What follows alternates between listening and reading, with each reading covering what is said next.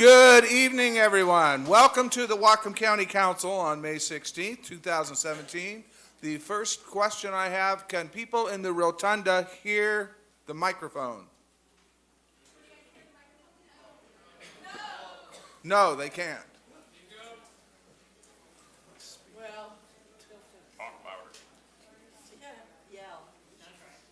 Now can you hear me? Okay, thank you very much. Appreciate that. Okay, we are in order. Would the clerk please call the roll? Barbara Brenner. Here.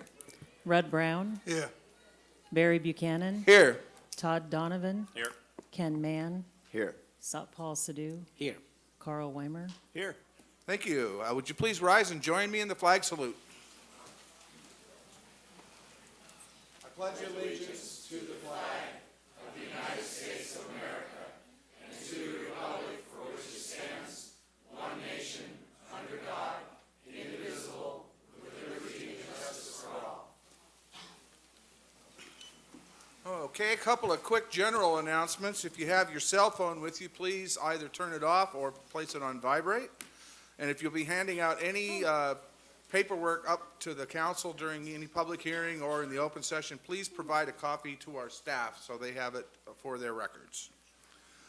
First, we have some minutes to approve. We have 7 sets of minutes. Special Committee of the Whole for March 21st, regular County Council for March 21st, Special Committee of the Whole for April 4th, regular County Council for April 4th, Surface Water Work Session for April 11th, Special Committee of the Whole for April 11th, and Board of Health for April 25th. I'd entertain a motion to approve. Mr. Brown? Also move. Mr. Chair, can I ask you to pull out 7 separately? Yes, we can. We'll do number 7 separately. This is items 1 through 6, and if we have a motion, do we have a second? Second. Okay, we have a second. Any discussion, corrections, or deletions on those minutes? Seeing none, all those in favor say aye. Aye. Opposed? That passes unanimously. Now we will go to item 7, the Board of Health meeting for April 25th. Entertain a motion to approve. I'll move approval. Second. We have a motion and a second. Any discussion? Seeing none, all those in favor say aye. Aye. Opposed? Abstain. And abstentions? 1 abstention. 1 abstention. That passes 6-0 with 1 abstention. We will now move into our public hearings. Audience members who signed up at the back of the room prior to the beginning of our meeting will be called first in order, and you'll be asked to form a line. I usually do 3 at a time, so please try to queue yourself up accordingly. If you're unable to sign up before the meeting, we will definitely have time to allow everybody to speak that wants to. Every speaker should state his or her name for the record, and you'll be given 3 minutes to address the council. Council staff will keep track of time limits, and we'll let you know when you have 30 seconds left, and we'll let you know when your time is up. We would ask that you respect each other's points of view tonight and refrain from any applause. I know there's a lot of things for people to get excited about, but we just ask that we maintain order in the council chambers so we can get through our business. I thank you in advance for... No booing either. No booing either. Yeah, correct. Just keep it level. So we have 3 public hearings tonight. The first one is an ordinance amending Whatcom County Code, Chapter 3.02.040, and repealing Chapter 3.09 regarding auditor duties. Do we have any kind of a staff report?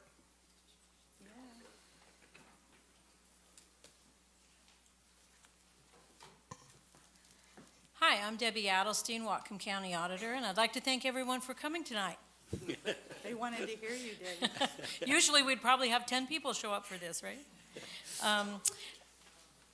When I was first elected a term and a half ago, one of the things that we noted were that there were some changes that had been made over the years, and they continued to be in place. And so when we were doing the charter review meetings a year and a half ago, a couple things came up, and it just sort of brought to light that maybe it's time to make some proposed changes to what is outlined in the county code.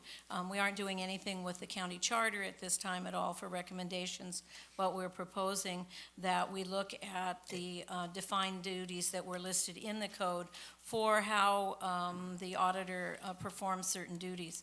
Mainly those are with regard to doing the internal audit system, which back when we had the recession was one of the areas where we lost a staff person, and that has never been refilled. And I've spoken with the state auditor's office to see if the functions that they do as a part of their annual audits that they do regularly here with the county could cover any things that may potentially come up. And that was something that they were willing to do, because that's part of what they do in making their report to us each year, is to talk to us about, what drawbacks there are or things that we should be aware of. So we felt that having the state auditor already doing it was just a duplication of duties for us to continue to do.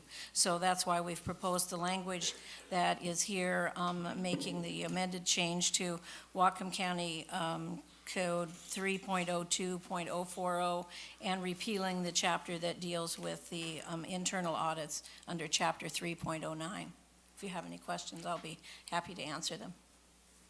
Any questions before we have Mr. Donovan? Yeah, I remember this during the charter review process, but it's just to make it clear to everybody, there are duties that we're just not doing anymore as the auditor's office, and this is just kind of making that transparent. Right, And right. I remember the discussion was like, if you look at your letter, it's licensing, recording, elections, and administration at the end of it. We're just not doing internal audits, the state's doing that now. Right, Yeah. right. And that's the reason for this. And, just so to understand the perspective, there are some that might say that, the foundation of government has the various checks and balances. So when the charter was first written, that was something that the auditor retained when the financial materials and all of that went to the administrative services under the executive's purview. So that was, at the time, felt to be, an important process to keep in the auditor's office. But this is. The auditing's still being done, it's just moved to. It's being done by the state auditor under, our guidance, and what I will be developing with them as a working relationship to have a say in what they're looking at. Anybody else? Okay, we will, Mr. Chair. yes. I appreciate Auditor Adelstein bringing this to our attention. I'd like to recommend that we hold this for a session. I was trying to have a conversation with Dan Gibson, the Deputy Prosecutor, on this, and we weren't able to connect, so I would like to ask that we hold this until the next. I'd like to ask that we hold this until the next council meeting, so I have an opportunity to complete my discussion with Dan Gibson. You can make that motion, but we are going to hold the hearing. Okay. Okay, so we will open the public hearing. Thank you, Debbie. We have a number of people that signed up. I don't know if you maybe signed up for the wrong hearing by accident. That happens very often. Galen Kotke, Michael Wolf, and Rhett Dixon. Cliff Freeman, Pete Romero, and Joe Murphy. Or for the other. Mario Duran and Joy Gilfillan. Okay, here comes Joy.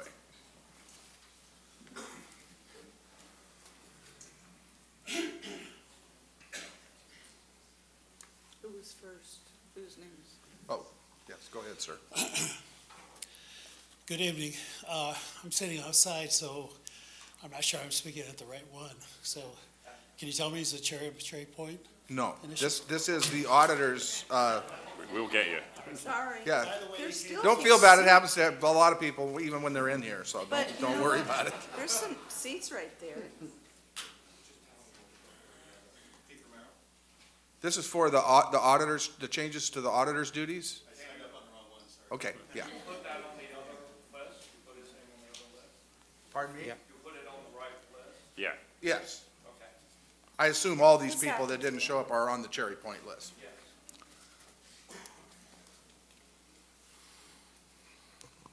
Joy Gilfillan, Whatcom County. I do have some concerns with repealing the Whatcom County audit. I understand that there may be double redundancy in billing and those kinds of things. But what I've been witnessing over the last few years is a real imbalance of power between the administrative branch of our government and our county council, and the amount of power that is being accumulated in the executive branch. This last year, I had occasion to make a complaint to the Washington State Auditor, and it was fascinating to go through the process with them and to find out that the Washington State Auditor's Office actually doesn't represent us taxpayers. It represents the corporation of the state of Washington, and they audit things relevant to only what the county puts through their books. And it disturbed me considerably to find out that their concern about what the taxpayers pay for and where we expected the money to go was not part of their biggest issue. And when we asked them, well, what is your job? What they basically told us was that our job is to basically certify how well the county balances their money in the different categories, and we give them a rating, and that helps us with bond reports. So this is not to criticize at all our Whatcom County Auditor. It's not to criticize at all any particular malfunction or maldoing. I'm just highly aware, after listening to all the charter review meetings a couple years ago, and all the issues that have been brought up, that I believe we truly have a very dramatic imbalance of power between the branches. And to automatically give away the one consideration about financial support and putting all of that responsibility into financial services to work with the Washington State Auditor's Office, I have some concerns about that. It's in your lap. I'm just raising a serious concern. Thank you. Thank you. Is there anyone else that would like to speak to us about the auditor's, change of auditor's duties?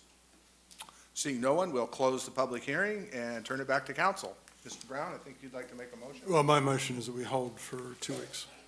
Okay, do we have a second? I'll second that. Okay, discussion? You want to give us a Yeah.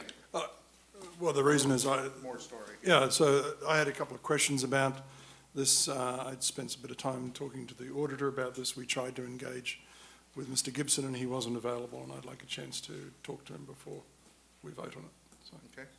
Any other discussion? Mr. Weimer? So I'm going to vote against the motion. You know, it was in our packet since last week, and I'm ready to vote on this. I think we've talked about this before, but, you know, if we put it off for 2 weeks, I don't think it's a big deal one way or another. Okay, and Ms. Brenner? Actually, I think it might have even been in for 2 weeks. Wasn't it an introduction item 2 weeks ago? Yeah, so it's been in there for 2 weeks. Any other discussion? Okay, seeing none, all those in favor of motion to table, say aye. Aye? Opposed? No. So that fails, 1-6. And now I would entertain a motion to approve the ordinance. So moved. Do we have a second? Second. We have a motion and a second. Discussion? Mr. Chair? Yes.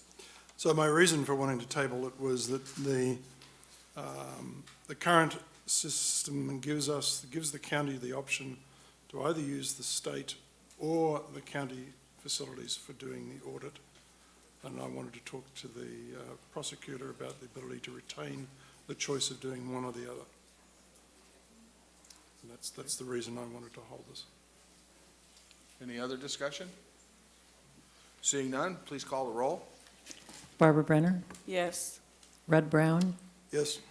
Barry Buchanan, Yes. Todd Donovan, Yes. Ken Mann, Yes. Satpal Sidhu, Yes. Carl Weimer. Yes. That passes 7-0.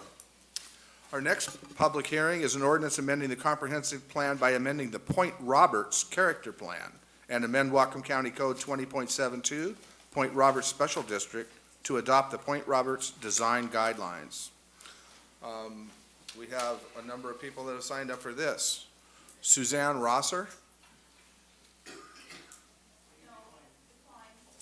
Okay. John Lesau.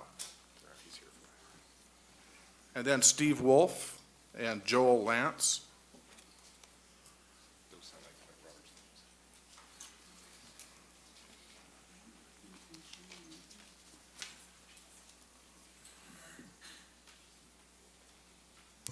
Good evening, members of council. John Lesso, Point Roberts.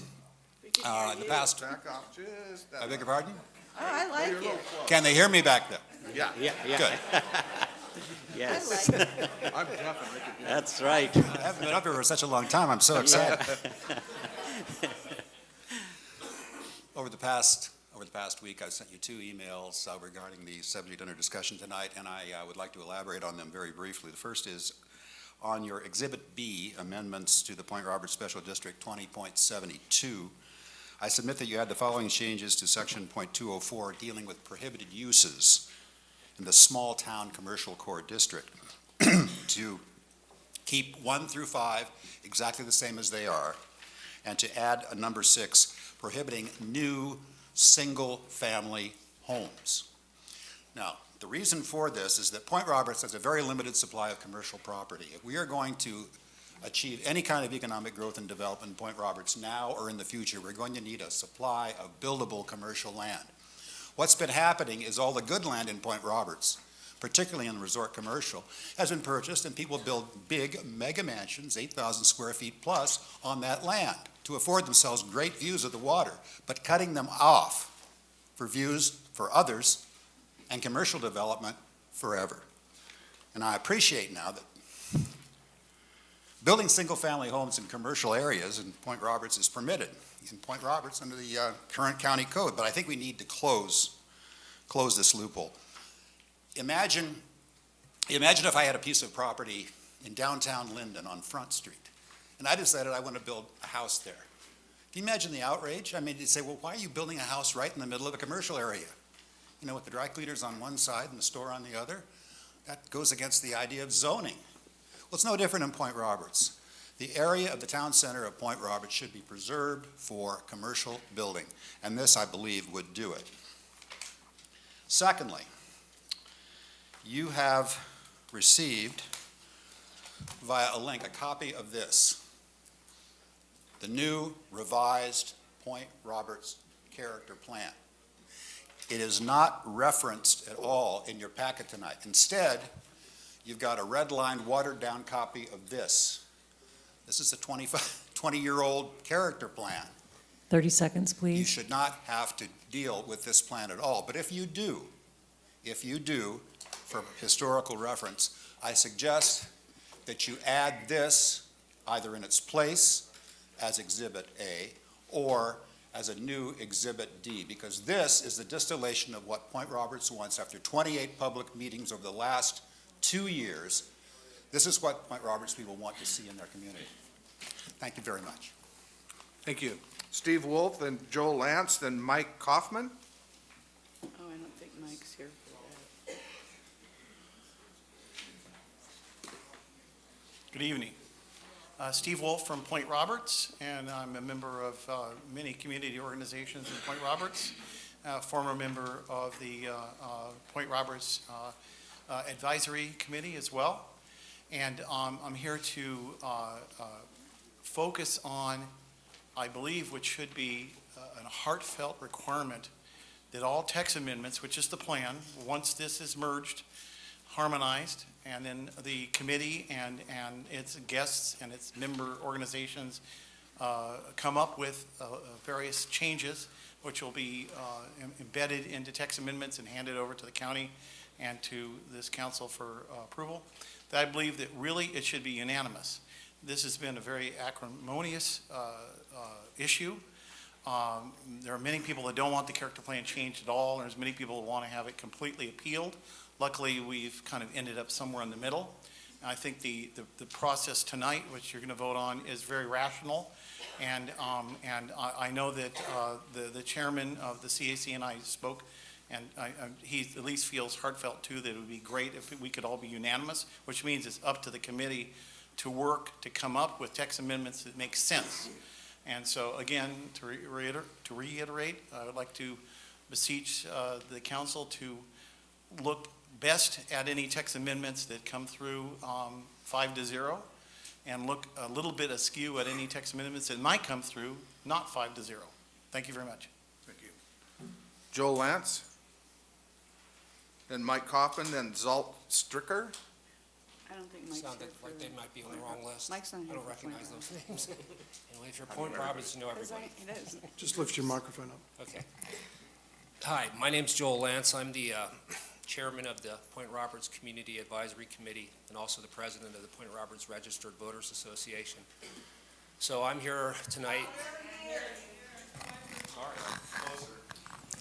I'm here tonight representing the Point Roberts Community Advisory Committee, and I want to reiterate, as you probably already know or may know, that the advisory committee, after many months of discussions with the community, voted unanimously to request and advise the council to please approve this ordinance to basically remove references to the character plan and allow us flexibility and also reduce redundancy by having two separate documents that state the same thing, by basically taking the character plan as it currently exists and adding it into part of it as an addendum and other parts directly codified into 2072. So we can then start the hard work here in the next few months of coming up with text amendments as to what parts of the character plan, the new character plan, that the community wants to have in 2072.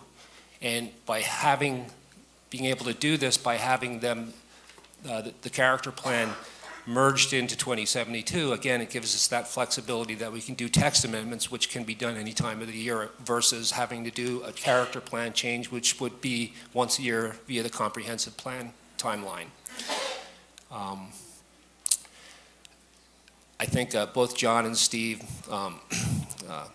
would agree that Point Roberts, there's a lot of different opinions about this. But again, the committee, my committee, the advisory committee, is going to work hard over the next few months to get a consensus as best we can with the community as to what we actually want to put into the text amendments regarding the character plan. Does that make sense? Okay. All right. Thank you. Thank you. Okay, does Mike Kaufman want to speak on Point Roberts, or are you?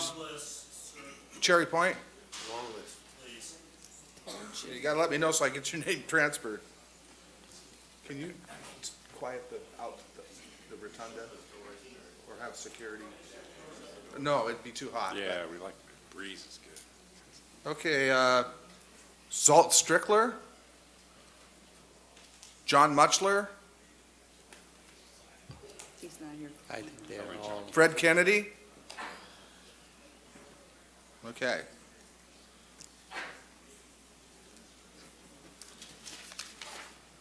Anyone else like to speak to us about the Point Roberts character plan? Seeing no one, we'll close the public hearing and turn it back to council. What's the council's wishes? I'll move approval. We have a motion. Do we have a second? I'd second that. Okay, we have a motion and a second. Discussion. Ms. Brenner? Maybe Mark's the person to ask. I've been a little confused with this process, I admit it, but I appreciated what John Lesau said about that change. If we do this now, that change would be done in a different process. If we want to do it, we could do it in a different process that happens more frequently. Is that it? So all this does is takes the comp plan, character plan that's a part of the comp plan and makes it a part of the zoning code. So Right. you're not subject, and the community is not subject to that once-a-year comp plan amendment that we're otherwise doing tonight, to give them more time to make those changes and then get their consensus about. That would require a public process. They'll have to come back to the Planning Commission and ultimately the council to re-adopt a new character plan or whatever they decide they want to do. Okay, so this is not going to preclude doing that. It's No. just going to be done in a different type agenda. Right. Okay. The changes that are proposed they aren't substantive, they're Right. just procedural. Which and is why we format can do it, changes. because they're not substantive. Okay, Mr. Donovan? I was saying you might stay. So I have some kind of trying to figure out how the character plan gets integrated into this bigger document here. But as far as what Mr. Lessa was saying about what is the zoning for town? Do we have a town center zoning designation? Is there actually? There's a small town. Small town. Yep. Commercial. Commercial zone, and single-family homes are allowed as a part of that for a lot of record. So however this goes forward, that could still be dealt with as a separate issue. That will be up to the Community Advisory Committee to make recommendations on that, back to you. But we wouldn't have to go through this whole process again. They could deal with that as a specific issue? Well, whatever they do with 2072, with the zoning code relating to Point Roberts, the Community Advisory Committee, as Joel said, over the next several months, will be working on those. If they have any changes that they want to forward, they'll come back through the public process. So they'll go to the Planning Commission, then they'll come back to council eventually. Whether they were in the character plan or the zoning code wouldn't matter. They'd still have to come back to you. Okay, I just, point of information, I've been passed a note that the people out in the rotunda are still having trouble hearing. So not only council members, staff, and people testifying, please get up in your microphone and speak clearly so everyone can hear. Mr. Sadoo. All I was going to add that this does not take away the rights of the Point Roberts citizen to make their own decisions. Not at all. That's what I wanted to confirm. Thank you. Any other discussion? Mr. Weimer? One more. Sorry. Mr. Lessall brought up the thought that they'd been working on a new character plan, and that was going to get lost if we passed this. I'm assuming that we're referencing the old one, because that's the adopted one at this point. Will they be starting from the new one instead of starting all over again? Well, that will be up to the Community Advisory Committee. We have committed, PDS has committed to staff, help them, and we'll provide staff for them for that process. One of the things, they have some options. They could amend the sub-area plan that is still in effect to include a new character plan. They could leave the character plan out of the comp plan and leave it in 2072 and amend 2072. So they have a variety of options that they have to work through. I'm just fearful that they've spent a lot of time developing a new character plan that hasn't been adopted yet, and we're going to lose all that work. That will be up to the committee. We let that be an organic process at the community level, so it's what the community desires to bring forward. All right, So. thanks. Ms. Brenner? Yeah, it's up to the committee to vote, but they're going to get the input from the people in Point Roberts. Absolutely. Okay. Yep. Any other discussion on the motion? Seeing none, please call the roll.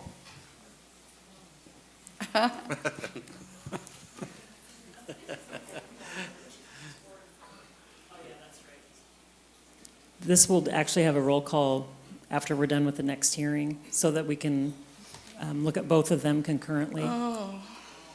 So this is just forwarding it to concurrent review, which is going to happen in, Oh, because this just be a vote, a hours. voice vote then. oh, no, you're right. To But we're vote- not, to we're not forward it. adopting it right now, is what I'm We're just forwarding it. forwarding it for concurrent review. Okay, so Correct. I would entertain a motion to forward for concurrent review. That was my motion. Okay. That was my motion. Do we have a second to Ken's motion? We had a second. Okay, we have a motion and a second. Any discussion on that? Seeing none, all those in favor say aye. Aye. Opposed? That passes unanimously, and that will be forwarded for concurrent review. Okay, now for the ordinance adopting Whatcom County Comprehensive Plan amendments relating to the Cherry Point Urban Growth Area. And if we could get a little, just a brief staff report, that would be great.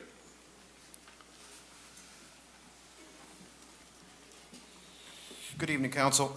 These are the proposed amendments that were initially initiated by council last year, went through planning commission review, and were forwarded to council in January of this year, and then council made some more changes to them in February and March. I'll give you a brief overview of the major changes.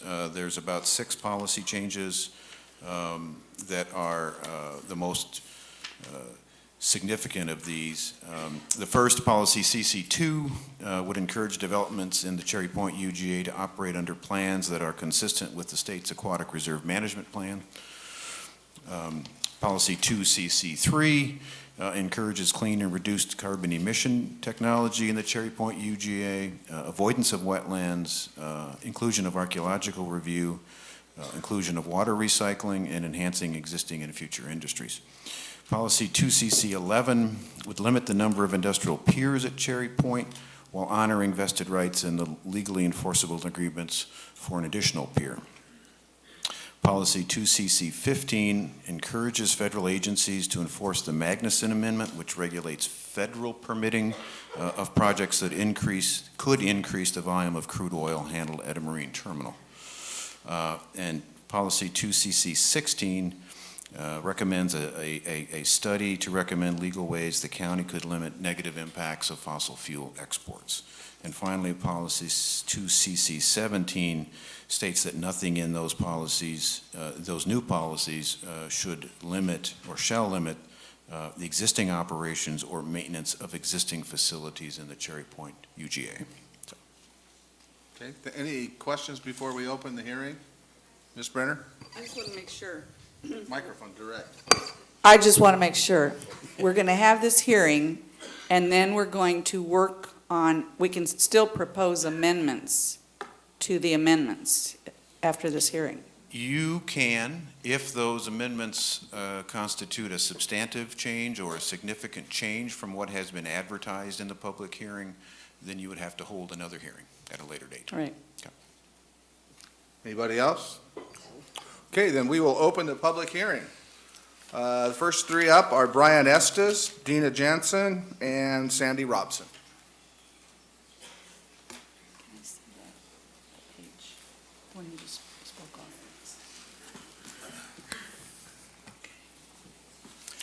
it? I'm Brian Estes, City of Bellingham. Thank you for the opportunity to speak. Most Whatcom County voters are quite wide awake and speaking out in strong support of the Cherry Point amendments to the comprehensive plan. The final comprehensive amendments for Cherry Point have several benefits, including preventing piecemeal upgrades for oil exports by requiring Magnuson Amendment review of all permits that involve handling petroleum, block any new proposals for shipping piers in the Cherry Point Aquatic Reserve, and recognize Lummi Nation's history and treaty-protected fishing rights, among other benefits. The amendments before you are sensible policies and measures consistent with federal and state natural resource protections, which will ensure continued industrial production while safeguarding the health of adjacent aquatic beds and providing some safeguards against oil spills in North Puget Sound and the Salish Sea, which would be tragic for our region. Finally, let's reflect on our nation's history of balancing economic development with finite natural resources. A quote from the past may be constructive. Quote, "In dealing with the environment, we must learn not how to master nature, but how to master ourselves, our institutions, and our technology. This country must lead the way in showing that our human and technological resources can be devoted to a better life and improved environment for ourselves and our inheritors on this planet. Our environmental problems are very serious, indeed urgent, but they do not justify panic or hysteria. The problems are highly complex, and their resolution will require rational, systematic approaches, hard work, and patience. There must be a national commitment and a rational commitment." Those words were from President Richard Nixon's message to the Congress, transmitting the first annual report of the Council on Environmental Quality in August 1970. Almost 47 years ago. I urge the County Council to embrace the thoughts of former President Nixon, at least when it comes to the environment, and to proceed with the rational and systematic approach the proposed Cherry Point amendments represent. Yes, these amendments have required hard work and patience, but any good government solution balancing natural resource stewardship and economic development demands nothing less. Thank you. Thank you. Dina, then Sandy, then Warren Shea. Dina Jensen, Birch Bay. I want to acknowledge that this meeting is being held on land that is the traditional territory of the Lummi and Nooksack peoples. May we nurture our relationship with our Coast Salish neighbors and the shared responsibilities to their homelands where we all reside today. Our county agencies have been receiving input on elements related to the land use chapter for the Cherry Point urban growth area for a very long time now. Nearly 2 years ago, in a July 21st, 2015 letter to the Whatcom County Planning Commission, Kirk Vinish, writing on behalf of the Lummi Nation, stated that, quote, "The county has listened to 3 years of steady comments from the Lummi Nation and the general public, expressing fundamental concerns about protection of cultural heritage, cumulative degradation of the environment, shortages in water supply sufficient to meet the needs of endangered Nooksack Chinook salmon, and deterioration of quality of life, all of which are directly relevant to the county's current planning effort. We believe this brings into focus the policy framework for uses that should and should not be permissible at Cherry Point," unquote. I do believe that since the writing of that letter, the County Council and Planning Commission have made some solid initial steps with their proposal and evaluation of the Cherry Point amendments in addressing the concerns being voiced about uses that should and should not be permissible at Cherry Point. In my opinion, we have a ways to go to make sure our county planning puts elements essential to health, safety, and well-being first in their policies and ordinances. But I want to thank the County Council and Planning Commission members for their attention to public concerns and their persistent and sometimes long-suffering efforts in taking all the various concerns of citizens into account when evaluating these amendments, and I urge council members to adopt them. Protecting our air, land, and water, and all the life forms that sustain us is the top priority in creating a solid foundation to respect the traditional territories of the Lummi Nation, promote a thriving ecosystem in the Cherry Point Aquatic Reserve, and to preserve jobs, save farms, and protect our properties. Thank you. Thank you. Sandy, Warren, and then Steve Gary. Sandy Robson, Birch Bay. I read through Chapter 2, Land Use Major Industrial UGA section in what is our county's current comprehensive plan that Council approved back on August 9th, 2016. I want to provide some numbers specific to that current plan and chapter to keep in mind when looking at the proposed Cherry Point amendments to that. 55. Out of the 21 paragraphs of text contained in the narrative part of Chapter 2, Land Use Major Industrial UGA, the 2 refineries, the Alcoa aluminum smelter, and the terms industry or industries or industrial are referenced 55 times. 1. Out of the 21 paragraphs of text contained in the narrative part of Chapter 2, Land Use Major Industrial UGA, the term Lummi is referenced only 1 single time, and that reference is only geographical. 0. The terms treaty or treaty rights are referenced 0 times in the entire Chapter 2, Land Use Major Industrial UGA. To me, this is not only unacceptable, but sadly it demonstrates that in our county's planning policies within our current comp plan, our county does not even come close to a modicum of acknowledgement of, recognition of, or respect of treaty rights reserved to the treaty tribes who were signatories, which the Lummi Nation is one of, on the 1855 Treaty of Point Elliott. Leading up to today, our county has truly failed in that regard, and we can no longer allow such disregard to continue. As council members, you have an opportunity to right this wrong. Now, I'd also like to provide some numbers to keep in mind specific to the proposed Cherry Point amendments to the comp plan in Chapter 2, Land Use Major Industrial UGA section. 5. The narrative section in the proposed amendments references the historical and cultural importance of Cherry Point to the Coast Salish people, such as the fact that it's part of the usual and accustomed fishing areas for 5 treaty tribes reserved on the 1855 Treaty of Point Elliott. 2088-130. The study that's called for in Policy 2CC16 is very important. It will provide needed clear guidance, current and future county councils on the county's legal rights, responsibilities, and limitations on interpretation and application of project evaluation under Whatcom County's Major Project Permits 30 Code seconds, please. 2088-130. Our county is going to need that clear guidance because companies wanting to export unrefined fossil fuels have set their sights on Cherry Point, and their aggressive efforts in opposition to these proposed Cherry Point amendments indicate they're eager to export crude oil and other unrefined fossil fuels from Cherry Point, which likely would seriously imperil the health of our Salish Sea and would put public safety and human health at risk. I urge the council to approve the Cherry Point Time. amendments, and I thank you for your hard work. Warren, Steve, and then Bob Allendorfer.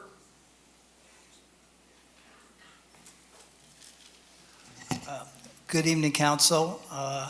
My name is Warren Shea. I live in Bellingham, Washington.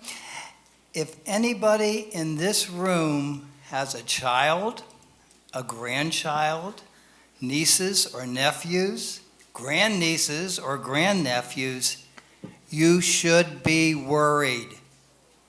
For far too long, we have trashed our planet in the name of the almighty dollar, and now the chickens are coming home to roost. Our planet is quite literally falling apart. The latest casualty is the Alaskan tundra, which, due to global warming, is melting and releasing more carbon dioxide into the atmosphere, thereby creating even greater climate change. Now more than ever, we must be eternally vigilant in protecting our homeland.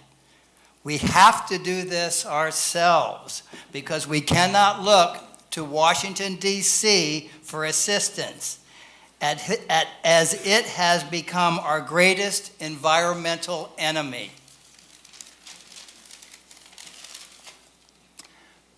We are the caretakers and guardians of our land and water, and we have an obligation to provide a clean, healthy, and safe environment for future generations. Actions that we take on the comprehensive plan can be life or death decisions. Proposed propane bomb trains running through Whatcom County? Are you kidding me? Have we completely lost our minds? I fully support the proposed amendments. They can potentially protect our citizens from dangerous fossil fuel explosions. They can protect the fishing rights of our Lummi neighbors and can save existing refinery jobs by preventing unrefined fossil fuels from being shipped overseas. And a required Magnuson review of all proposed projects will protect our Salish Sea. I implore you to pass these measures. They will be a crucial mechanism in providing us with 30 seconds, please. With a clean, safe, and economically healthy environment. In fact, our lives may depend on your vote. Thank you. And thank you for your service. It is greatly appreciated. Thank you. Steve, Bob, and then Ronna Lurch. Thank you, Council, for this opportunity to provide comments tonight. My name is Steve Gary. I am a retired refinery worker, former union president in the refining industry, and currently volunteer with the Washington State Blue-Green Alliance. I continue to support efforts to prohibit the export of crude oil from Cherry Point without otherwise restricting shipment of finished products from the refineries. This is protective of existing production and jobs in the refining industry. As such, I support passage of the comp plan amendments for Cherry Point. I want to thank the Council for your leadership and your courage in taking on this issue. All my working life in heavy industry, I have heard corporate interests say that we cannot have jobs and protect the environment at the same time. While we know that that has always been a false choice meant to divide and defeat those who know we must, in fact, can have both.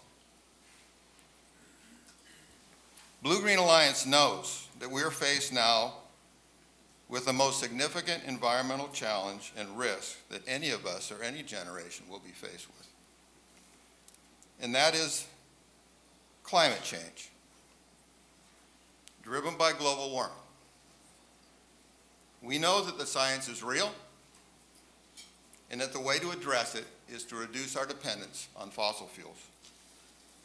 We understand that some see this reality as a threat, and they act accordingly. You can ignore a threat, you can run away from a threat, or you can fight it. None of these threat behaviors lead to solutions. Solutions come from those who see climate change as a challenge that must be addressed. Leaders rise to a challenge, and they work to protect existing jobs as well as the environment, while also encouraging new job growth in a clean energy economy. This transition to a clean economy is underway. We don't know how long it's going to take, and we don't know if it's going to be seen as just or equitable for all of us. But what we do know is these things. We know that if it is to be just and equitable, it is our responsibility to make it so. 30 seconds, please. We know that protecting existing jobs while encouraging clean energy jobs maximizes the benefits for our economy and leads to justice. And we know that those who prevent false choices and only see threats will not lead us to solutions. Again, I want to thank you for your leadership in approving these amendments and for your courage for being part of the solution. Thank you. Bob, and then Rana, and then I do apologize in advance if I mispronounce anybody's name, because sometimes they're a little hard to make out, but Peter Millie was third. Go ahead, Bob. Yeah, so good evening. My name's Bob Allender from the Refinery Manager of Cherry Point, BP. So for the record, BP supported the original Chapter 2 language that was submitted to you by the Planning Council back in the language submitted to you back in January of 2016. We oppose any of the edits that actually contravene the language which states that the economic of the county, the economic welfare of the county is strongly tied to the health of our industries, Cherry Point Industries, and ability to flourish and expand as the opportunities arise. So we're particularly opposed to the policy statements in 2 CC 16, so that's page 10, which specifically and exclusively targets the energy sector and at a particular point in time as well. Why? As a business that can't adapt to a changing economic environment, it's not an attractive place to invest. And without investment, business decays, we lose jobs, and the community suffers. A couple of examples. 2004, we invested over $100 million to increase our ability to produce clean gasoline. If we didn't do that, we'd be importing those products. They'd be made overseas in different states, and we'd be importing them for Washington consumption. Between 2006 and 2011, we invested over $400 million to make clean diesel products. Again, if we didn't make it, somebody else would. Don't export these jobs to different parts of the world. It takes investment to adapt to the changing economic environment. In 2014 to 15, we invested over $100 million to process feedstock from America and backing out feedstocks from the Middle East and Africa. I've worked across the globe, and I can say nobody does it safer, nobody does it more efficiently, and nobody protects the environment better than the people that I work with in Cherry Point. And as we bridge to a lower carbon future, as we transition to a lower carbon future, you need to do your part too. Liquefied petroleum gases and natural gas are exactly the cleaner, lower carbon energy sources which are going to grow in the future, and we need to be part of that. Language in 2CC 16 specifically targets liquefied petroleum gas and natural gas. Strike that language out. It is not part of the future. In a world market, basically energy and investment capital flows freely. What happens if you put language here in Whatcom County? Our neighbors in Skagit and Pierce County, as well as Burnaby, who aren't beholden to the language that you create, will gladly fill the hole you create. This is our work to do. The clean future is ours to create. 30 seconds, please. In closing, every year, Cherry Point BP, $250 million a year in wages, which is plowed back into the community, into our churches, into our homes. $100 million in taxes, which is plowed back into the schools and to infrastructure. Over $500,000 in charity to the people who are most in need. In a community where there's poverty of 18%, 24% of the households only making a few dollars more than the poverty level, these changes are going to directly hurt the people who are most in need. Reducing the ability of our business and our workers to provide for that group and actually increase the people who are in need is not only economically unwise, it's socially unjust. Thank you. Rana, then Peter Millenny, and then Peter Holcomb. Hi, my name is Ronna Lurch, and I live in Whatcom County. It's going to be a long night. Dark chocolate.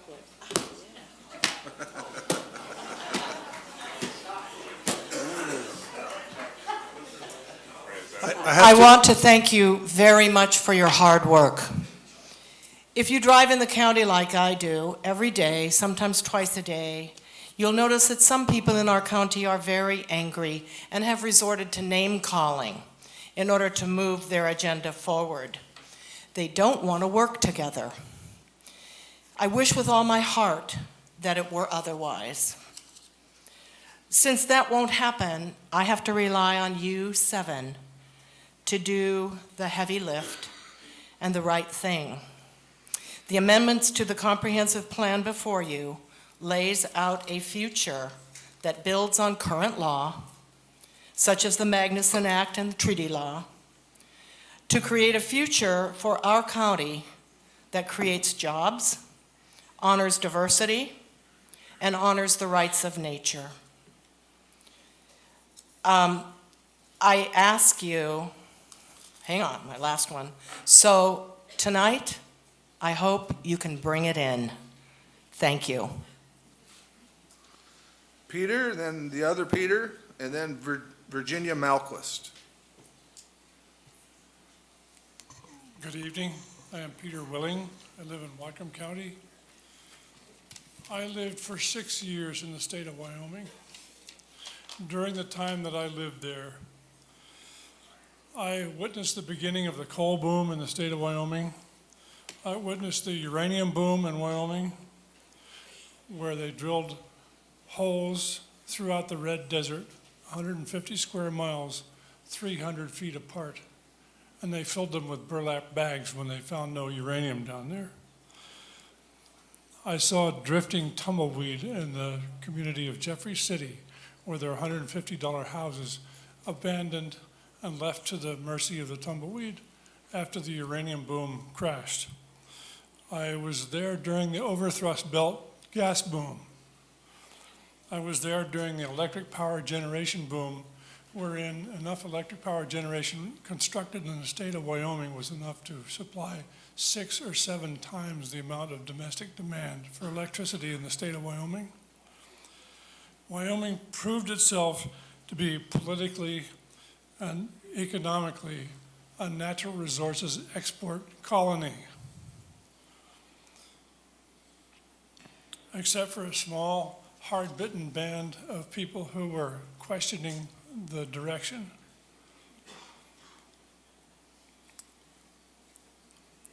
These respective booms shredded the local economies, the agriculture, the people, the environment of that beautiful state.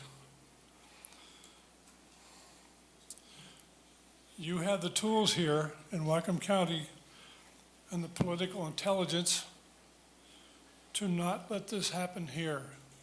I do not think we should let ourselves follow in the footsteps of the state of Wyoming. Please approve the comp plan amendments as you have drafted it. Defend the Magnuson Amendment. Defend the 1855 treaty rights. And examine further our legal options to go forward. Thank you. Peter, then Virginia, then Patrick Austin Freeland. I'm Peter Holcomb, and I live near Everson. And a little louder. I'm Peter Holcomb, and I live near Everson. And I would like to thank you for your hard work on these wonderful amendments. It seems to me that they're a good compromise. They preserve the refineries and the aluminum plant, but they seem to discourage fossil fuel exports, for which I'm thankful. And so I hope you adopt those amendments tonight. the last thing I'd like to say is I would like to remind you that as elected officials, you are trustees of the common property of the county, including the land and the water. And it's an obligation of a trustee to preserve the value of the common property of the people, not just for now, but for future generations. And so if there are other things that come up that are not covered, such as the possibility that the Congress could repeal the Magnuson Amendment, I hope you'll be good, honest trustees and preserve the value of the land and the water and the wildlife. Thank you. Virginia, and then Patrick, and then Galen Kotke. My name is Virginia Malmquist. I live in Whatcom County. Our national government, whether it's for any number of reasons, is not doing its job to protect our people in its natural resources, equity for social parity, and it is not providing us the leadership that we need. The leadership that we need is what you all have been doing, putting together a comp plan that will help protect our future. And knowing that the national government is not carrying its load on the shoulder, it falls on you all. And I want to thank you for your service and just sit in awe of the weight that sits on your shoulders and appreciate the steps that you're going forward. Thank you. Patrick, and then Galen, and then Michael Wolf. So, in Shea Stongo, Isajariologi Chirish, Skogi. My name is Patrick Austin Freeland, Wind Clan of the Skogie Creek Nation. I live in Bellingham, and I currently serve as the Director of Trio Student Sports Services at the Northwest Indian College. I appreciate the amendments that recognize the importance of both cultural and economic growth. However, I think it's important to emphasize this idea of language, that many of my students understand the concept of sacristy, the idea of a sacred place, something that's holy to them, something where their ancestors are buried, a place where they live their life, they fish, they live there, they die there, they hope to have their great-grandchildren there. And while it's impossible to legislate what is or is not a sacred space, in this legal method, there are some noble efforts. And I urge all who are listening to not become lost in rhetoric, protect it, particularly anything that threatens to take away something from you or your livelihood. And more than that, it's imperative to recognize perspective outside of one's own immediate interests. Instead, recognize that these amendments and policy as it stands serve to preserve and protect the whole of our county and the many peoples, human or otherwise, who live here. So I'm in favor of several, the 2CC2 and the recognition of the goals of the Washington DNR, particularly Goal 5, which recognizes cultural considerations, particularly the life ways of the Lummi people and other tribal nations. 2CC3 as well, the 2 AAA, which specifically recognizes, identifies, and encourages preservation of historically and archaeologically important lands. Again, with 2CC11 and 2CC15, which supports the Magnuson Amendment, and does limit the integration of further piers, mostly which it would increase boat traffic, which could impact several fish species in the fishing lifestyle. And as well, the 2CC16, which explicitly includes environmental review and legal processes, which specifically ensure compliance with standing treaties and tribal nations within that environmental review, while also protecting current economic interess.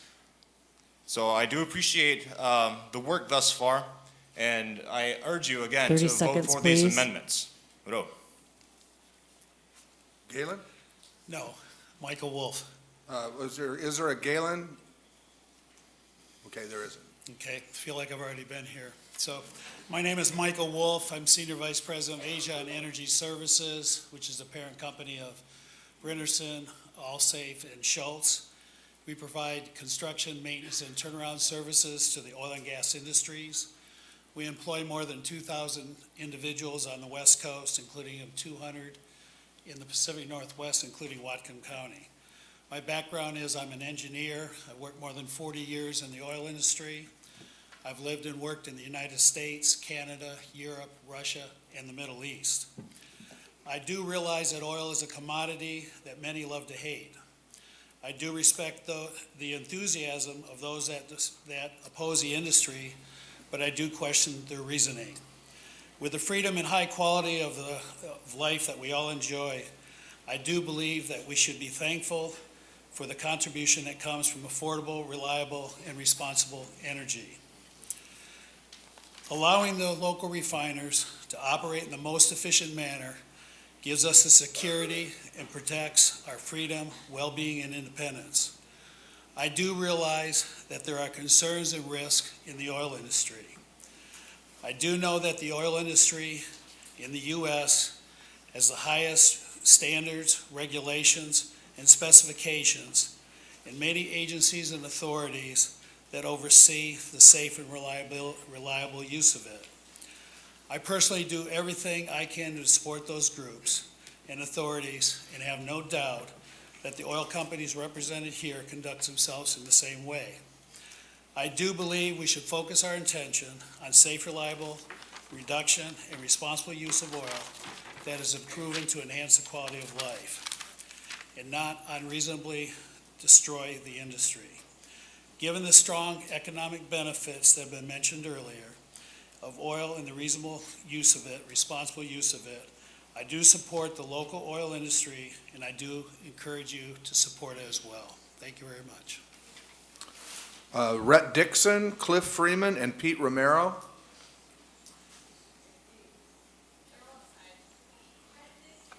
Joe Murphy, and then Mario Duran.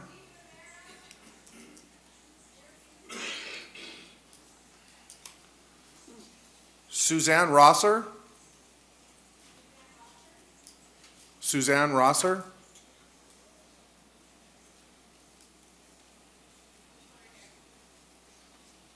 Mike Kaufman. And then Zalt Strickler and John Muchler.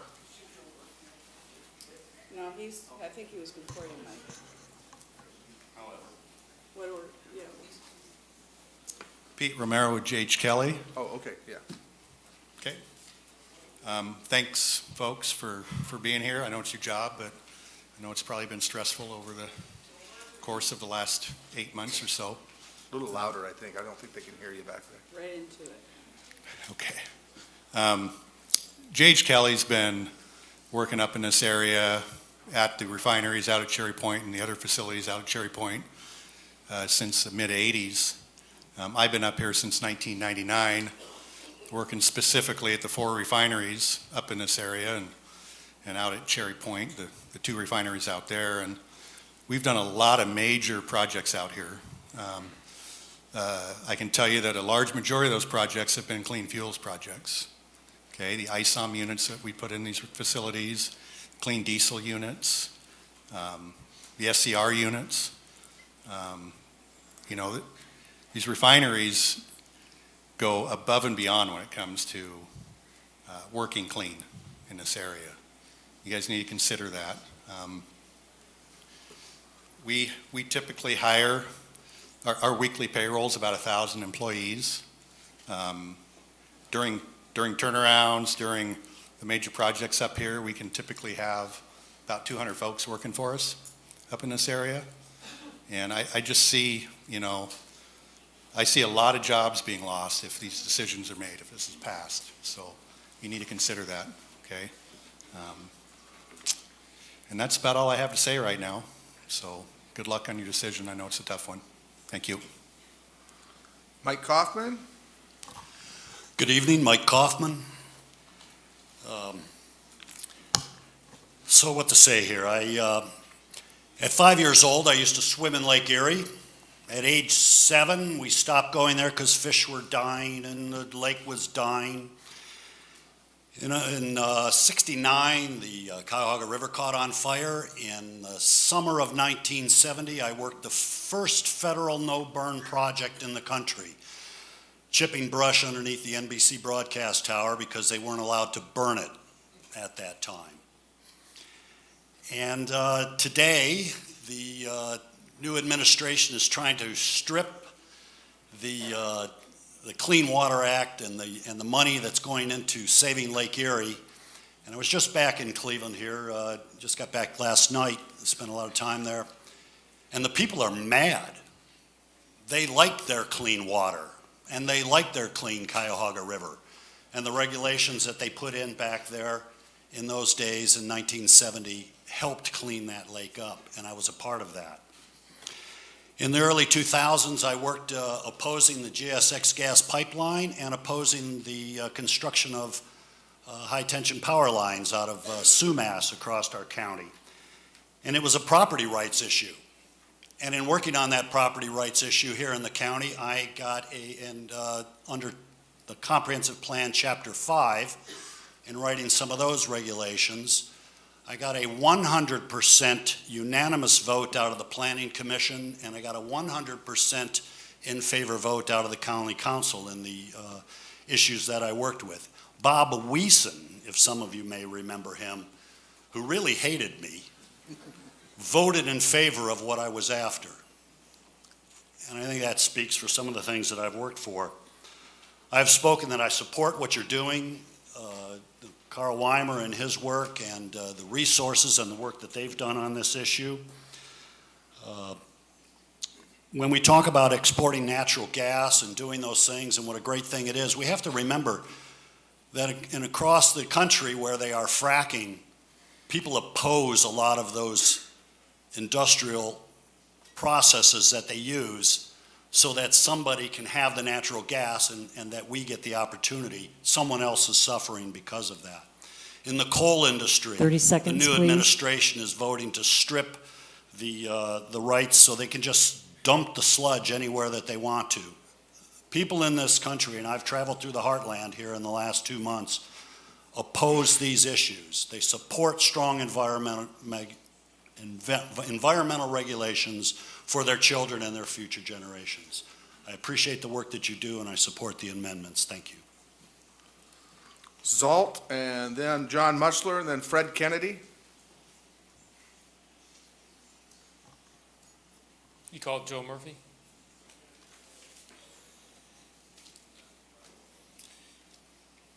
Good evening. My name is Joe Murphy, a professional engineer and a longtime resident of Whatcom County and also an employee of Phillips 66 Ferndale Refinery. I want to thank you for the opportunity to express my viewpoint, and I hope you take it into consideration. A few points I want to make is that the industries at Cherry Point produce high-quality products that are demanded by all of us every day, every minute of the day. In fact, you can't even look anywhere at anything and not know or should know that crude oil has been a part of producing it, transporting it, in some way getting it to you directly or indirectly. These industries employ highly qualified people to ensure that the production of these products is accomplished in a safe and responsible manner to protect our land, our air, and our water.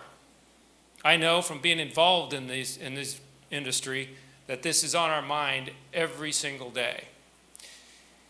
Whatcom County is extremely fortunate to have these industries that contribute so extensively to the economy, attract quality people, and contribute to the community in many positive ways. When I look at the language in the comp plan, there's a lot of language that seems to support the longevity of these industries. But there is also language that is clearly limiting the future growth and maintenance of these industries. Policy 2CC-11, the three-peer restriction,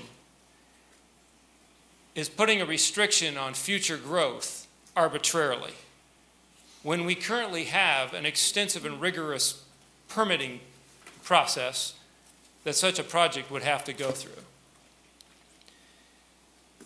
Policy 2C26-16 assumes there are negative impacts to exporting crude oil, coal, LPG, and natural gas, and seems to be initiating a process to stop these activities from ever being proposed, even though we already have an extensive process in place with the DOE, the Northwest Clean Air Agency, U.S. Army Corps, Department of Fish and Wildlife, the DNR, the EPA, and Whatcom County to evaluate such projects. So I'm not sure why we have to put this language in here to go study a further evaluation. Do we not trust the existing agencies and the processes that we have to follow to get projects approved? Are they not adequate? And I have questioned from the beginning why we're putting this language in here when we already have these rigorous, extensive permitting processes that all of our projects have to go through.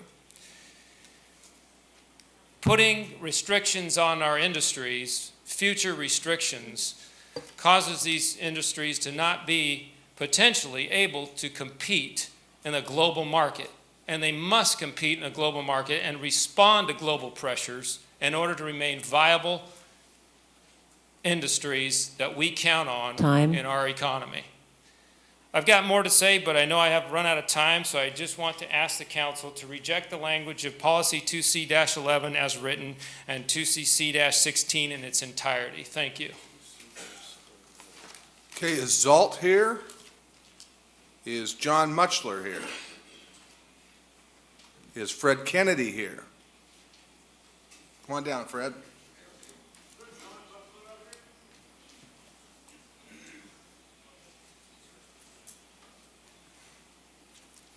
Good evening and thank you. I wish to thank... Speak directly into the mic and clearly. I wish to thank two of the council members very sincerely for responding to the email which I sent to all of you this week. So my sincere thanks for your replies and your listening. That is all each of us in this room want this evening, is to be heard. So thank you. As a kayaker, as a cyclist, as a hiker, I truly applaud all that the county has done here to protect our trails and our waterways and our fresh air. As an employee at BP, I also know that we rely on our jobs to raise our families and to keep our schools and our public infrastructure in place. So to be short and sweet, I would ask that you reject the language that is in the current proposal, leave it as is, and not to restrict our business and our livelihoods and our abilities to raise our children in this wonderful county. Thank you.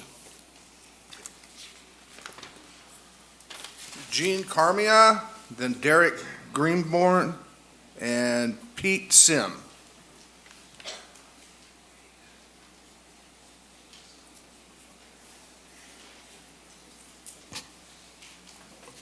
I'm Jean Carmy, and I live on Chuckanut Drive, and I'm here tonight as the Advocacy Chair for the League of Women Voters of Bellingham and Whatcom County. Our league wishes to thank the council members for this opportunity to once again support your proposed changes to the comprehensive plan on Cherry Point. The council's intent to discourage the transshipment of unrefined fossil fuels will keep additional supertankers navigating the narrow passages of the Salish Sea to a minimum, thus lessening the likelihood that major or multiple spills will destroy its fragile ecosystem. Pollution from coal burning and unnecessary oil use, as well as diesel exhaust from train transport and the potential for fiery accidents, will also be minimized. All of these results mirror the League's 2 decades-old position on deep water ports. Namely, Cherry Point's ecosystem should not be altered or destroyed, numbers of vessels plying the Salish Sea should be limited, cargo with high risk to harm the environment or health should not be allowed. The League also supports increasing family wage jobs in the county and notes that the amended plan commits to the industrial development of Cherry Point via clean industries which use state-of-the-art water recycling technology, recognizing that quality and quantity of water is an emerging problem in Whatcom County that will only get worse without careful planning.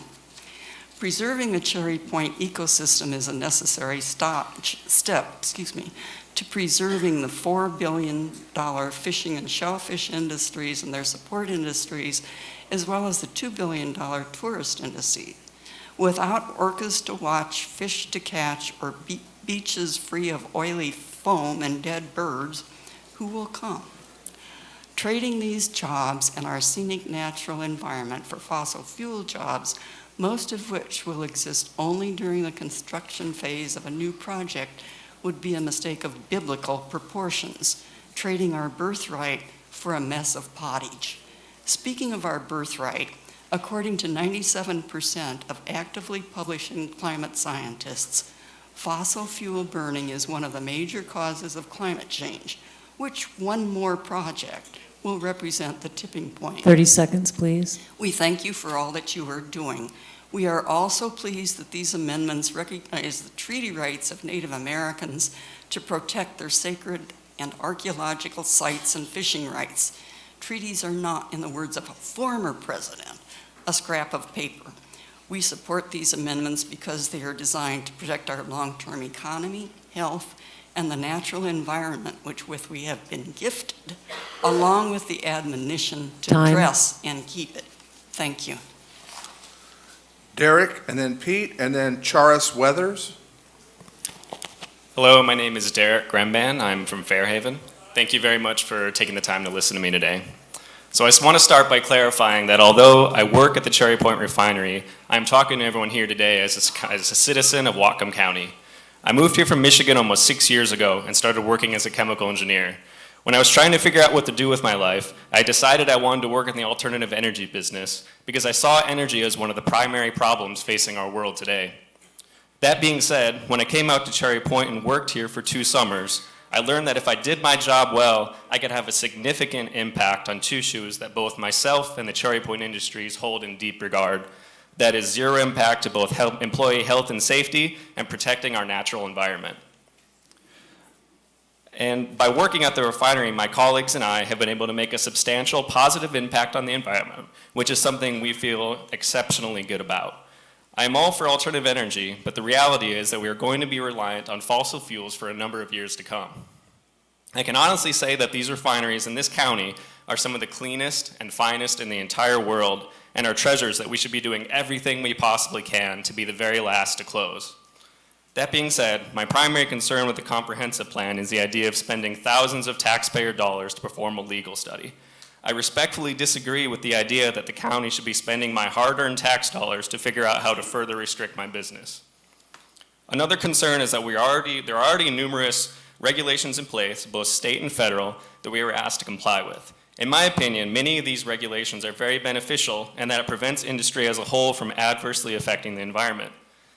That being said, forcing us to comply with special regulations that our neighbor refineries in Skagit County do not puts us in a very uncompetitive disadvantage. This disadvantage will adversely impact our business's ability to stay fluid in an ever-changing and evolving market. If we are concerned with the current state of regulations at the federal level, I would encourage us to spend our time and effort focusing on changing state and federal regulations instead of focusing on local regulations, which do not apply universally to our competitors. In conclusion, I want to make sure everyone knows that the people working at this refinery are just normal citizens like everyone else. We are your neighbors, we are your helping hand at the food bank handing out food, we are the volunteers at the Boys and Girl Club spending every morning and late evening helping young kids succeed. We care as much about the environment as everyone else here. We just understand that, and we also understand the challenges that our world faces. We also realize that we have true treasures in these refineries and the other businesses in the Cherry Point UGA. Please. I'd respectfully ask that we stop moving forward with these complan edits and start over with more support of the industries. Let's create a united Whatcom County and put something together that has extensive verbiage that supports the continued operation and growth of the businesses, protects our cherished environment, and let's not forget, honor the treaty rights of the tribes. Thank you so much for your time. Pete, and then Charis, and then we'll plug in John Muchler. Good evening. My name is Pete Sim. Thank you for the opportunity to speak to you tonight. As an employee of the BP Cherry Point Refinery Environmental Team, I've been participating and tracking the comprehensive plan update since 2015. In my opinion, there was a huge gap in this process that was caused by a lack of collaboration between the county and the various stakeholders. The approach and the overall tone of the update changed in June of 2016 when Mr. Weimer caught Cherry Point Industry by surprise with his proposed amendments to Chapter 2. Unfortunately, these last-minute policy changes received zero input from the impacted stakeholders. The public participation plan that followed was ineffective and cumbersome. In my mind, this is not an effective way to educate one another about the issues and concerns, and is not an effective way to develop policies that will drive healthy economic development for future generations in Whatcom County. As you can see by the turnout here tonight, economic development is an important issue in Whatcom County that deserves our full attention. In order to be healthy and sustainable, industry must be able to grow and respond to market demands. The county must develop policies and regulations that are predictable, transparent, and balance environmental protection with economic growth. The Chapter 2 process has failed all of us by polarizing the issues and dividing the community. At a minimum, the update process deserved the formation of an advisory committee made up of stakeholders, including tribes, industry, community representatives, NGOs, county officials, etc. The committee approach has been utilized by the county for many of your regulatory reviews, including the Critical Areas Update and the Shoreline Management Program Update. These committees allow the stakeholders to sit at the same table, to discuss issues, to educate one another, and to help develop balanced policies and regulations. As we move forward, I'm asking you as the County Council to reflect on how you think this process worked or didn't work. Are there opportunities to improve? Are there opportunities for the county to provide leadership and to help develop partnerships and collaboration between the stakeholders? Are there opportunities to develop a vision in Whatcom County that balances environmental protection with industrial growth, resulting in a stronger, 30 healthier seconds, please. future for our community? Thank you. Charis, then John, and then Jane Freudenberger. Hi, my name is Charis Weathers. I live in Bellingham, and I'm the pastor of a Lutheran community called Echoes. Thank you for the work that you do as our county council. Wholeheartedly, as a person and as an ordained pastor, I support the amendments to the county comprehensive plan that work to restrict expansions of fossil fuel transshipments. Many companies have interest in Cherry Point to ship more fossil fuels, and the comprehensive plan has the opportunity to stop these expansions, not what's already here, but the expansions before they begin. In my view, it's the morally right thing to do. In the first chapter of the Bible, in Genesis, God creates the whole universe, light and dark, water and soil. And on the fifth day, God creates life in the seas and creates birds, and God blesses them. Then all the other animals are created, and God says that they are all good. And all of this happens before people ever arrive on the scene. In the very last chapter of the Bible, in Revelation, we're given life through water and a tree. It speaks of the river of the water of life, and on either side of the river is the tree of life, which produces fruit every month, and the leaves of which are for the healing of the nations. So the Bible opens and closes with the goodness, with the life-giving character of creation. And yet as people, we tend to think that we have a right to control the physical world that we share with all other life on this planet, and I don't think this is of God. This past year, I've had the opportunity to facilitate public dialogues with people from various faiths. Buddhist, Jewish, Muslim, Universalist, Protestant, and Catholic all find reasons from their faith traditions to support and uphold all life on this planet. God has been clear in a multitude of religions that this is an inherent responsibility of humanity, and yes, even for Whatcom County. Even our atheist dialogue partner agreed that we do not have a greater right to this land and these waters than other species of plants and animals. Tonight, others have and will speak to the specific dangers that are created with more fossil fuel transport. So instead, I choose to speak up for those who can't speak for themselves, for the herring, for the eelgrass, for the salmon, for the trees, for the orca, for the species that are already threatened, We do not have the right to further endanger their already precarious existence.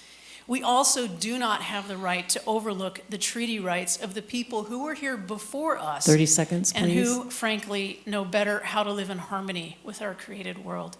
Again, thank you very much for your work and your consideration. Let us be a leader in this nation by choosing for the well-being of our entire county. Thank you. John, and then Jane Freudenberger, and then Natalie McClendon. Thank you, gentlemen, and Councilmember Brenner. Thank you for your time, and I would say your stamina. It's been a long day for you.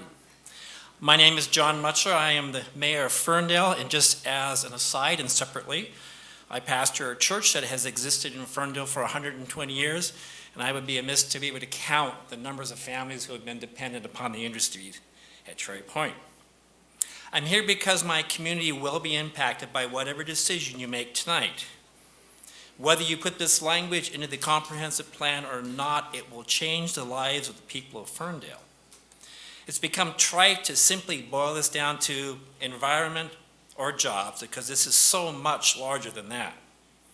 It is about whether our industries at Cherry Point will be able to adapt and change with the evolving energy market, or if every door available to them will be slammed shut tonight. It is about the families that would be out of work if we take this perhaps heavy-handed, one-size-fits-all approach. It's about our relationships with our community groups and our small businesses that rely on the economic activity and the donations and the volunteerism from these industries. It's about letting my city know that you, the Whatcom County Council, have their back, regardless of their party affiliation. The people of Ferndale are watching what you do tonight. Please carry us in your thoughts. And thank you for your time, and thank you for calling me back. Appreciate that. Okay, Jane, then Natalie, and then John Risser.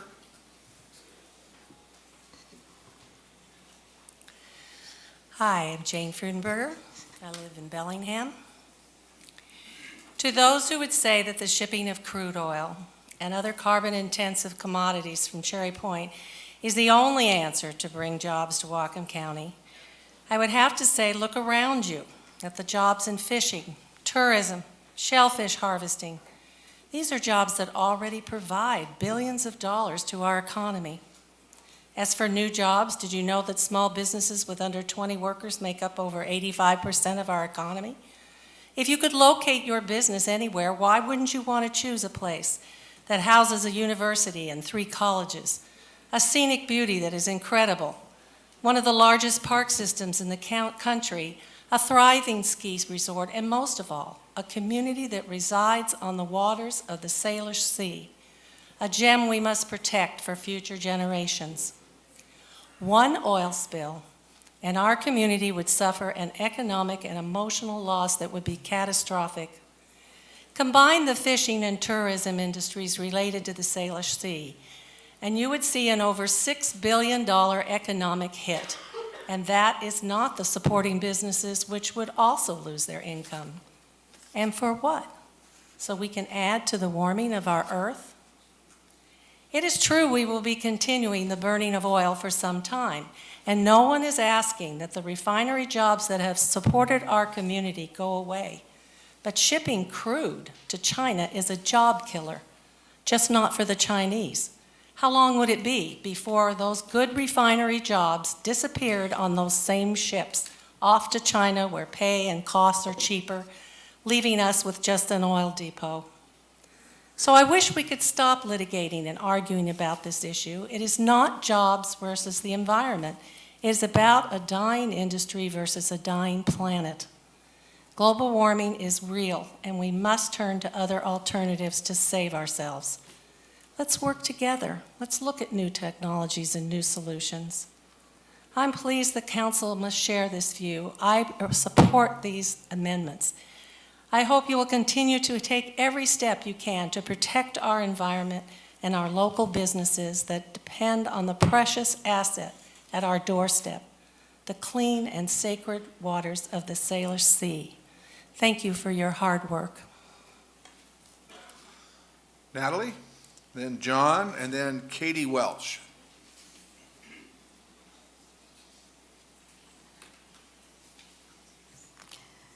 Good evening, Council. Natalie McClendon.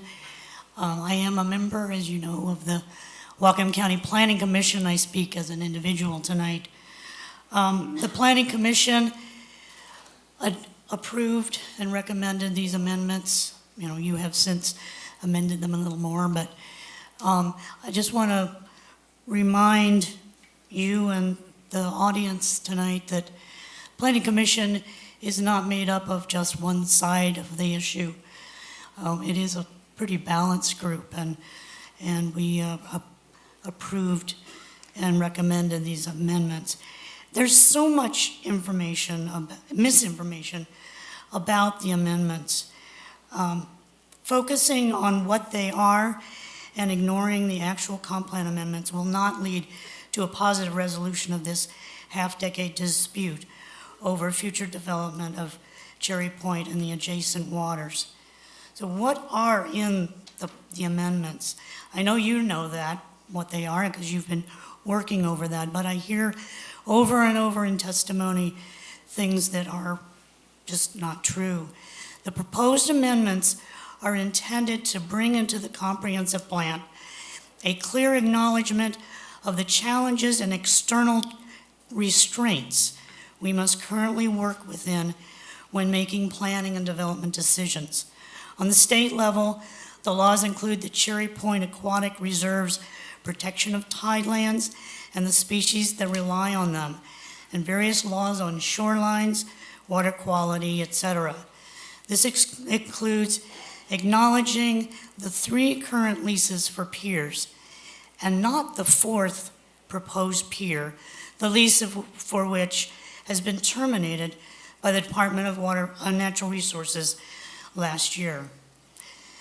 On the federal level, they include tribal treaty rights and federal permits required under the Clean Water Act and the Rivers and Harbors Act to do any grading, filling, building piers, both above and below the high tide mark. Another restraint is the Magnuson Amendment of 1977, restricting tanker traffic east of Port Angeles. The Magnuson Amendment to the Marine Mammal Protection Act bans any project east of Port Angeles that would, quote, result 30 in the seconds, please. increase in the volume of crude oil capable of being handled in any such facility, measured in 1977, other than oil refined for consumption in the state of Washington. We have, you know, there are a lot of proposals for things that might happen at Cherry Point that the Magnuson Act could come into play about liquefied natural gas. Anyway, I support the comp plan amendments, and I want to just make one point is that there are no new regulations in it. It is a policy document. Thank you. John, then Katie, and then Elise McFadden. Good evening, council members. My name's John Risser. I'm the Business Improvement Manager for BP Cherry Point Refinery. For 15 years, I've loved living and working here in Whatcom County, where responsible industry and natural beauty can not just coexist, but thrive together. My family and I are eager and active members of the community. I'm an elder at one of the local churches. We're strong financial supporters of numerous local organizations. I'm heavily involved in Boy Scout Troop 4007 out of Fairhaven. In fact, after 11 years in Scouts, my son is currently working on his Eagle Scout rank. He and his sister both go to Seaholm High School. Whatcom County families thrive because Cherry Point Industries thrive. Our business, petroleum refining, is a tough, competitive business, full of challenges around every corner. It's one where, truly, if you're not growing, you're shrinking. At BP, I oversee strategy and business development for the Cherry Point Refinery. I also oversee the many continuous improvement efforts which ensure that our business stays competitive, efficient, safe, and a strong environmental partner with our surrounding community. BP, globally, acknowledges and supports the need for a responsible transition to a lower carbon future. BP supports climate change initiatives. We support open markets and the free flow of trade. Working together with Cherry Point Industries should be your strategy, not limiting growth options. We should be your partners, not your adversaries. Growth and innovation is vital to our survival, and Whatcom County needs Cherry Point Industries. But council members, your proposed amendment threatens our industry's very survival. Specifically, I'm referring to policy 2CC16 in your proposed amendment. It states that you're seeking to find legal ways to limit crude oil, LPG, and natural gas exports from the Cherry Point UGA. For years, BP has been an exporter of LPG, a refined fossil fuel. LPG and natural gas are both low carbon intensity commodities. These are potentially the future fuels of a cleaner world. Why are you trying to handcuff our industry's ability to respond to the world's changing energy needs? BP is a global energy company, and we need to preserve the options that could represent our future, or else we will shrivel and fade. And then the very motor fuels you depended on to get you here tonight will flow into Washington 30 seconds, please. as imports from other states and other dirty, polluting countries, boatload after boatload. BP is by far the state's biggest supplier of clean-burning motor fuels. We're the biggest private industry in the county, and we have the most to offer this community. Support us as your partners. Do not stifle our opportunities to thrive. Please strike policy 2CC16 from this amendment in its entirety. Thank you for your time. Katie, then Elise, then Nick Hansen.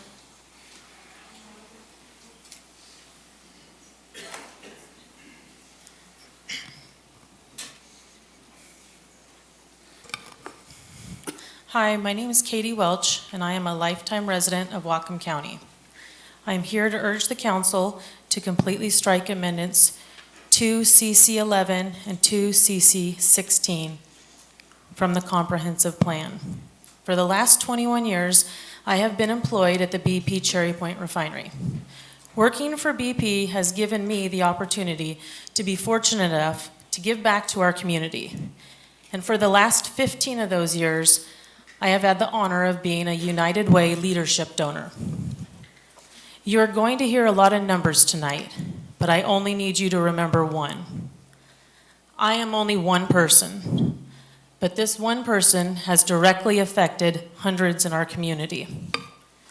Over the last 15 years, I have donated over $25,000 to local charities in Whatcom County.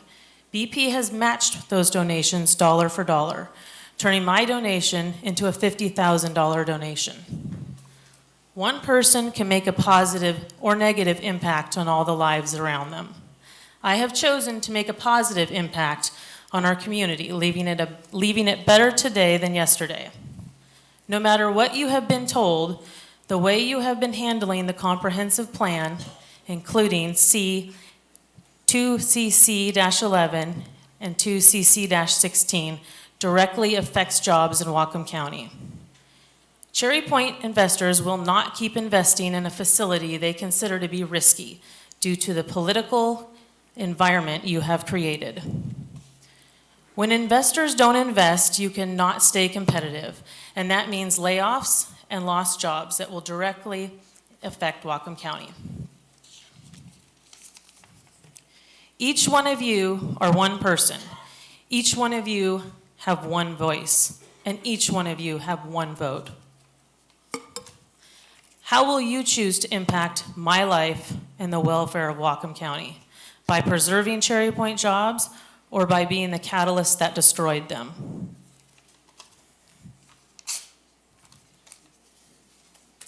Thank you. Elise, then Nick Hansen, then Pam Borso.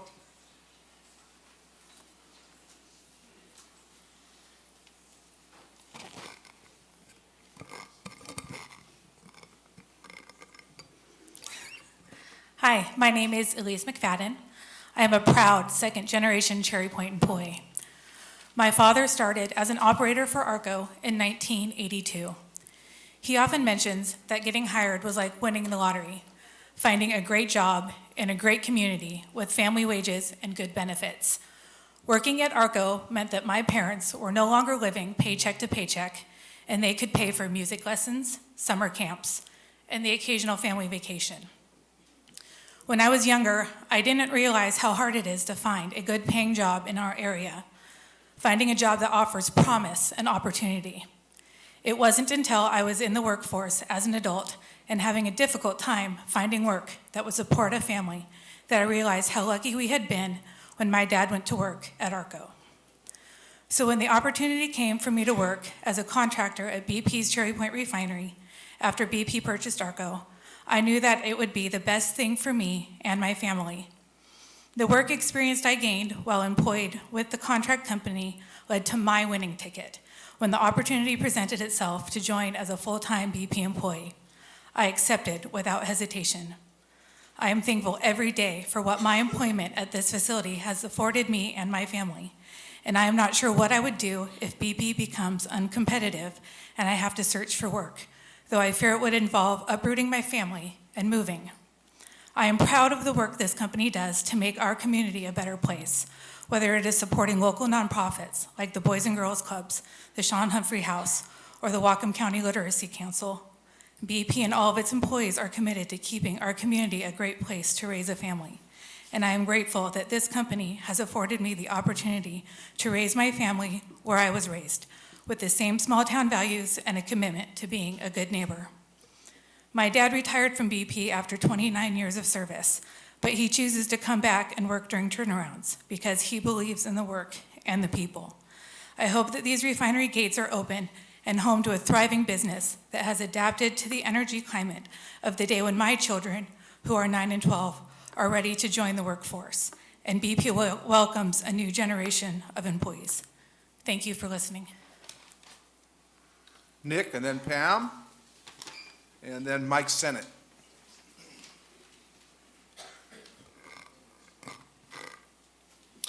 Hello, my name is Nick Hansen. I'm a Whatcom County resident. Thank you for allowing the time for residents of the county to make comment in regard to the Cherry Point urban growth amendments. I've lived in Whatcom County for 13 years, and I stand here speaking to you tonight as a county resident with huge concern with the direction our community is headed. When I moved to this area, I quickly fell in love with everything it had to offer. The local atmosphere, the Puget Sound, the mountains, and the outdoor lifestyle all fell right in line with my outdoor way of life. Cherry Point is an undeniable fixture in Whatcom County that plays a huge role in enhancing our local culture and economy. I'm not going to stand here and preach the numbers and the positive impacts the industries have on this area. You already know them. To be frank, why would you want to risk forcing these positive industries out of the county? I have listened to the no fossil fuel arguments and the stop global warming cries, but you can't accomplish either of these by putting additional restrictions on local industry. If you limit the ability of Cherry Point to compete with other United States industries by adding local restrictions that exceed the state and federal regulations, production will simply shift elsewhere. I hear the argument of, we don't want to ship crude oil overseas through the Puget Sound. The refineries are set up to import and process oil. In order to ship oil, docks would have to be modified and go through the appropriate permitting processes. This would fall under the Magnuson Amendment for construction or alteration of dock facilities and was addressed by the Ninth Circuit Court in 2005. So why add amendments that would only make it harder for industries to operate how they're designed to operate?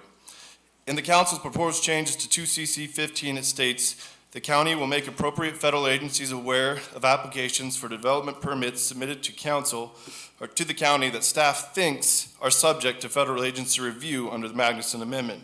What is there to think about? The Ninth Circuit ruled in 05 and painted it black and white, so why put in an amendment that leaves room for personal interpretation or bias? This should be spelled out clearly to ensure that Goal 7 in the GMA can be met. Goal 7 states that applications for both state and local government permits should be processed in a timely and fair manner. This is bound to be continuously hindered when you have people just thinking that something might require additional review. This will inadvertently draw out the permitting process. The language of the council's amendments is full of these loose and contestable interpretations that leave the door open for certain legal challenges. I think the council needs to step back and seek some real legal counsel to remove the loose wording that is going to end up costing the taxpayers of Whatcom County their hard-earned money. 30 seconds, please.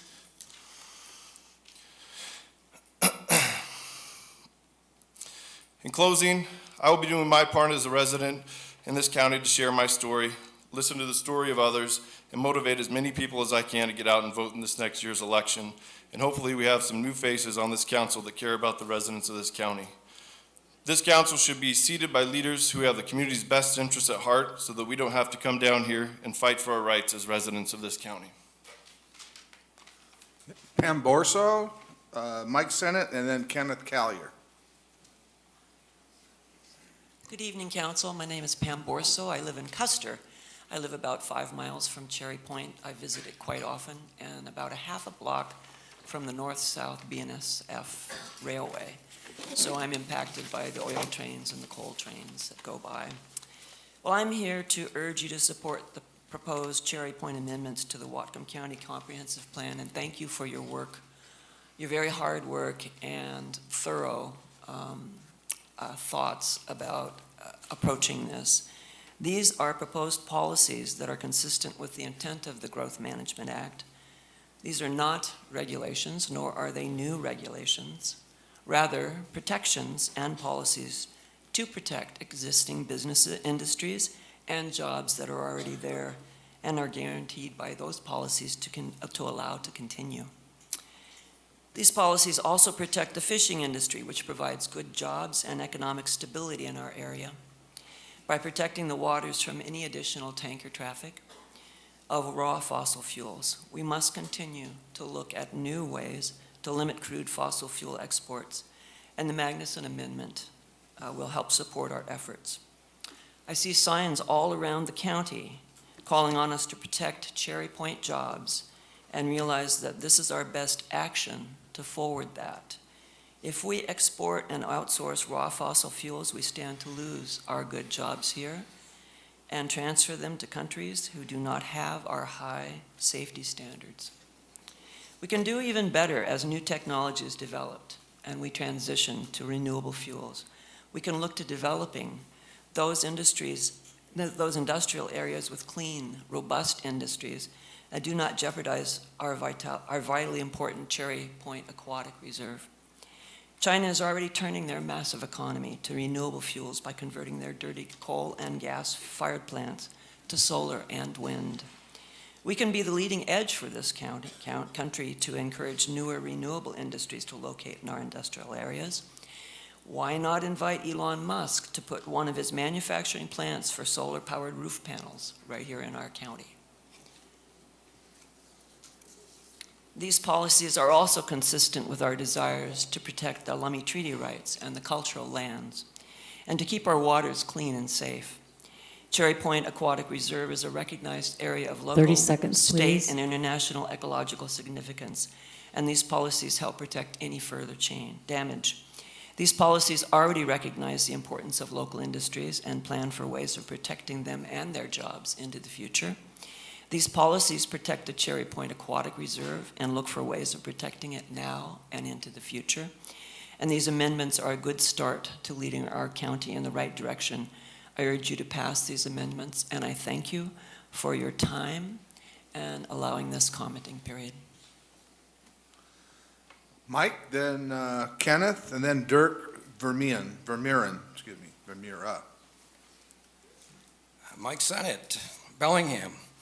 Good evening, job killers and water tyrants. It's sad that you are the subject of such smart aleck slander. Personally, I consider the sources. At least you have spurred job growth in the signage sector and propaganda mills. I am supporting the inclusion of the Cherry Point amendments in the comp plan because they recognize and honor Cherry Point as the Lummi Nation's ancestral homeland and its connection to their ancient heritage of living within the natural world. Living in balance with the commons of earth, air, and water is essential to Whatcom County's present and future prosperity. If we don't, our society won't last but a fraction of the time that the Coast Salish peoples have. The importance of the affirmation of Cherry Point's original reality is multiplied by an alarming development in the public discourse in the county and surrounding area. There are anti-tribal treaty and anti-tribal sovereignty individual and groups that are broadcasting their message of resentment again, attacking legitimacy of Native American treaty rights and sovereignty. Those recent activities are nothing less than the latest chapter of the cultural suppression inflicted upon Native peoples following the fractionalization of reservations, boarding schools, and decertification of tribal status. By adopting the Cherry Point amendments, the council will help refute the odious ideology of a malcontent minority of individuals and groups who are attacking tribal treaty rights and tribal sovereignty. Please approve the Cherry Point amendments to the comp plan, which council has worked so hard to carefully consider and draft. Along with strengthening environmental protections to the Cherry Point area, the amendments recognize, honor, and help protect Wet'suwet'en and tribal treaty rights. Thank you for taking my comment. Kenneth, then Dirk, and then Alex Rammel.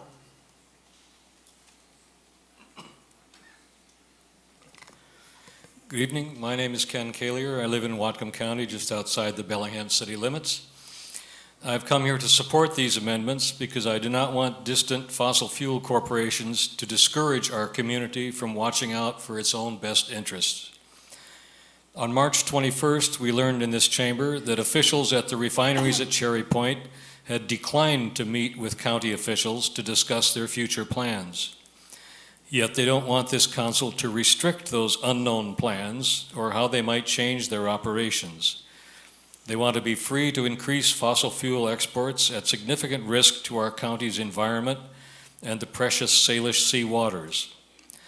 That could, of course, actually cause cuts in high-paying jobs at Cherry Point if they shift their priority from refining to through shipping. Meanwhile, these corporations and their local supporters want to prevent our county from commissioning a study to learn how it might legally act to protect our health, welfare, and economy. What are they afraid the county might learn? Are we to entrust to them the future of our county's economy, environment, and quality of life without being fully informed? Remember, these are the people whose local cheerleaders are attempting to mislead us with all those green yard signs reading, "Preserve Cherry Point jobs." They think we are too stupid to realize that permitting increased exports of crude oil and other unprocessed fossil fuels is more likely to reduce jobs at Cherry Point than to preserve them if refinery operations are cut back.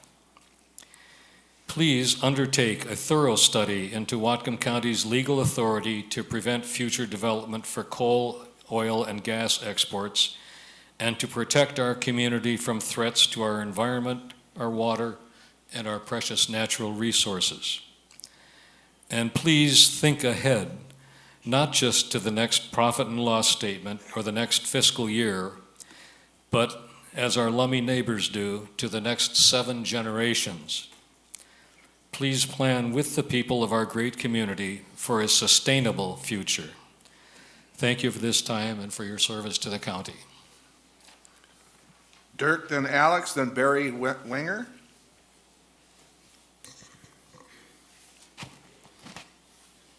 Good evening, Whatcom County Council members. My name is Dirk Vermeeren. My wife and I are Bellingham residents. We are just 2 of an increasing number of retirees who have chosen to call Whatcom County our home. We support the proposed Cherry Point amendments. We believe the amendments will lay the foundation for Whatcom County to manage change that will threaten our national recognized high quality of living standard according to Forbes. And we were ranked in the top 25 cities to retire recently. It is unfortunate that the business community is spending significant money circulating alternative facts to scare working families and employees into a false narrative that jobs will be lost and property values will drop unless we approve their expansion plans. Based on my experience in the industry, data contradicts their claims. Overall, refining capacity in the USA is fairly well balanced today. The local refining capacity has a captive market demand for their fuels, therefore no reason to abandon their site. Building a new refinery capacity in the US is cost prohibitive. Making the current business valuable, another operator would willingly purchase and continue in their place. The actual facts show that global refiners such as BP, Shell, and the other majors are increasing their capabilities of existing sites, plus building new efficient larger facilities, primarily in Asia and the Middle East. Therefore, global refineries seek operational flexibility that will allow them to transport both unrefined and finished products. Modifying the existing facility to export and import is the real threat to jobs. as it can then become a terminal requiring much less manpower. We in Whatcom County are in a unique situation. Our environment has not been sacrificed as short-lived trade-offs for major industrial growth. Unlike many seaside communities such as New Jersey, Texas, Louisiana, and Alabama, and so forth, who have embraced petrochemical industries, our sailors see rivers and forests are the envy of visitors. Many of them then end up settling here. Whatcom County's natural resources are finite, supporting varied industries including commercial and sports salmon fisheries and their related businesses. In addition, our quality of life has become a unique economic driver in its own right, an acknowledged attractor and driver for growth. We therefore ask you to approve the amendments and continue 30 seconds, advocating please. for all stakeholders by implementing a long-term plan that answers what do we want to be 10 years from now. This requires strategies focused on balancing economic growth, introducing new clean industries, and limiting existing dirty industries while maintaining our current high living standards.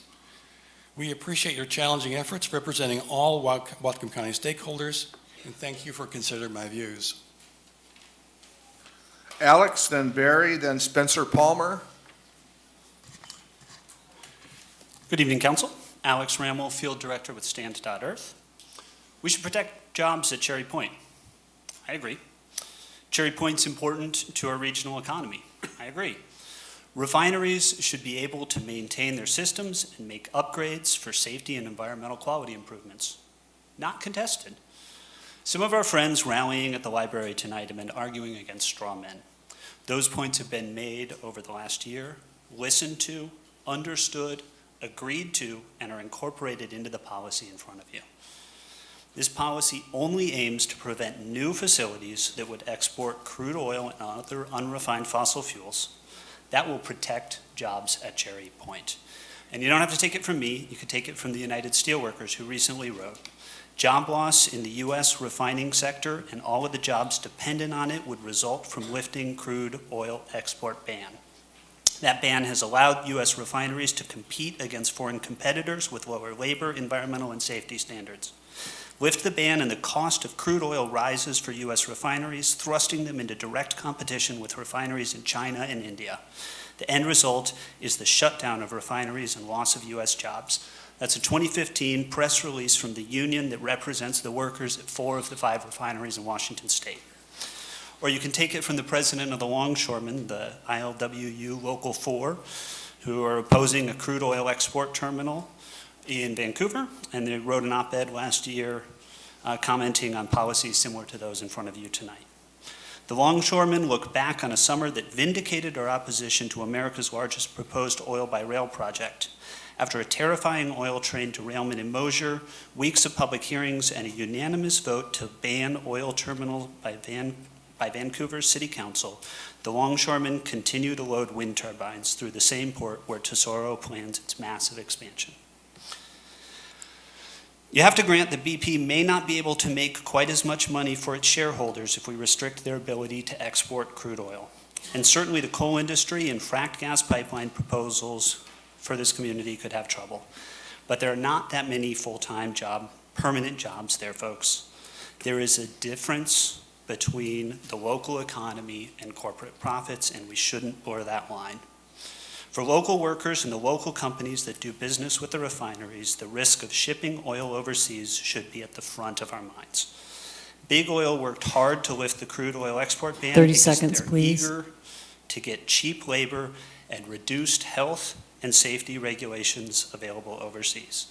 Preventing construction of facilities to ship unrefined products keeps the products here, which keeps the refining work here. Cherry Point jobs are far more secure with these policies than they would be without. I encourage you to pass as written. Thanks so much for your time. Barry, then Spencer, then Rhea Bordian. Is there time for a coffee break? I don't know how you all doing it, but yeah. Oh, chocolate, there you go.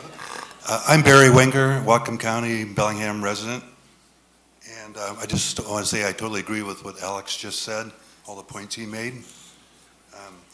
It's kind of like the saying goes, you know, we're too big to fail. It's sort of like we are too big to regulate. Does that sound kind of familiar? But it's wrong. Not only can you regulate the refineries, but it's your responsibility under the Shoreline Management Act and the Growth Management Act. I support the proposed amendments and keeping the refineries running as refineries here with their jobs here and not sending them overseas and sending crude oil overseas. You know, after the federal crude oil ban got lifted after about 10 or 15 years of lobbying by the refineries to be able to ship crude overseas, so why would they not do that? I think the point is that, if I don't catch up with my notes here. Anyway, I applaud the council for seriously studying this most important issue, and the implications are tremendous for our county and this part of the country. I want to give you a little excerpt out of RCW 9058-560. This is about moratoriums under the Shoreline Act. And one of the things it calls for under 2A4 is that the moratorium must provide that all lawfully existing uses, structures, or other developments shall continue to be deemed lawful, conforming uses, and may continue to be maintained, repaired, and redeveloped so long as the use is not expanded. Well, because these refineries came into use as refineries, not throughput coal or oil exports, that use they're locked into that. If they want to expand to do exporting, that's a change in use, and they need a shoreline conditional use permits to make that change. So this begs the question, though, what are the lawfully existing uses at Cherry Point? And so if they are not, they never could be legal exporting facilities up to just recently, and actually under the Magnuson Act, probably still not, then what is the base level that they can move crude oil around? 30 seconds, please. It certainly moved crude oil around back in 1977, Magnuson Amendment, and probably before that. But it's a very low level of moving from one refinery to another, not exporting large quantities overseas. We need to know those facts. And if the baseline information can't be produced by the industries, they need to be investigated as a compliance issue, because there's really good evidence now that crude oil, beyond just local maneuvering, is being sent overseas and out of the state. Thank you.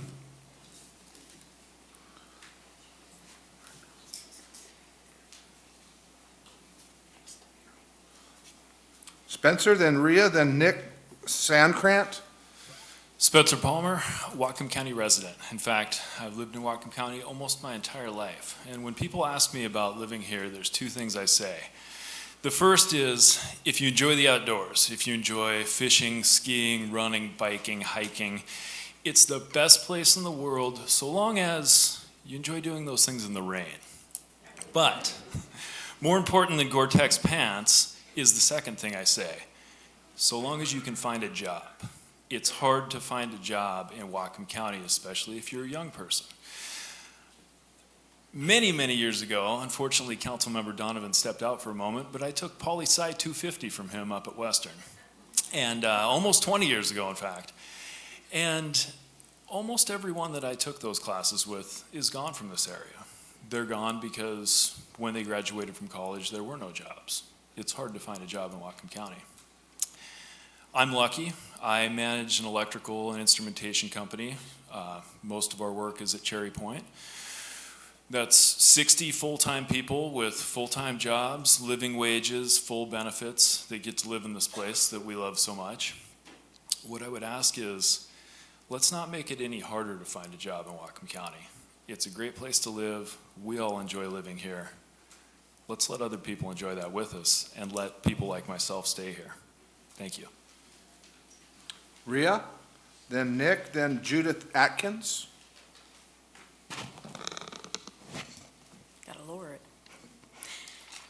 A lot of tall people here tonight. Good evening. Thank you for the opportunity to speak. My name is Rhea Bordian. I'm a project manager at BP Cherry Point. I've worked there for 23 years. I came to Bellingham to go to school and was fortunate enough to get an internship and be hired. by the Cherry Point Refinery right out of college. Whatcom County has been my home since 1989.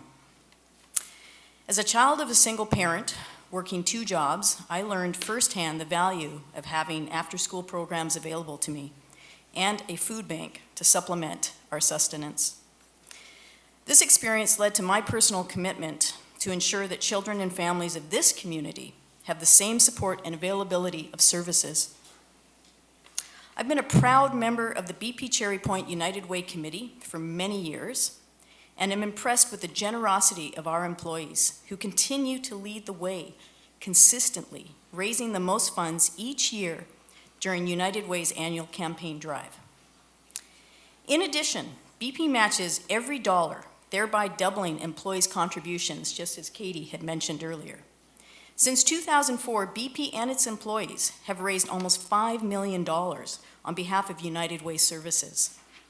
It's a proud moment to be a BP employee, knowing how much the company and its employees support the overall welfare of this community. In 1999, I spent 3 months volunteering for the United Way through a leadership program. I was enlightened to see the amazing work of our agencies.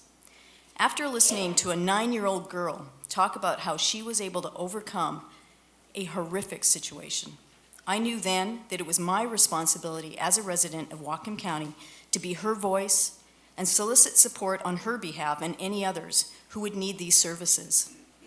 I am grateful that Whatcom County has one of the best networks of nonprofit services working to reduce the number of those in need and help this county flourish. I ask that you think seriously about your responsibility to assure Cherry Point businesses continue to grow and compete and continue offering jobs that will help us ensure that these services remain in place. I'd like to emphasize that these nonprofit agencies assist approximately 100,000 people each year, a majority from the 42% of Whatcom County residents who are either living in poverty and or working below a sustainable wage to afford the essentials. 30 seconds, please. More than half the jobs in our county pay less than $20. In addition to supporting these agencies through donations, we have a huge contingent that volunteer through numerous nonprofits, schools, and environmental programs. Our volunteer time is also matched by the company, just another way that BP shows its support. Above all, BP and contract employees are Whatcom County residents. We love where we live. We appreciate the opportunity to work for a company that makes safety its #1 priority, is environmentally responsible, Time. and invests in the community to make it a better place for every resident. I do not support the comprehensive plan and ask that you reject policy 2CC16 and reconsider alternative strategies to grow the Cherry Point UGA without hindering their ability to grow and compete in each business's respective markets and still meet the GMA objectives. Thank you. Nick, then Judith, then Chris Hansen. Good evening, my name is Nick Sankrant. I'm a citizen of Ferndale as well as the HR manager at the BP Cherry Point Refinery. I want to talk to you tonight just several points around workforce development and jobs and what the BP Cherry Point Refinery provides, as well as the amendments that are being proposed and the potential impact to those. As you've heard tonight, BP is committed to operating safely. It's a core value, and it's something that all our employees hold dear. We talk about it on a daily basis. We start our meetings that way. We talk about how we can make sure that we protect our environment. It's something we take very seriously. And you know, we talk about BP as an entity, but it's really the citizens of this great county that operate this refinery and make sure that we operate in a very environmentally safe way. And so I don't want that to be lost tonight. We offer some of the best paying jobs in the county. We're also committed to developing citizens now for the next generation of workers. Our own employees participate in curriculum development at Bellingham Technical College, and we have active relationships with many other colleges in the area. Our main goal is that we want people to have the ability to grow up here, be educated here, and get a significant job right here in this county that can sustain them and their families for not only this generation, but generations to come. Your constituents want to work at the BP refinery. Recently, we posted 21 operator jobs at the BP refinery, And out of those 21 people, there was over 800 people that actually were trying to vie for those jobs as well. That just gives you a sense of the demand and the importance of the refinery and what BP has to offer for this county. We also have had a similar response to our maintenance technician job posting that just recently came down as well. All of these jobs are very desirable for the people in this county and your voters. Our employees also innovate for the industry. Many people don't know that people right here at the refineries, they're recognized as industry experts. They make changes that not only help us operate more reliably, but also protect the environment. I believe the changes proposed in the comprehensive plan are not going in the right direction. It's not so much about the current changes, although I do have an issue with 2CC-16, but also what this may also signal in the next iterations. I ask you to vote down these amendments. 30 seconds, please. And please consider my comments tonight. Thank you. Judith, then Chris, then Pam Brady. Good evening. Thank you for your time tonight. Judith Akins from Whatcom County, and I'm representing the 1,200 members of the Mount Baker group of the Sierra Club. And we strongly support the final changes to the county's comprehensive plan update. The changes being put forth by the Planning Commission and the Council add no new regulations because this is a policy document and does not regulate businesses at Cherry Point. There are no restrictions placed on upgrades to present industrial facilities in these policies. Finally, the language does not ban fossil fuels because the county does not have the legal jurisdiction to do so. These amendments accurately reflect the current reality in the development options at Cherry Point. This includes deleting references to the fourth pier in the recently terminated DNR lease, and acknowledges the Magnus Amendment, which requires a review of all new permits handling petroleum. Lastly, Policy 2CC-16 calls for a study to determine legal ways, if any, to limit unrefined fossil fuels exports from Cherry Point. Securing refining fuels at Cherry Point keeps jobs here in Whatcom County.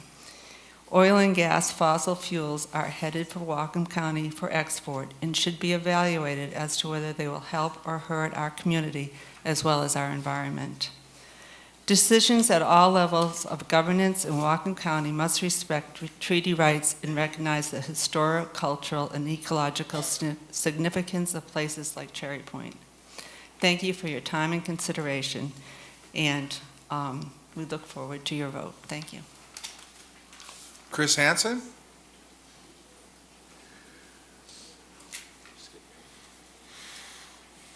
Okay, Pam Brady. Good evening, I'm Pam Brady and I work in external affairs at BP Cherry Point Refinery. I've lived in Bellingham for 3.5 years. I spent my college years at Western and I'm proud to have returned to this community to raise my family here and give back as a volunteer on a few different nonprofit boards. And I'm proud to work at BP.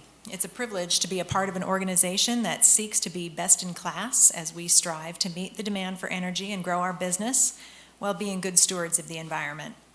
BP has provided comment throughout this comprehensive plan process, and we appreciate that some of our recommendations were included in the final document. But one area of concern stands out above all others, and we ask that you reject Policy 2CC-16, which would require a study to examine all the legal ways the county may choose to limit the export of certain commodities above levels in existence as of March of this year. The county is required to plan for growth at Cherry Point, but industries will be adversely impacted by this policy as it sets a framework for future ordinances to restrict growth at Cherry Point, while creating an uneven playing field relative to our competitors outside of Whatcom County.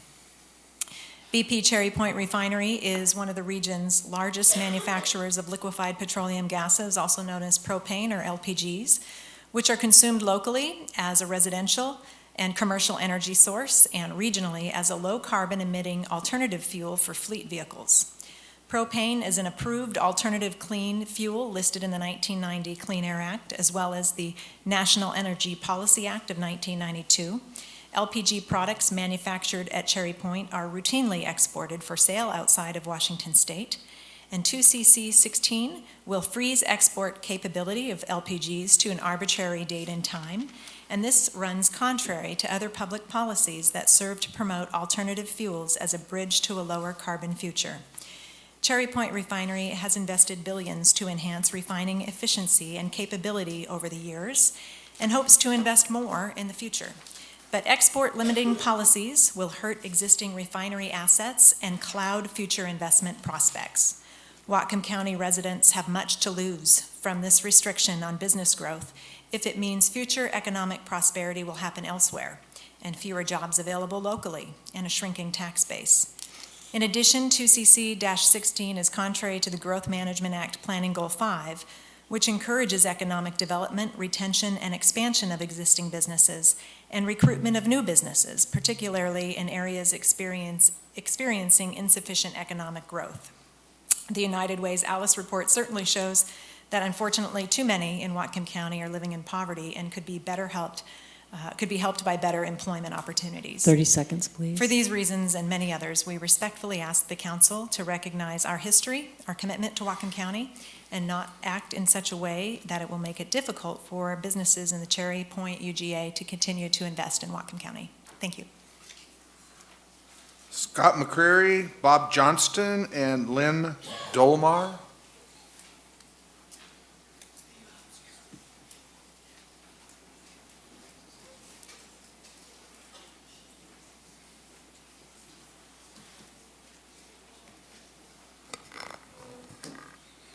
Good evening. I'm Scott McCreary. I'm the head of security, crisis management, and emergency response at the BP Cherry Point Refinery. I'm also one of the founding members of the Whatcom County Marine Resources Committee back in 1999, and served on that committee, served the Whatcom County Council in an advisory capacity on that committee from 1999 to 2006. Served with several of you up there on the podium tonight, and was chair of that committee for a couple of years, 2003 to 2005. In fact, BP Cherry Point has had an employee sitting on the Whatcom County MRC continuously from 1999 through today. We take our stewardship of the marine resources along the Cherry Point Reach very seriously, as well as the water resources of Whatcom County seriously, and have brought our expertise both on marine resource issues as well as our industry and its potential impacts to those resources to the Whatcom County Council and to the MRC throughout that period. We have also had representation on the Puget Sound Council, as well as on the Washington Oil Spill Advisory Council. Again, making sure that our expertise was brought to bear to those issues regarding marine resources and oil spill response where we could. One of my colleagues talked about the importance of partnering. BP Cherry Point being a good partner to Whatcom County and being seen as a good partner by the Whatcom County Council. There are two specific areas I want to speak to tonight with regards to that. Oil spill response being one of those. I think it's important that the council understands the very concerted efforts that the refinery puts forward towards ensuring that we do not have oil spills, that we prevent spills in the first place, but then we are prepared to deal with any spill that should happen and are able to respond. We are subject to annual inspections by both the United States Coast Guard and the Washington Department of Ecology. 30 seconds, please. And our maintain equipment deployment exercises annually to ensure that our equipment is available and ready to deploy at all times. We've been subjected to government-initiated unannounced exercises where we are called upon at a moment's notice to drop what we're doing and respond as if a spill had occurred. We were subjected to one of those in 2016 and were commended by the Coast Guard for our ability to respond. I'm sorry? Yeah, she called, she said time. I'm sorry. Lastly, I would like to just say with regards to tribal relations, I manage tribal relations on behalf of the refinery. Much has been said about tribal relations and our industry's involvement with that, and I would welcome the opportunity to speak to the council about that in more detail at your leisure. Thank you. Thank you. Bob, and then Lynn, and then Jane Bright. Hi, good evening. My name is Bob Johnston. I live in Bellingham on 14th Street. I'm a father, a husband, backpacker, sport fisherman, retired college teacher. Thank you for your efforts on behalf of the community and for listening to all the comments tonight.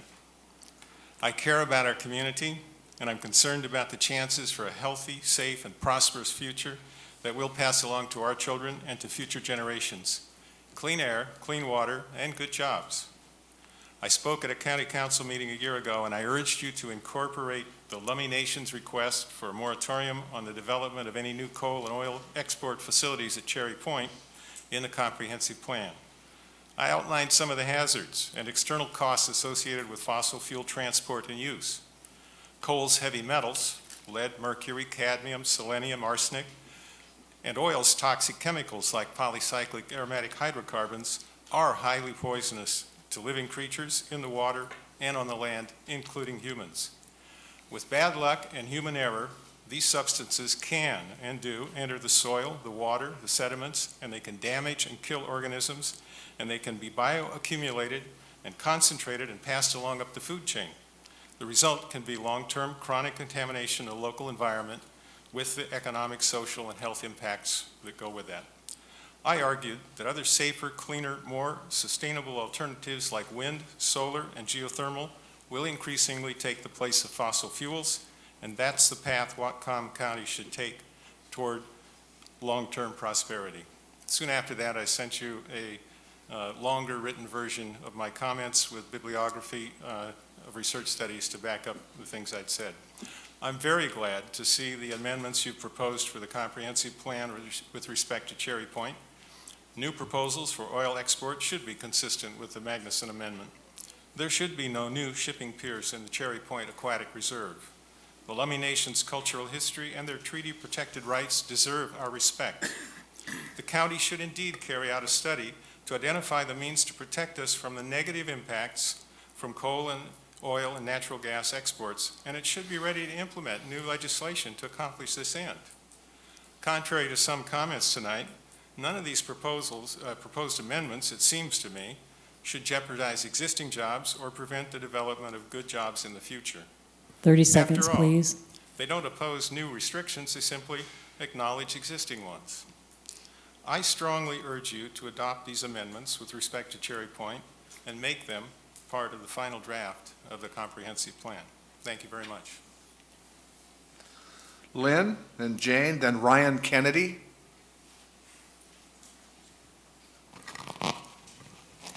Hello, I'm Lynn Ullman, and I live here in Bellingham.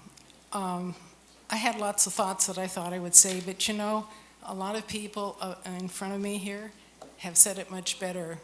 Ms. Freudenberger and the gentleman from Stand.Earth and a lot of others, so I won't take a lot of time. I want to thank you for your work, and I want you to count me among those who support these amendments and find them incredibly important.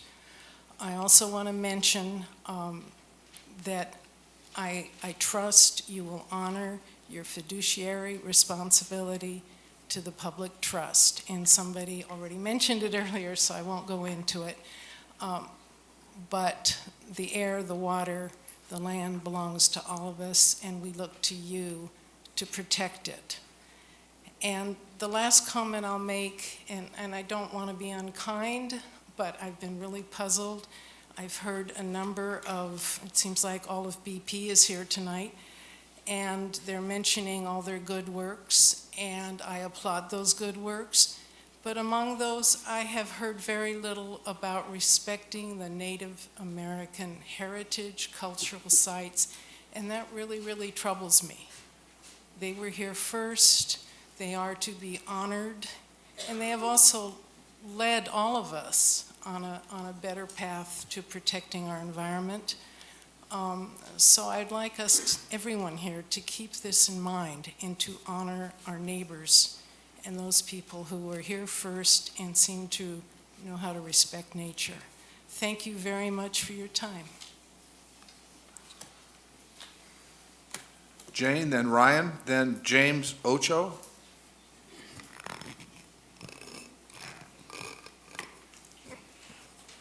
Good evening. My name is Jane Bright, and I live in Bellingham.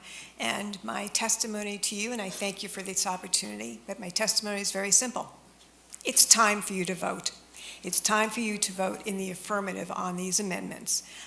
You've heard, I don't have a whole lot of new stuff to offer. Frankly, there is not a whole lot of new information to offer. But there are a couple things to keep in mind. One is there is urgency to get this done. Corporations, and particularly companies that work in the area where there's a lot of pollution and regulation, they hate uncertainty. They want to know what the rules are going to be. So the sooner you can give them the outline of what you're doing, the better they'll be. And the other thing is that you folks need to know the results of this legal study that's been proposed. We live in I don't have to tell you, we live in a situation where lawsuits fly right and left, and with what's going on in Washington, what you can do locally is more and more important. So again, it's time for you to vote. You folks have three big components to your jobs. One is to create the environment, the economic, the regulatory, the climate, everything you can do to support the jobs of the future. And I think we all recognize that the fossil fuel industry is an industry in great flux and transition, and we owe those employees our support because they are going through transition every day, and it's going to increase. But you have to look to the future for the jobs, and what kind of jobs do we want to attract to Whatcom County? BP's job is pretty simple: make money for their shareholders. And if they can make more money shipping crude overseas to be refined overseas, that's what they're going to do. So I think it's very important for you to remember that the whole focus on jobs is absolutely something that's important, but it's broader than the jobs of today. The other thing that's very important for you is to create a place where people want to live where they work. Preserving Whatcom County is also very much part of your charter. And finally, you have a fiscal responsibility, and I would ask you to remember that pollution prevented is a whole lot cheaper than trying to do a cleanup. It's time for you to vote. Thank you. Ryan, then James, then Virginia Cleveland. Hello and good evening. I'm Ryan Kennedy, and I've been a Whatcom County resident for 19 years and an employee of BP Cherry Point for 10. I oversee the rail operations, which by itself sustains 51 family wage jobs in Whatcom County. I want to share a couple examples of why BP Cherry Point is a safety leader and a great part of the community. In 2013, we completed the construction of our crude by rail offloading facility. Prior to completion of the project, we brought in a consultant by the name of Dan Rourke. Dan Rourke, in his previous role, was the head of safety for Burlington Northern Santa Fe Railway for 20 years. We brought him in as a consultant to ensure that our procedures, policies, and practices that were in place were not only meeting industry standards, but exceeding industry standards. In February 2014, as another example, the Federal Railroad Administration released an emergency order requiring shippers of crude oil to frequently sample to ensure proper classification of crude oil. And I'm talking about shippers of crude oil, which we are a receiver, consignee. Despite not being the shipper, BP Cherry Point Refinery elected to immediately halt all crude by rail movement to Cherry Point until the shippers provided assurance information that they fully complied with the emergency order. This, of course, created a lot of issues for us. We disrupted a feedstock supply for us for multiple days. We bound up the railroads with our trains that were headed our way. Very costly to us, but it was very important to ensure that we met that federal regulation.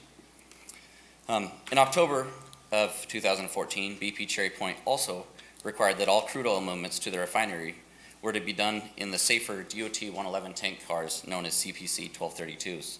We made this decision well ahead of the FRA regulatory requirement, which allows the legacy DOT 111s to be in service until January of 2018. If you're not familiar with the rail car designs, the changes from to the 1232s have thicker tanks, head shields, rollover protection, just additional safety features. More recently, BP Cherry Point received the Product Stewardship Award from BNSF for safe shipping in 2016. I consider being a responsible and compliant shipper a top priority, and it shows in our effort to meet and exceed regulatory requirements. The site regularly undergoes both announced and unannounced audits by the Federal Railroad Administration and the state's Utilities Transportation Commission, and BP Cherry Point has a clean audit record. I'm very proud of that. These are just a few big examples, but there are many small examples to every large one, like an industry award, and that's part of creating a safety culture, consistently putting 30 safety seconds, please. of the people and the environment first. With every aspect of the work we do at Cherry Point, we're all committed to safe and compliant operations, and our record supports that. BP provides good paying jobs to good people, and it would be a shame to take away the site's ability to do so. Thank you for your time. James, then Virginia, then Eddie Erie.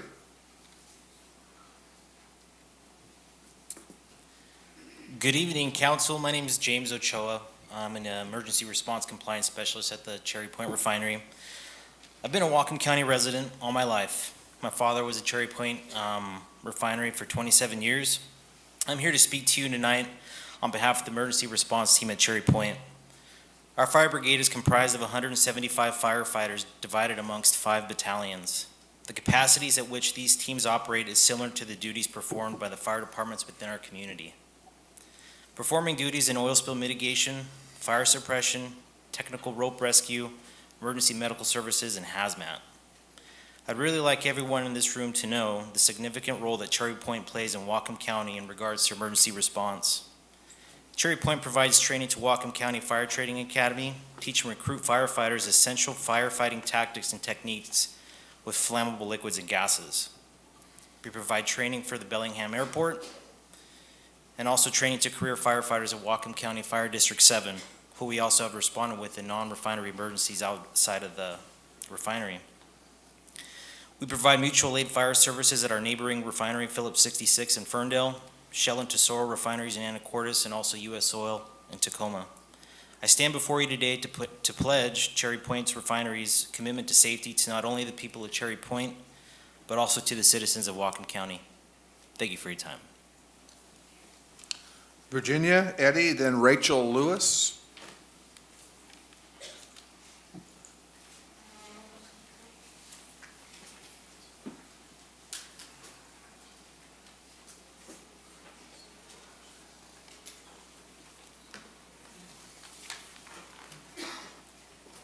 Hello, council members. Thank you for the opportunity to speak today. My name is Jenny Cleveland, and I've been a resident of Bellingham for the past 8 years. I'm here today to share a personal story with you, a story that led me to feel so passionate about protecting the health of our community and the Salish Sea from the threats of a fossil fuel economy and the need for all of us to transition to a clean energy future. On July 6, 2013, I was working as a copy editor at the Bellingham Herald. Everyone had gone home for the day, but it was my job to stay until 11 p.m. and watch for breaking news. At about 10 p.m., I saw a story come across the wire, a major oil train derailment and explosion in an unpronounceable place in Quebec, Canada. Although the oil train derailment was a continent's width away, my gut told me it would have major implications on our local conversation around the transport of fossil fuels, and it did. That night and the following day, I spent hours watching the news. 63 cars derailed, 47 people died, 44 buildings flattened. And to this day, one story stands out. At a popular bar near the railroad tracks, Stefan Bulduck was celebrating his 37th birthday with 20 of his closest friends. He'd had a rough go of it lately, but recently he found his dream job and had fallen in love with a woman named Karen Champagne. Both of them died that night. The entire bar reduced to rubble. What was supposed to be Stefan's most joyous celebration turned into mourning for his surviving friends and family. I share this story with you to help you understand how I apply this experience within my own community. Here in Bellingham, I only need to take one look around downtown to see how devastating an oil train derailment and explosion could be. Chuckanut Brewery, the Upfront Theater, the Waterfront Bar, many other businesses, all are within the oil train blast zone. Council members, I stand before you today to ask you, do not let our community become the next Lac Megantic, the next Galena, Illinois, where 5 oil train cars exploded, causing a 3-day fire. A 3-day fire. The next Himmadal, North Dakota, where 10 oil trains 30 seconds, caught fire, please. and the entire town was forced to evacuate. Do not let us become the next Mosier, Oregon. Do not let our community become another statistic, any of the dozens of oil train explosions, pipeline leaks, or coal train derailments that have happened over the past 5 years and beyond. I look to you today, my county council, and ask you to be forward-thinking leaders that represent a new vision for Whatcom County. I support the legal study to better understand the county's powers to protect our community from Time. becoming an export corridor for tar sands, crude oil, and fracked gas. I urge you to vote yes on the comprehensive plan amendments for Cherry Point. Thank you. Eddie, then Rachel, then Brandon Millsap. Good evening, council members. I'm Eddie Uri with Resources for Sustainable Communities of Bellingham. Last July, we came here and submitted petitions signed by over 9,000 Whatcom County citizens asking you to adopt these amendments in the comprehensive plan, and specifically opposing coal export and crude oil export. After several crowded hearings like this since, finally tonight, by approving these amendments, you can take steps that will protect our local economy, public health, safety, farmland, water resources, and the Salish Sea, and more all at once. But we also hope that you'll go further after tonight. With new oil terminal proposals and coal terminals having been shut down up and down the West Coast, recently in Grace Harbor, Vancouver, Washington, Cherry Point and March Point may be the only viable sites left for exporting crude oil to the Pacific. And Cherry Point is also a preferred route to export tar sands and fracked gas from Canada via pipelines through Whatcom farmland on through the Aquatic Reserve across the Georgia Strait and for export. So in the face of these threats we're seeing that to sue Whatcom County merely for lawfully rejecting permits or adopting even the most reasonable restrictions on land use, this legal study is urgently needed to straighten out the facts and myths about what measures can be taken.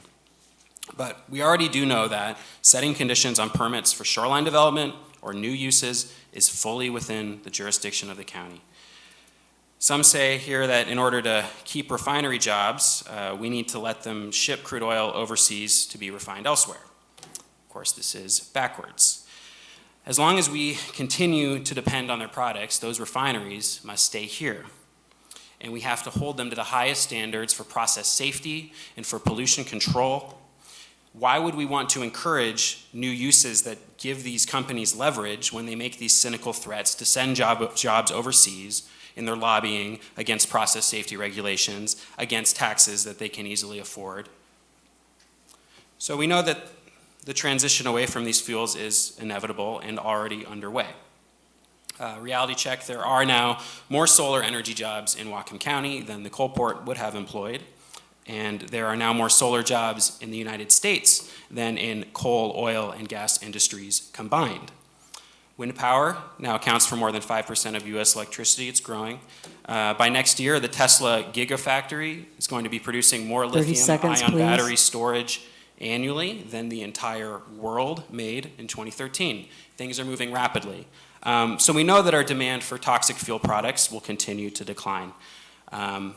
But if we allow exports, that would mean that more trains, pipelines, and tankers would continue to threaten the Salish Sea region, public health and safety, with the risk of more explosions and accidents and ongoing economic derailments. Time. So please, when the study is completed, I implore you to take every possible action to prevent these destructive projects. So thank you. Rachel, then Brandon, then Willie Tremper. Good evening. My name is Rachel Lewis. I'm the Health, Safety and Environment Manager at BP Cherry Point Refinery. My family and I arrived in Whatcom County at the beginning of 2016 from Australia, and we are truly blessed to be able to work and live in this wonderful area. I have worked in and visited a number of refineries around the world, and there are several things that stand out about BP Cherry Point. As with safety, all refinery employees here care deeply about the environmental performance of the refinery, and it is a core consideration in everything that we do. The refinery is truly part of the community, and we want to work together with all of those who are interested in constructive dialogue about how we can continue to operate and invest in an economically, environmentally, and socially acceptable way. The environmental team at the refinery is a highly skilled, knowledgeable group of professionals who operationalise the complex environmental regulatory framework that exists at the local, state, and national level to ensure that the site performs with environmental excellence. One of the things that is most troubling to me about the draft comprehensive plan is that it appears to be setting the framework for a systematic elimination of fossil fuels without considering how this transition can effectively occur. This will negatively impact current and future employment prospects for this county. There is no doubt that a transition to a lower carbon economy is and will happen, and BP is part of this future with investments in solar, in wind, biofuels, renewable fuels, multiple global research projects for lower carbon pathways, as well as investments in lower carbon fuels such as natural gas. We can be and want to be part of this future in Whatcom County. But funding a study into limiting exports of crude oil, natural gas and LPG paves the way for additional duplicative and costly regulation and restrictions at a local level. These types of actual or perceived restrictions will ultimately send investment dollars that will create jobs and a secure future here, elsewhere. 30 seconds, please. The draft comprehensive plan before you seeks to prevent certain projects from even being contemplated in the future. Projects should be assessed on a case-by-case basis and evaluated for their societal contributions while mitigating for deficiencies in full view of the public. The public should not be denied an opportunity to evaluate a project and determine for itself if it is right for their community. I urge the Council to reject 2CC-16 in their proposed comprehensive plan. Thank you for listening to my testimony. Brandon, then Willie, then Ralph Gerst of Corn. I probably butchered that, sorry. Brandon Millsap, Blaine, Washington. Been a resident of Whatcom County my whole life, as well as my family has. Most of you probably know some kind of veteran or a family member that's a veteran, something like that. I'm here as a concerned military veteran of this county, also contract employee for BP Cherry Point as a safety rep. I've done safety out there for quite some time. I'm also chaplain with the Post 86, Birch Bay American Legion. Just to give you some stats that you probably aren't aware of, that I got from the Department of Labor, Military Times publication, HUD Exchange, National Coalition of Homeless Veterans. So currently out at the 4 local industry companies out at Cherry Point, we have approximately 250 military vets employed. That can go up and down due to people transferring or what have you. That's during regular operating months. During maintenance periods, you can add another 100 to 200 military vets that are employed out there. The unemployment rate currently in the U.S. for military vets is 3.7%. 11% of the homeless in U.S. are veterans. Due to living in poverty level and unaffordable housing. Washington State is number 4 for the highest number of homeless vets in the U.S. that are living on the streets. Crazy. This is up 14.8% from the year prior. The current suicide rate for military vets is 20 suicides a day. This is due to being unemployed. Being unemployed causes family issues, divorces, then they become homeless. Then they move to some kind of alcohol or drug addiction. Finally, and hopefully not, but I have 2 people that I served with that committed suicide due to this. They committed suicide. So hopefully it doesn't ever get to that way, but it does. We need to make sure that people in Whatcom County, military vets, anybody, stays employed. 30 And seconds, with this kind of please. jobs, as long as we're able to, BP is able to keep up with maintenance, it gives jobs. As long as we're able to grow, to make sure things are safe, it continues with the job force. I just want to make sure when you make your decision, you think of the individuals, your family members, whoever may be vets, their battle buddies. Don't put that in the back of your mind if something was to happen, if these jobs do go bye-bye. Time. Thanks. Willie, then Ralph, then Joe Wilson. Hi, council members. My name is Willie Trumper. I'm an 11-year veteran of the BP Cherry Point Refinery. I'm responsible for fuel quality and regulatory compliance for all of our fuels business up and down the West Coast. Like I said, I moved here 11 years ago to work at the Cherry Point Refinery. First, I want you to know just a little bit about me personally. I'm a father. We live very well off a single income from BP Cherry Point Refinery. My 4 children are in the public school system. My wife is on 2 boards of directors of philanthropic organizations in our community. My wife and I give significant amounts of money back to this community every year. I think that's important for you to understand, that folks like me all are employed at BP Cherry Point, and BP Cherry Point will continue to exist if you go forward with these amendments, but it may not be owned by BP, and a company like BP, where you have the matching grants and the work parties and the restoration of thousands of feet of salmon-bearing streams and all the things that BP does, the way that it carries out its business, won't exist. It will be an investment company. It will be a bank. It will be bare bones, okay? Nobody here from BP, and it's not 100% of BP, as somebody suggested before. I think they're struggling with math in the red shirts, but there's probably less than 10% of the BP staff here tonight. Nobody from BP is here to protect the export of crude oil. What they're concerned about is CC16 and the way that the terms are defined. It shows one of 2 things. It shows that you either just simply don't understand the energy industry, the refining industry, and the intricate interplay between energy and our economy. Our demand for energy is going to continue to grow with population. Where is population growing in this country? It's growing in Washington, right? So we may evolve into a newer, cleaner use of energy. People talk about batteries in sort of a hopeful, wishful way of thinking, or solar power, but ultimately something is going to have to provide energy for those batteries. It is going to continue to be the oil industry for all of our foreseeable lives, okay?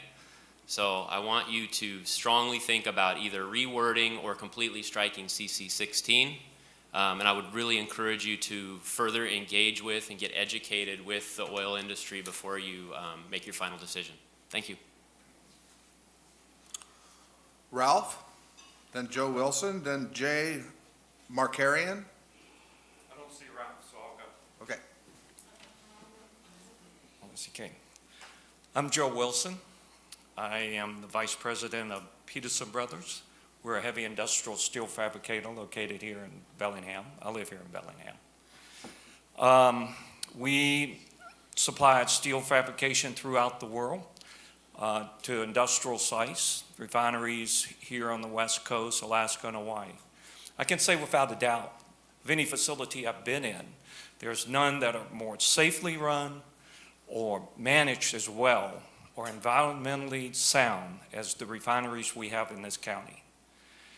Now, I came here 18 years ago, and I came here because of the quality of life, air, water, clean, and also because of the jobs. The refineries have been very good neighbors here. They've invested a huge amount of money into cleaning our air and cleaning our water. And also they've invested a lot into their employees, to nonprofit corporations. We could not have a better industry in this county than refineries. I was involved in one of the largest solar power facilities built in this country, which is now bankrupt. I've also been a consultant to Tesla. I know energy. And for us to do what we've been doing in this county with these moratoriums, with these denial permits, is sending a message to the investors, the people who run these refineries, that this is not a good county to do business in. And I really feel like you've already done a lot of harm. And I hope that if this county council will not, that a future county council will wake up to the fact of what good neighbors these refineries have been and try to work with them and not run them out of the county. Thank you. Jay Markarian and then Karen Brown. Okay, Karen, come on down, and then Chet Dow.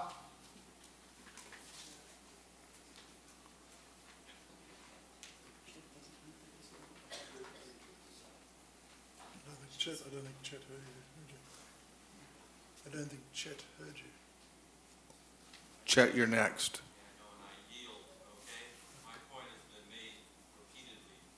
Can't hear you. He passed. He passes, yes. He said his point's been made. Excuse me. Karen Brown, Whatcom County citizen for the last 49 years. Raised 2 boys here. Been involved in Whatcom County politics, and I would rather it wasn't politics. I'd rather it was the betterment of our county and everything that's going on. And I'm sorry, people.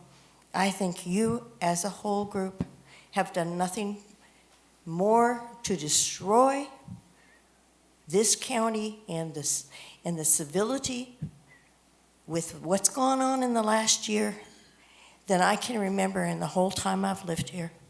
And I've lived through a lot. And I'm really sorry. I would really like to know, you're talking about good paying jobs, green jobs. I haven't heard any figures, and I dare any one of you to live on a green job wage, raise a family, be able to buy a house, buy food and clothing for your family. It's not there, people. I don't know what you're expecting. I am sorry. The refineries did do a good job for us. My husband worked out there for many years. They're safe and safe again. And I am just really offended that you would even do this and to have things split in this county. But I'm going to tell you, first off, and you can't answer my question, but I'm going to throw it out there. Where's the $150,000 going to come for this study that you want to do? Because you don't have enough money to pass the budget. There isn't enough money in this Whatcom County, and you're going to go and spend $150,000 to kill jobs that support you, support the rest of this county? I'm sorry, but reality better strike home here pretty soon. And in here on the GMA number 4, that hasn't been met. And these are things in here that said need to be met before you can do approval. Not only has that one not been met, I would tell you that the next 4 or 5 of them have not been met. But then they come down here to Whatcom County Code Approval Criteria, number 17. 30 seconds, please. Says, pursue Whatcom County Code, and the county must find the following, and they have to be done. Amendments conform to the requirements of the Growth Management Act, is internally consistent with the county-wide planning notices, and is consistent with any interlocal planning agreements. Well, I got news for you guys. This interlocal agreement is not legal. You better check it out, because Time. and you can all see it I will send copies tomorrow by email, but this is an interlocal agreement. Thank you. Please vote no. Okay, next is Teresa signed in as Sig. I assume that's Sigatowicz. Are you here, Teresa? I think she's left. She's left. Greg Brown? You don't? John Huntley?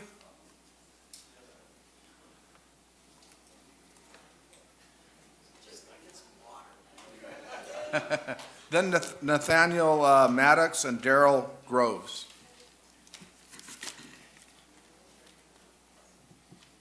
I need glasses.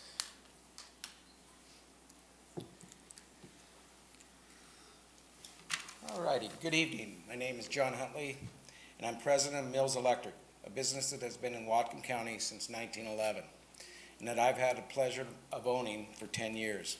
Tonight, the coalition that has supported Cherry Point Jobs has asked me to represent all the folks here tonight who either don't feel like speaking on the record or cannot stay long enough to do so. We've come a long way since this council tried to slip biased and shocking amendments to the comprehensive plan around the July 4th holiday last year. Amendments written with guidance from the environmental community and with no input from people who run the businesses the amendments would affect the most. Since then, our coalition has been participating in the process that involved this council and the members of the Planning Commission. We talked to you directly, we spoke at public hearings, we sent you letters, we brought desperate business voices together and came up with alternative amendment package that strive to balance the goals of your original amendments with the realities of the world and the jobs they support. After all the back and forth, we are here tonight with a set of amendments that, among other things, still includes two biggest problems that you proposed last July. The banning of the fourth peer and taking taxpayer money to pay for a study that, if followed up on, could affect our jobs, drag down the economy in Whatcom County, and do little, if anything, for the global or local environment you're vowing to protect. It's clear you've chosen not to listen to us, either because you don't understand our point of view or you don't believe it. You think the mere possibility of a project that includes exporting unrefined fossil fuels is so inherently evil that it's worth banning even the consequences could put our jobs, our economic well-being, the tax revenue to schools, and public safety, our quality of life, all at risk. We believe there already is a very comprehensive process to review any new proposed development in the Cherry Point UGA, energy related or not. We believe the process gives everyone ample opportunity to weigh in on all projects people like or don't like. But instead, you want to put in place amendments that will likely kill any project before it's even presented. 30 seconds, please. Let me be clear, we're not mad at you, but mostly stand here tonight simply disappointed. Disappointed that after 10 months, you continue to ignore our voices, our experience, our point of view.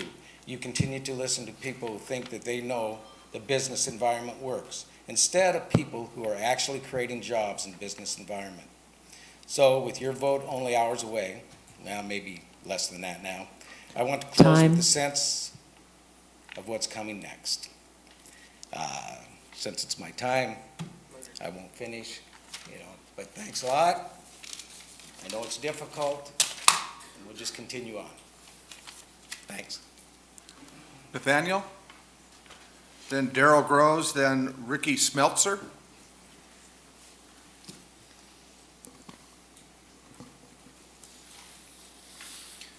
Good evening. I'm Nathaniel Maddox. I am the president of the IAMAW Local Lodge 2379. We're the fighting machinists, represent over 500 members at Intalco. I, myself, am a second-generation Intalco employee, and I grew up farming in Custer. I live in Custer now. So when I speak to you as the president, I'm going to look to you and say, please, vote to reject. When I look to you as a father, I'm going to ask for something just in the same vein, just a little bit different. You're hearing two very distinct opposing viewpoints. Knowing what I know about life so far, and knowing how I'm raising my kids, I'm going to ask you to do the thing that will probably get you no votes in the next election. I'm going to ask you to take a tempered approach to this. Do not make decisions that are arbitrary, but make decisions that will allow the environmental stewards that the Cherry Point Industries have been to continue to operate. Be careful about the message that you send to the corporations that operate them. If we don't allow them to expand, there is the risk that they won't put any capital into maintenance. This is a very real thing. On the other side of that, what I do know is that when we do things here in Whatcom County, we do them in a much more strict way than our neighbors do. With that in mind, if we don't do this, our neighbors will, and if we don't have control of that, we're trusting them to take care of it the right way. Thank you. Darrell? Ricky?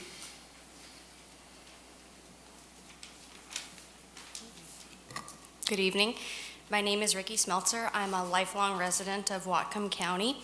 I grew up in Ferndale near Cherry Point, and I still live in the same area today. I went to Ferndale High School, graduated from Western Washington University. I'm also a chemist for the better part of the last 16 years for Phillips 66 Ferndale Refinery, also located at Cherry Point. I believe the County Council should reject the proposed amendments to the comprehensive plan. If approved, the proposed amendments stop any opportunity for a fourth pier at the Cherry Point. It removes opportunities for future job-creating businesses that need a pier to export their products, not just fossil fuels or the aluminum industry, any industry, period. These Cherry Point facilities are not the same facilities they were when they were built. They're not even the same facilities they were 10 years ago. Safety and production improvements are always being made. As standards and safety regulations have changed, so have these facilities. These jobs support thousands of families, and those families' impact in our communities support thousands more jobs. Cherry Point is the job center of our county. Severing these job opportunities and destroying the possibility of even further job creation would be devastating to this area and this county. This is not the direction we should be heading. I ask of you to consider input from the people most skilled in giving it, the experts in these industries, those who know how these businesses operate, what their long-term plan is, and what they see for the future of Cherry Point. Let us be practical and prudent in our decision-making, not emotional and reactive. Let's not put something in place that can't be undone. Keep Cherry Point open for business. We need family wage jobs, and Cherry Point companies create them. We need a comprehensive plan that fairly balances protecting our environment while preserving the current jobs and promoting even more growth. I ask that you reject the proposed amendments. Thank you. Crystal McKinstry, Larry Hildes, and Karen Weil.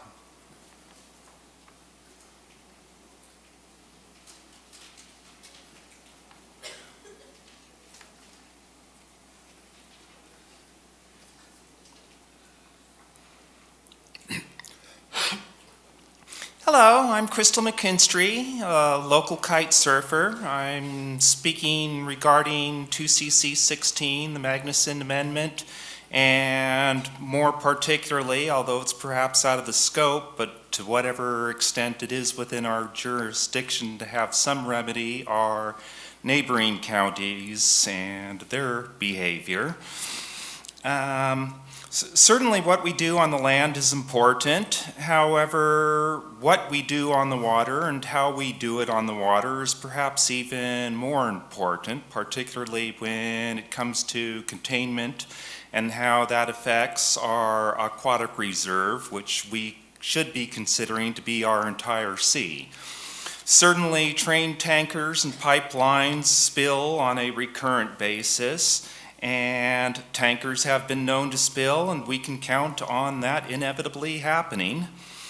It's one thing to be shipping coal and oil and other fossil fuel, one thing to be using that currently inappropriate industry. It's something entirely different to do it on an intercontinental scale.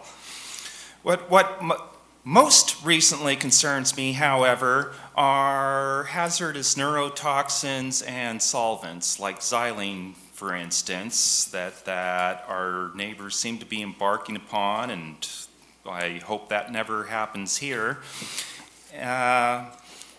As far as cargo shipping spills go, we cannot afford a single catastrophe of some sort of neurotoxin. And my proposal there is, if that kind of thing's going to be on water, it should be as raw materials that have less impact during a spill, or perhaps 2% of any given cargo ship should be carrying something that dangerous.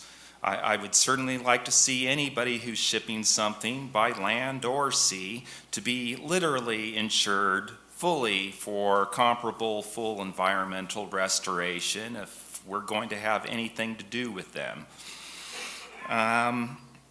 I can see the value of the tactic of doing whatever it takes to shut down any refinery or pier you can get your hands on to transform an inappropriate energy industry. 30 seconds, please.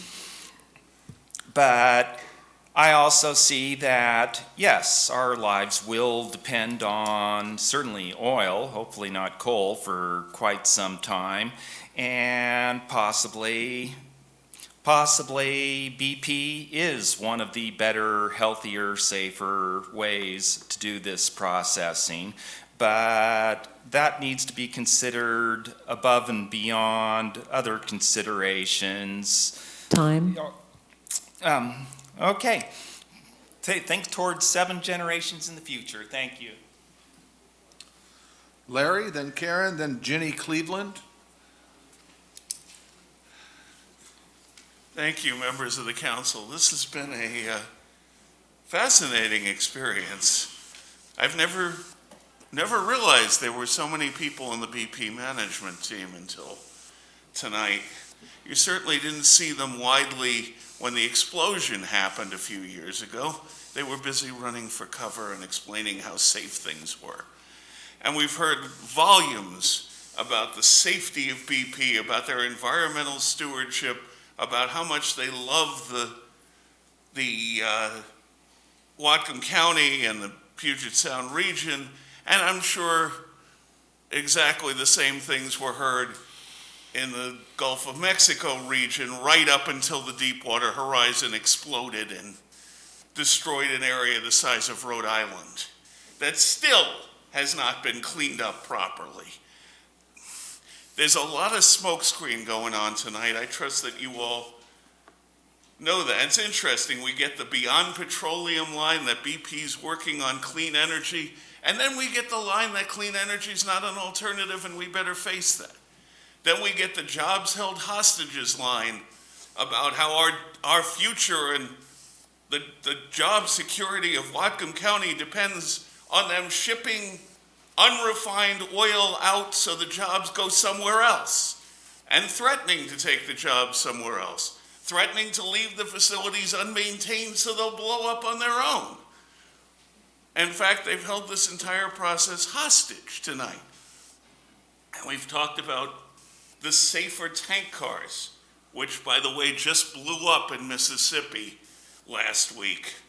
Trainload of them had a collision, and the 112s blow up just like the 111s do. Volatile fuel is volatile fuel.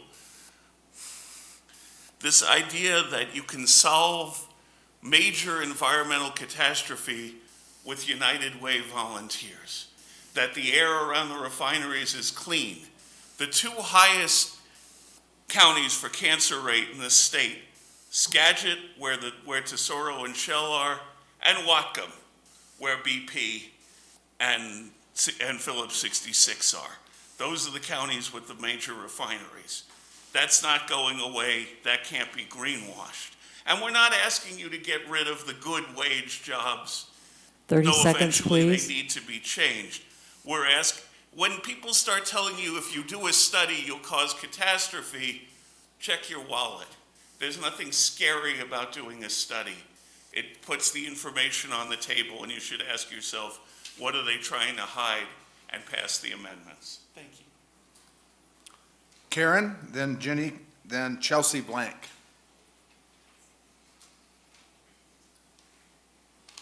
Hello, my name is Karen Weil.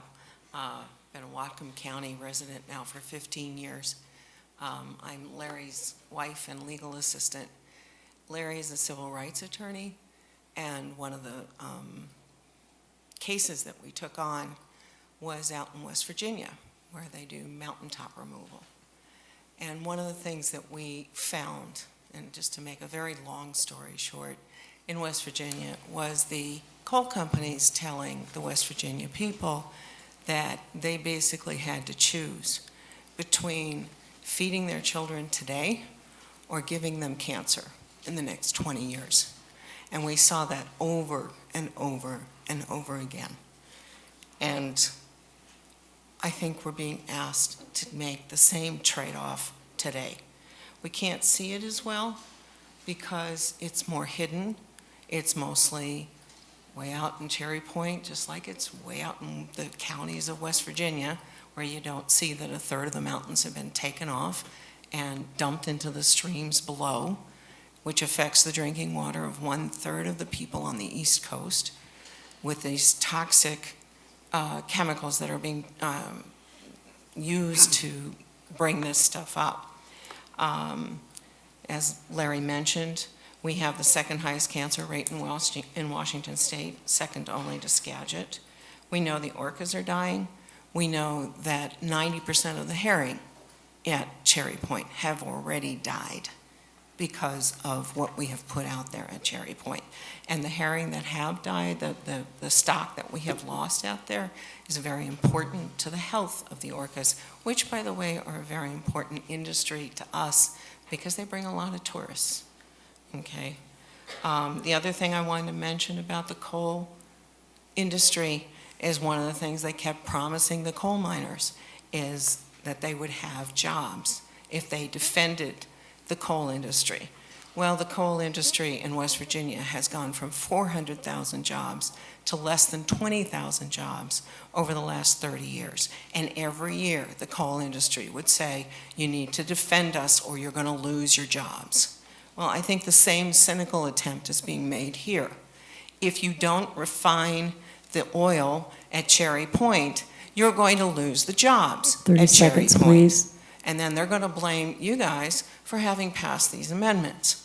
Oh, look, we're losing jobs. Well, guess what? We would have lost the jobs anyway because they're going to send them overseas. And that's already decided. BP is a worldwide company. They will go wherever they can make their money. Okay? What we need to be investing is exactly what Eddie talked about. Every year, everybody says the renewable industry is dying. And then lo and behold, the numbers come out, and the next year, they've doubled again. Whatcom County needs to get on that bandwagon. We've talked about doing it at the GP site. We need to be talking about doing it out at Cherry Point as well. I urge you to go ahead and do that study. I urge you to go ahead and pass these amendments. Thank you. Jenny? Oh, okay. Chelsea Blank, and then Hannah Bridgham, and then Bob McCarthy. Hello. So I'm Chelsea Blank, and I'm a student at Western Washington. I'm also a Bellingham resident. And first, I want to thank you for amending the comprehensive plan to listen to our previous pleas to protect our environment. I also want to ask you to follow through with this commitment to our community and approve the amendments in the comprehensive plan that will enhance and strengthen the Magnuson Amendment while respecting and acknowledging the treaty rights, culture, and sacred land of the Lummi tribe. When asked why include additional regulation processes and studies at Cherry Point Aquatic Reserve, I think the obvious answer is that the only thing saving us from lead poisoning, killing endangered species, or cutting down every last tree is regulation and policies. And I understand and respect the fact that refineries at Cherry Point provide jobs and wealth to our economy currently, but I want to ask all of you what will happen if any further expansion of these refineries is allowed. What's going to be next? The refinery will only continue to expand and export and burn our precious resources, ignoring the consequences to our environment, which are irreversible and long-term. With the argument to protect Cherry Point jobs, I understand that everybody wants a better quality of life, but that should include the quality of life for the inhabitants of the ecosystems at stake, as well as the communities who already have to suffer from environmental injustices as well. When will we see the expansion, production, and dependence on fossil fuels gone too far past recovery? What will we do then? We need to focus on a future in which we can localize our energy and nourish the possibilities of renewable energies within our state. I want to see us be able to support jobs as well as the health of the environment, as it is critical to all of our future to appreciate the interdependence and interconnection of everything. And I know that I couldn't do many of the things that I do on a daily basis without fossil fuels, but I also know that we have the ability to utilize our technologies and resources to become sustainable, not just profitable. Thank you. Hannah, then Bob McCarthy, then Max Perry. Hi, my name is Hannah, and I'm 19 years old. I'm planning on living for another 50 years. I looked around the room today, and I saw lots of people who were definitely not 19, who will not be living on this earth as long as I will. I urge you to please keep it clean for me. I like to breathe, and I like to drink water. This September, I came to Whatcom County because I was about to start at Western, and I was so excited.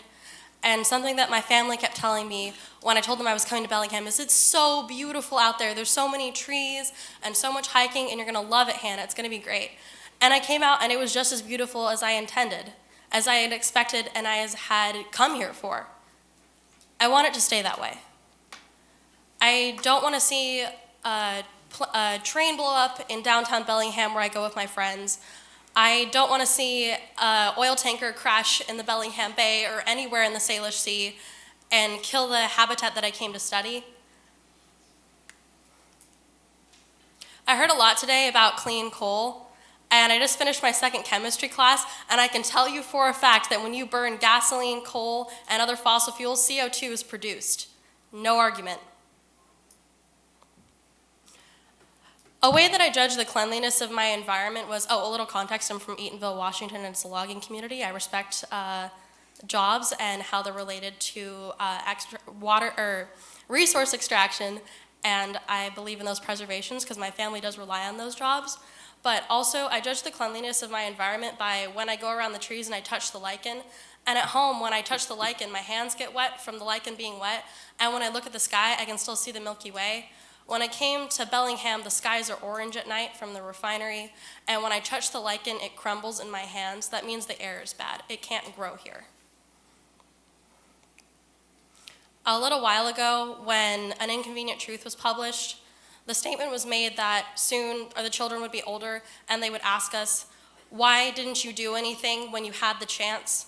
I'm older now. Why didn't you do anything when you had the chance? Please add these amendments, because I plan on living here a while because I love this community. Thank you.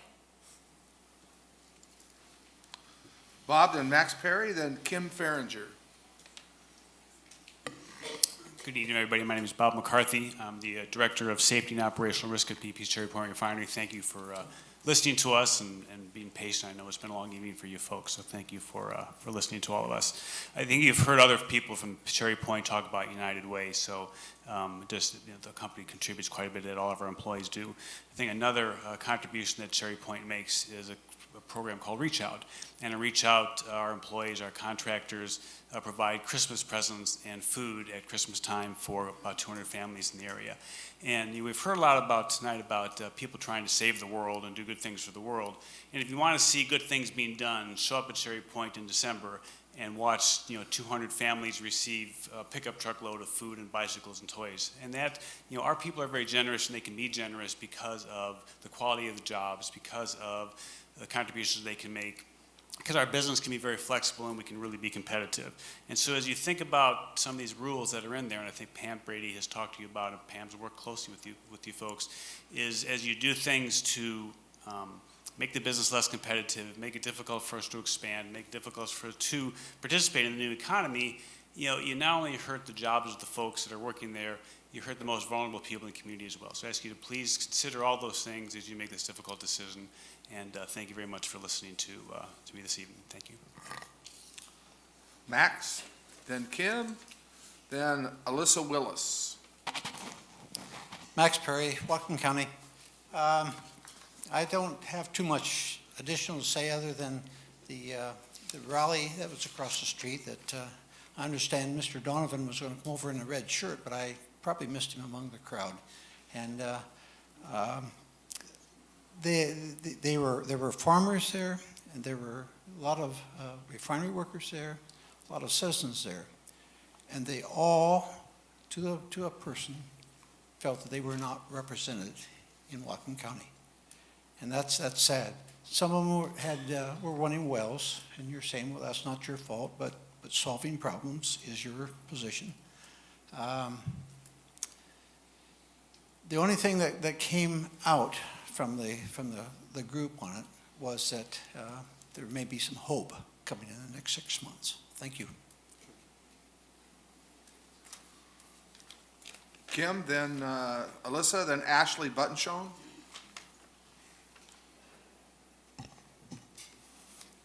My name's Kim Farringer, and I live in Everson now, but I grew up on Chuckanet Bay, and I spent probably the greater part of the 60s on the beach, taking a boat over to visit my friends in the next cove, camping on Dot Island. So I feel like I really got a connection to the area, and I hate to be a Debbie Downer here, but it's already been massively degraded since I was younger. When I stand up on the deck of the house I grew up in and I look out and I look at the beach and I look at the water and I look out across Dot Island to Lummi Island, it looks the same. It looks great. It looks beautiful. But then when I go down on the beach, it's a shadow of what it used to be. There's no little rock crabs on the beach. There's no starfish. There's no seaweed except just a few little strands here and there. It's just practically, it's a shadow of what it was. It brings tears to my eyes when I go out there. And there's an old saw that if you want to get out of the hole you're in, you quit digging it deeper first.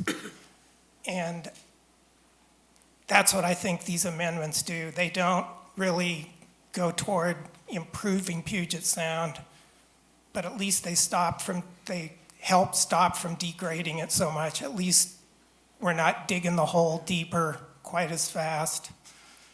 And for that reason, I strongly urge you to support these amendments. Thank you.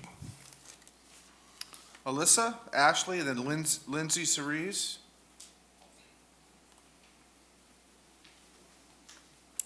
Hello, my name is Alyssa Willis. I'm a Whatcom County resident, and I'm 18 years old and intend to have a long and prosperous career with one of the local oil companies in Washington State.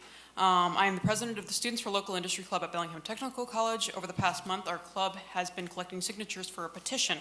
Signers of this petition urge the County Council to accept the Whatcom Business Alliance alternative proposal and dismiss the $150,000 taxpayer-funded study to find legal ways to limit Cherry Point industrial businesses. I'll submit this at the end of my statement. Your interest in environmental stewardship is shared by Cherry Point Industries. If we want to transition to green energy, we will need the support of large oil companies like Phillips and BP. The proposed study and current comprehensive plan language do not recognize the exemplary environmental record BP Cherry Point Refinery and the Phillips 66 Refinery have. The language is viewed as discouraging and instills fear in both Whatcom County citizens and refinery executives. This fear is reflected in the record attendance numbers seen at prior Planning Commission meetings and this current meeting right now. Corporations like BP and Phillips have the vision, capital, and ability to build green infrastructure. We need to work with what we have. New giant green energy companies aren't going to magically appear to supply our nation's growing energy demands. BP currently owns and operates 13 wind farms nationally. These wind farms have prevented an estimated 3 million tons of carbon emissions from entering the atmosphere. BP Global has also publicly shown support for a carbon credit system. Green energy and oil aren't warring factions. They're two sides of the same coin. I personally believe that it is in Whatcom County's best interest to allow Cherry Point Industries to operate as they always have. I've never been worried Cherry Point Industries is damaging our environment, and it is worrying to me that the council would support legislation which would slow job growth and restrict viable job prospects for BTC graduates. I can't say for sure if this legislation would drive Cherry Point Industries away completely, but what I do know is that it will negatively impact future graduates of BTC's process technology, welding, instrumentation, mechatronics, green energy, engineering, machining, HVAC, and operations management programs. I'm speaking on behalf of all of those students today. I urge you to comply with the petition that I am submitting. The federal Magnuson Amendment is already sufficient to protect the Puget Sound. Please don't negatively impact all of the good things that Cherry Point Industries does for our community. I thank you for listening. And Ashley? where would I submit this? Over there? Right over here. 70 signatures. Then Lindsay Sinise, then June Coover, and that's the end of our list. Hi, I'm Ashley Buttonshone. I'm a Whatcom County resident, a mother of 4, a proud wife of an 82nd Airborne veteran who works at BP Cherry Point. Because of BP, my husband and I have had the opportunity to raise our children in this beautiful community while staying close to all our loved ones. While Cherry Point Comprehensive Plan, you are putting at risk all that my family and many other families hold dear. If BP cannot stay competitive, many will lose jobs. Our community will drastically suffer. Large numbers of families will be left with no choice but to leave their homes in search of jobs before they lose all they have and hold so dear, if they have not already lost everything due to the many choices that this council has made. I could stand here and read statistics offending BP, but others before me have already shown the many values of Cherry Point in this community.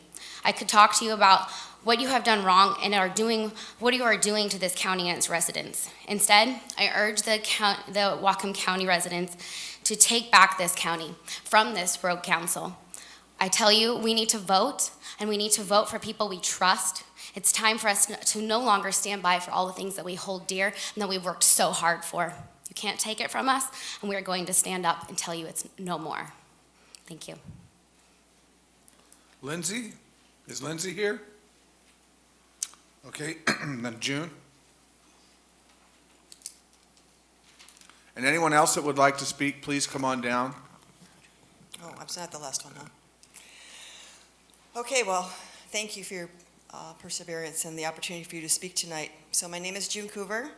I come to you today actually as an equity partner for a global firm with a local office in Bellingham. And we're in the business of sustainability. Yes, sustainability. And all of our clients are industrial clients, and they're BP, they're P66, they're Alcoa, they're Intalco, they're AltaGas, and they're BNSF. I wanted to, since it is 10:27, just to let you know, I wanted to focus my remarks on what makes these industries specifically sustainable and why you, Whatcom City Council, should really care. First off, you heard a lot about the investments that people make in this community. I'm going to speak specifically about our office. It's grown tremendously in the recent years. And just in the last 6 months, we've hired 3 people, all to support these local clients. These are really great wage-paying jobs that are technical and have great benefits. Community, we've heard many times already how we give back to the community. We give back every day and every year, whether through our own companies, charitable foundations to NC, or our labors and gifts and families in need during the reach out every year that we support. Improvements, I've witnessed and actually have helped supported numerous improvements to the environment in both air and water quality over my 30-year career here in Whatcom County through significant capital investments made by these industries. This is how they remain sustainable and viable and competitive. Growth. Communities and industries need to continue to invest and expand to fulfill market needs and to move into new areas such as biofuels and solar. These industries are growing and reducing their environmental impacts. Again, that's how they remain sustainable and viable and competitive. So please, please, please, don't limit unnecessarily what these industries in Whatcom County are able to do. Thank you. Okay, we'll just alternate. We'll go over here. Have to excuse me, I came straight from work, didn't get the chance to eat or change clothes, sorry. Art DeBoer, 57 years here. I grew up, I was born and raised in this county. In my 57 years, I have never, ever heard that dog poop is poison until this last 6 months. I just don't understand it. Where I grew up, manure is fertilizer. It's money. Everybody's been talking about the Salish Sea being poisoned, and the only poison I can think of that I see that went in it is right from this own city dumping how many millions of gallons of sewage because of a broken pipe. BP, P66, any other refinery has never, in my 57 years, ever had a catastrophe like that. Thank you.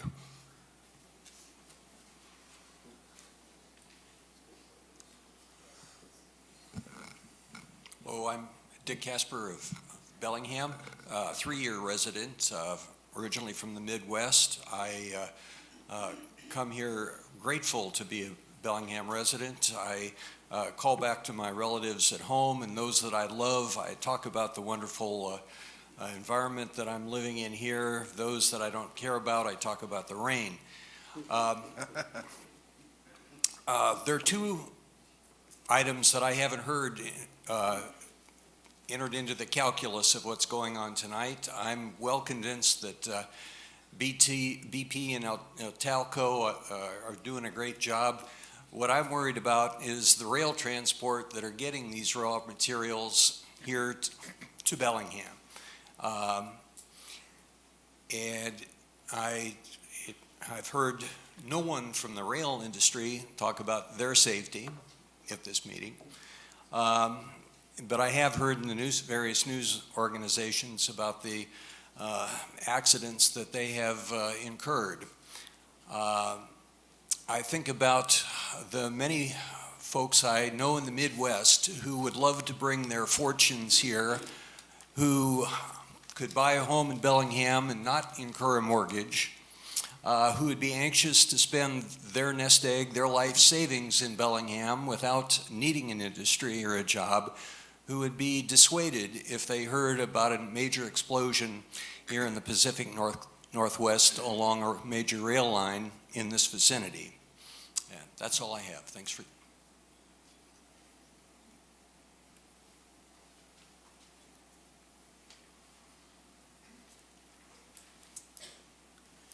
Good evening, and thank you for your patience and willingness to hear all the opinions being voiced tonight. I think it's great to. You speak up a little bit. It's great that everybody's come out to share their opinions. My name is Eileen McCracken. I'm an engineer at the Phillips 66 Ferndale Refinery. I want to address a potential misconception that I've heard addressed by the council in the past. This is the belief that the county could legally limit crude and other exports in order to somehow protect refinery jobs. There appears to be a misconception that currently viable refineries are somehow incentivized to shut down and to run their facilities as terminals in order to cut jobs and save costs.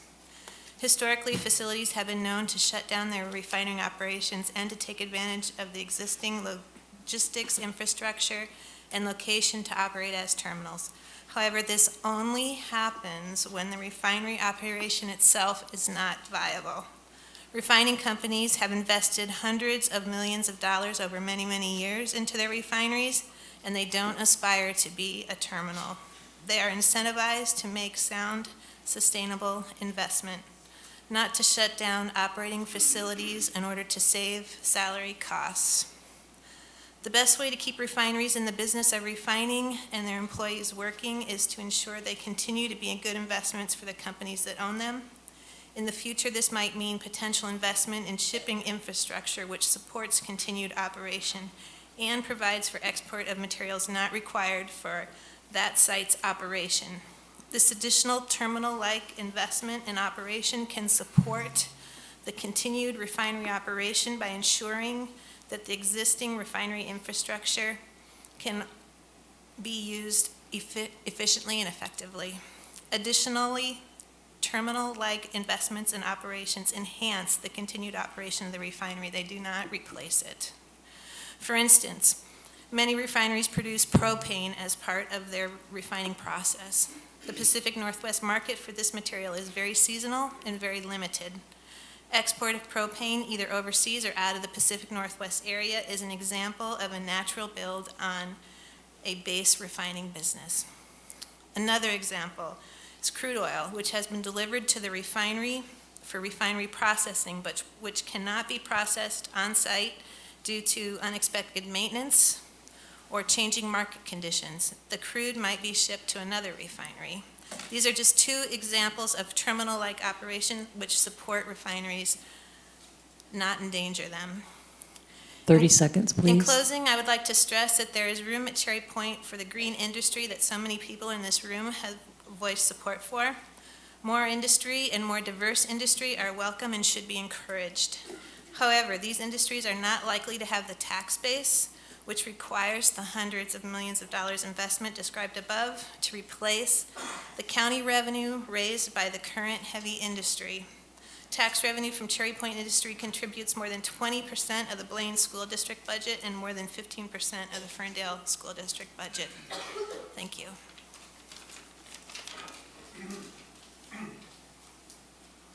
Good evening. My name is John Holstein. I'm a resident of Whatcom County. Thanks for all your very hard work and your courageous work. I just want to point out one thing, that all of the people who are against the amendment are financially dependent on BP or Phillips 66. And nobody who supported the amendment is working for BP or Phillips 66. Thank you.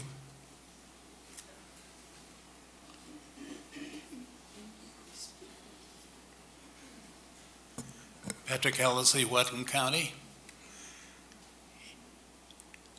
What I'm going to say probably you shouldn't even listen to. It shouldn't have any bearing on what you come up with tonight. I do respect your judgment. I'm going to support you, whatever you come up with. But I got a little irritated sitting out in the audience and having people come up and talk about all the good extra things that BP adds to taxes and supporting, groups. Here's what bothers me. BP, a couple years ago, got a sharp reduction in their property taxes.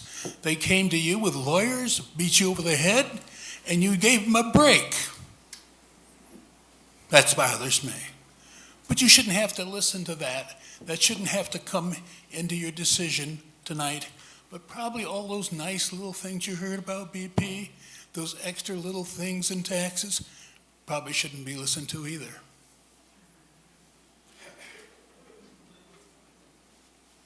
Over here.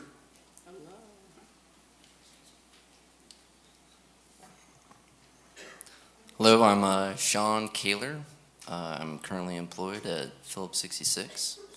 And one of my responsibilities at Phillips 66 is I'm responsible for the mechanical integrity of our marine terminal. And I've had the pleasure of walking the length of the terminal, all 1,800 feet of it, multiple times with representatives from the Department of Natural Resources and the Department of Ecology. And I've done that now for 3.5 years. And each and every time at the end of those audits and assessments, I hear nothing but very positive reviews from those departments. And those are reviews that are directly going to our annualized maintenance permits. We have a very good working relationship with the Department of Ecology and the Department of Natural Resources. And I think that we are good stewards of our lease, and we are good stewards of both the water, the air, and the land around our refinery. I've had the pleasure of waiting for a very long time to speak, and I read some more of these amendments here, and I really can't see anything in these amendments that is nothing more than just a veiled threat against potentially using multiple jurisdictional authorities to limit work or activities at Cherry Point. I don't think that there's anything that's going to come from this study other than a cascading of lawsuits that you're going to find yourselves entwined with.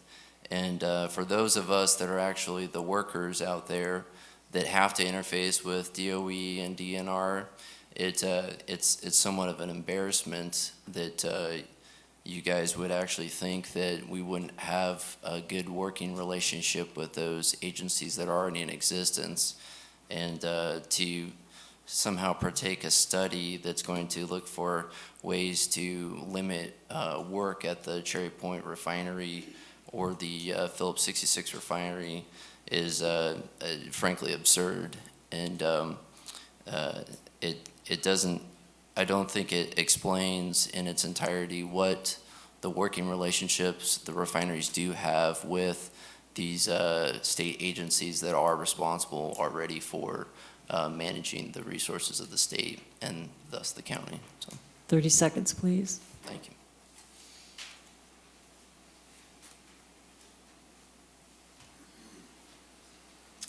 Good evening.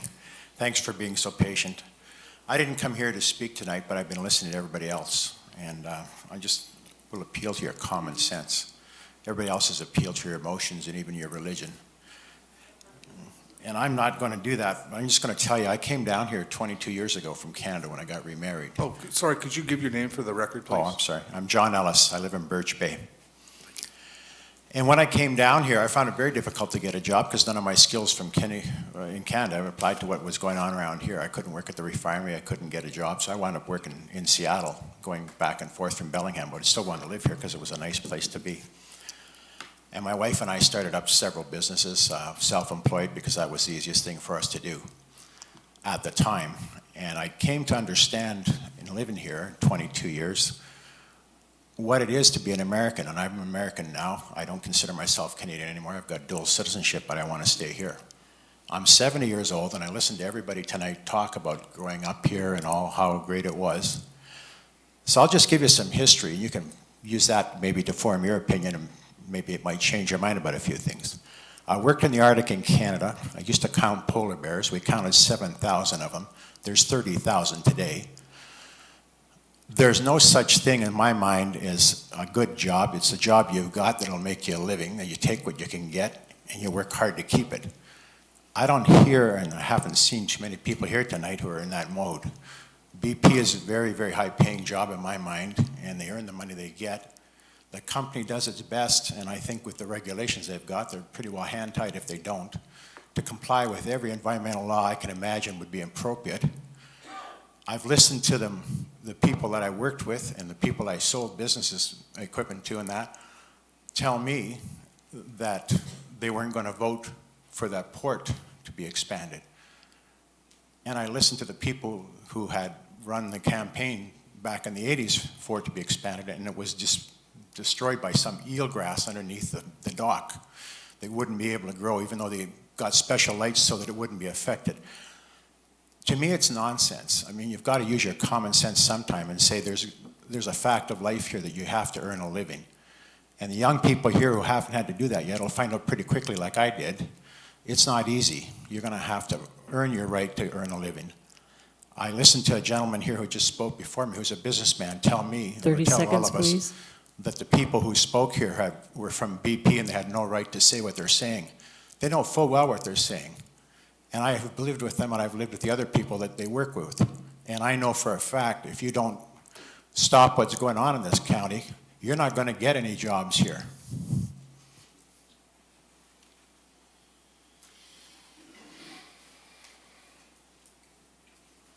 Hi there, Pat Simons, Whatcom County. I'm a little tired. I'm sure you're tired. Thank you for being here tonight. I wanted to let you guys know, I work for BP. I choose to work for BP. I choose to work out there at that facility. Proud to work there, right? I'm not here tonight because BP asked me to be here. Nobody from BP asked me to get up to speak. I'm just here as a citizen, a father, taxpayer, voter. And I've given this a bit of a listen. I just wanted to share a few thoughts. I think this comp plan revision and the language isn't ready just yet. This CC16 in particular, this conversation, which has been mentioned several times, LNG, LPG, propane, and its transition and the industry's transition to a low-carbon future, this is a really important issue. You know, competitive disadvantage for one of your best businesses, or group of best businesses in this case, competitive disadvantage is a really big issue. Barriers to investment is a really big issue. I think there's probably a way through the differences, though, if you keep rowing, you know, if you keep going. You got some things to fix, and I think it'd be quite reasonable, based on all that you've heard tonight, you know, to back up the bus a little bit and think a little bit more about those topics. You know, those plants out there, and certainly the one I'm involved in, you know, I look after projects and turnarounds, investments, field construction. You know, we are going to be the green jobs of the future. That's not going to be a new group of people you'll be looking at. It's going to be us. So I think there's a lot to consider here. I think there's a way through, but don't do anything hasty. That's it. Thank you. If there's anyone else who would like to speak, please come down now. Carol Perry, Whatcom County. Two speakers. I could talk for 3 hours about what I saw today in committee, but two speakers reminded me of the committees that you went through today. A lady over here just said tax base, and another man said common sense. I heard the assessor give a talk about our tax base. These people, Councilman Weimer, remember the day, July 5th, I think it was. We want to hear from the industries. We want to hear their point of view. They came tonight. They told you from their heart. It's their life. And you know, as a council, you're going to have to, you've got a life too. And you've got to pay the bill too.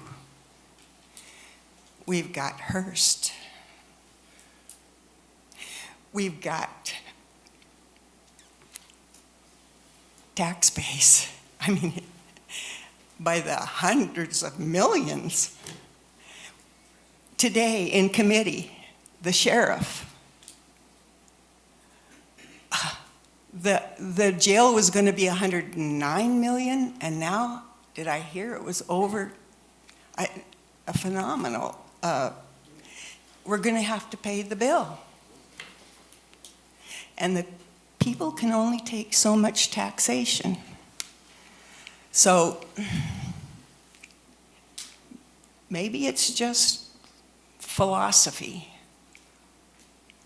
You know, I listen a lot. And I'm even afraid to say this, but there's a dividing line. It's who you worship that really causes you to be on one side or the other. Do you worship the creation or the Creator? That forms your philosophy. Thank you.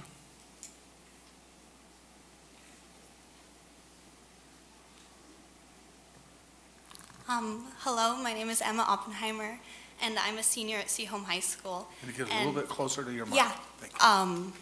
Did you hear that though? Okay. And I came here because I was feeling very frustrated with the state of the world right now. I was reading the news and I was feeling like I didn't have a voice and that nobody cared. And I would just like to commend everyone here for having a civil debate. And it was really, really inspiring to see two different opinions and people talking about them.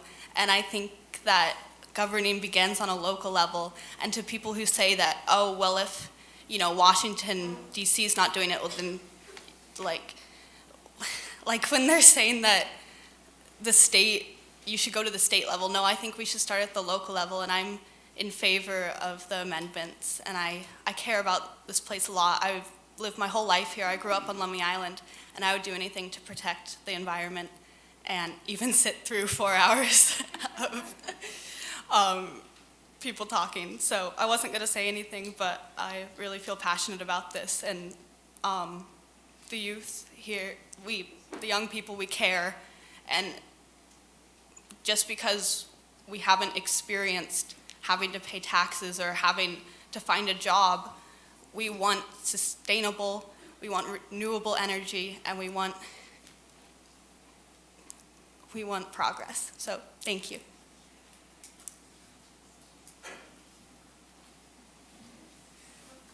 Oh, I'm not going to shut it down. My name's Rod Pemble. I appreciate the opportunity to listen here this evening. I wanted to address a couple of things. I know many people, many people in my circle who donate to charities, who volunteer, who show up for council meetings in the audience and listen and comment, and none of them work at high-paying jobs. That's just not the circle of friends I have for whatever reason. So I think it's important to keep in mind that people of average means and people of little means are just as involved in the community. I wanted to address the issue of being too hasty. I don't think this group can be accused of being too hasty on this issue. It reminds me a little bit of the critical areas ordinance about 25 or 6 years ago, when the council then went through an exhaustive, I think it was scores of public meetings on that subject, and it came down to the final vote. I think it was up at Western, if I recall correctly, was the venue. Markson 100. And there were claims that night that we were rushing into things. I want to say it was 2 years process, public process, hundreds and thousands of people commenting. So we are not in a hasty process. You've been deliberative, you've been thoughtful, you've given people plenty of chances. I want to end with a news story that I saw a couple of days ago about this question of why do we need to act locally? And we have plenty of state and federal regulations. I would urge you, if you haven't looked it up, look up the Pebble Mine. I don't know if anyone on council happened to catch that on Sightline, but the federal government has ordered that project to proceed. The largest open pit copper mine project probably ever, at the headwaters of 5 wild salmon migration patterns. So we do need to act locally because, as several people mentioned, when politics gets in the middle of things, you can't always trust what's happening at the state and federal level. Thank you.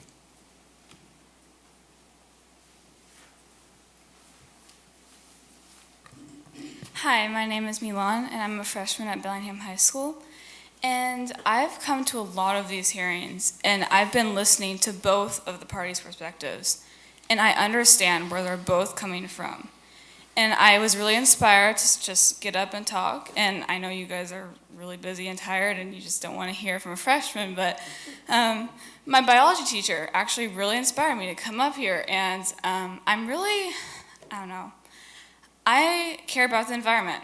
I am in favor of the amendments, and I think that we really need to consider, like, in the time, over the future, what's going to happen? What's going to happen to the coming generations? Like, so many things could happen. A train could tip over and an oil spill could happen. Something could happen, and we need to think about that. Because I want to be able to live on this earth. I want to be able to have a good future. I want clean air. I want to be able to breathe. Just please take that in consideration. Thank you.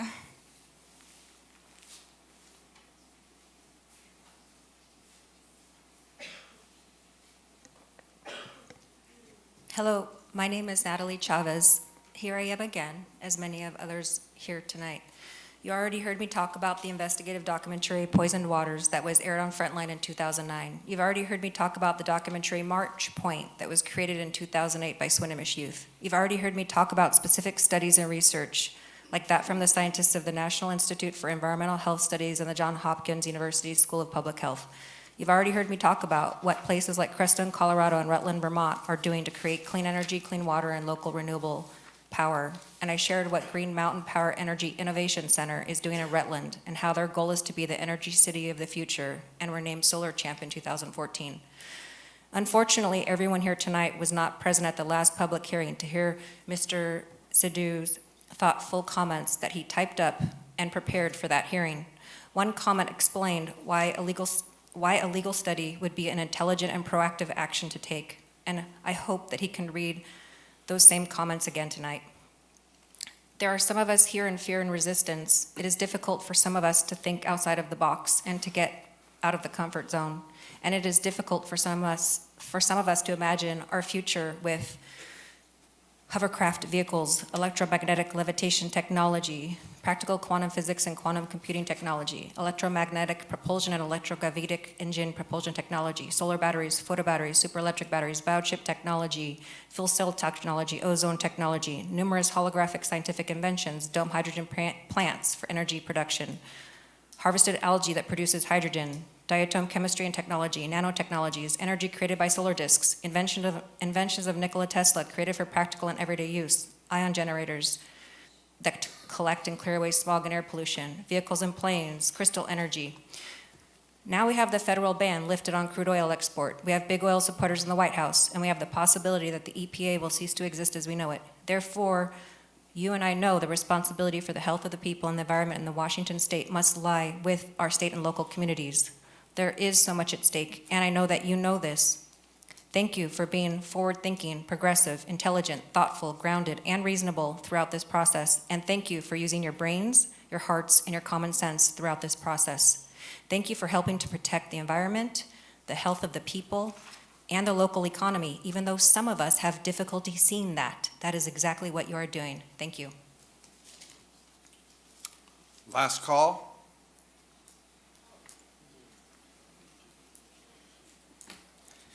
My name's Tyler Bird. I live here in Whatcom County.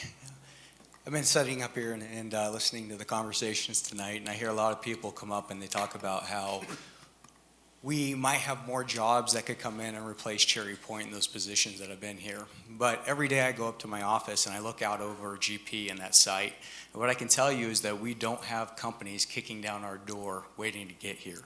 We have a reputation that it's difficult to do business in our county, and it's decisions like this that help that reputation grow. When we decide to spend $150,000 to research how to make our companies that are already here less competitive, it tells companies that are not here at all that they shouldn't move here because it's not a great place to do business. I have a suggestion. If we have $150,000 that we need to spend on something, why don't we use it to better our environment?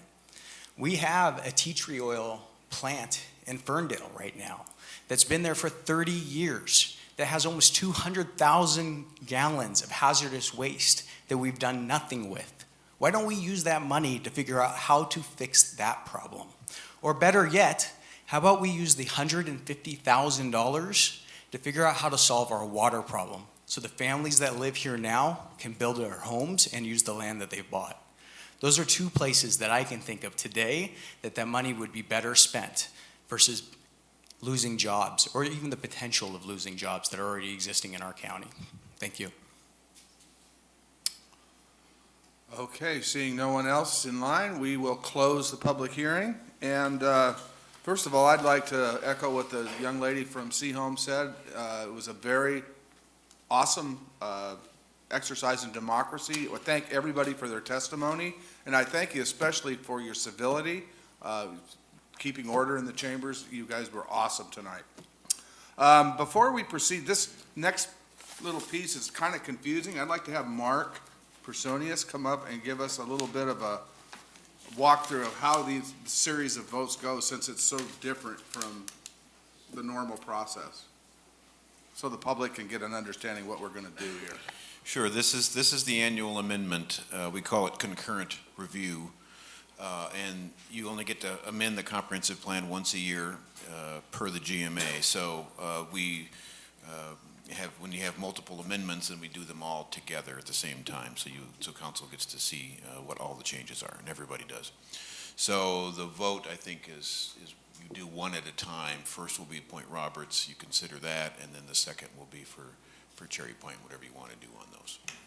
Actually, there's more votes than that, but we've already taken one for concurrence, for forwarding for concurrent review. This one that we're about to take on the Cherry Point is also for concurrent review. And then we have both ordinances. Right. And then we have motion to approve the both amendments concurrently. So that's an additional vote. Technically, yes. So you'll take another motion to add Cherry Point to the concurrent review, and then you'll go through each ordinance Yes. individually. Yes. Okay. Okay. So, Jeff, go ahead. If we want to make amendments, do we do that at the concurrent review part or after that? When do we make amendments? I think I can answer that. Okay. When we get to the approval of the actual amendments, forwarding for concurrent review, the concurrent review we will do will be that. That's a procedural move.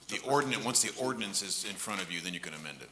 Well, I won't support it without some amendments, so why would I vote to move it forward for concurrent review before we get to deal with amendments? That's up to council. We can do it? That's up to council. I mean, you can. Okay. If you want to vote no, you can vote no. Yeah. Well, I want to. Mr. Chair, Barry, Yes. historically, we've done the amendments now, and then you forward the amended ordinance. Okay. If then you're that's- going to make then amendments that's what to we'll do it. if that's what we've done in the past. Right. Okay, so we are at an ordinance adopting Whatcom County Comprehensive Plan amendments relating to the Cherry Point urban growth area. The recommended motion would be to forward for concurrent review. Would somebody like to pose that? So moved. Second. We have a motion and a second. Now we will have discussion. Okay. Let's see, I guess I'll hit the big one first, and then we'll whittle down from there. Can you give us the page number, Barbara? In our packet, page 329.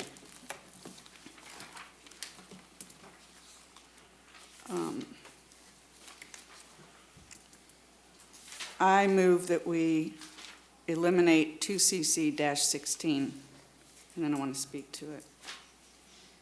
Do we have a second? I'll second it, because that's the discussion we're going to be having one with the other. Okay. Okay, it's been moved and seconded. Discussion.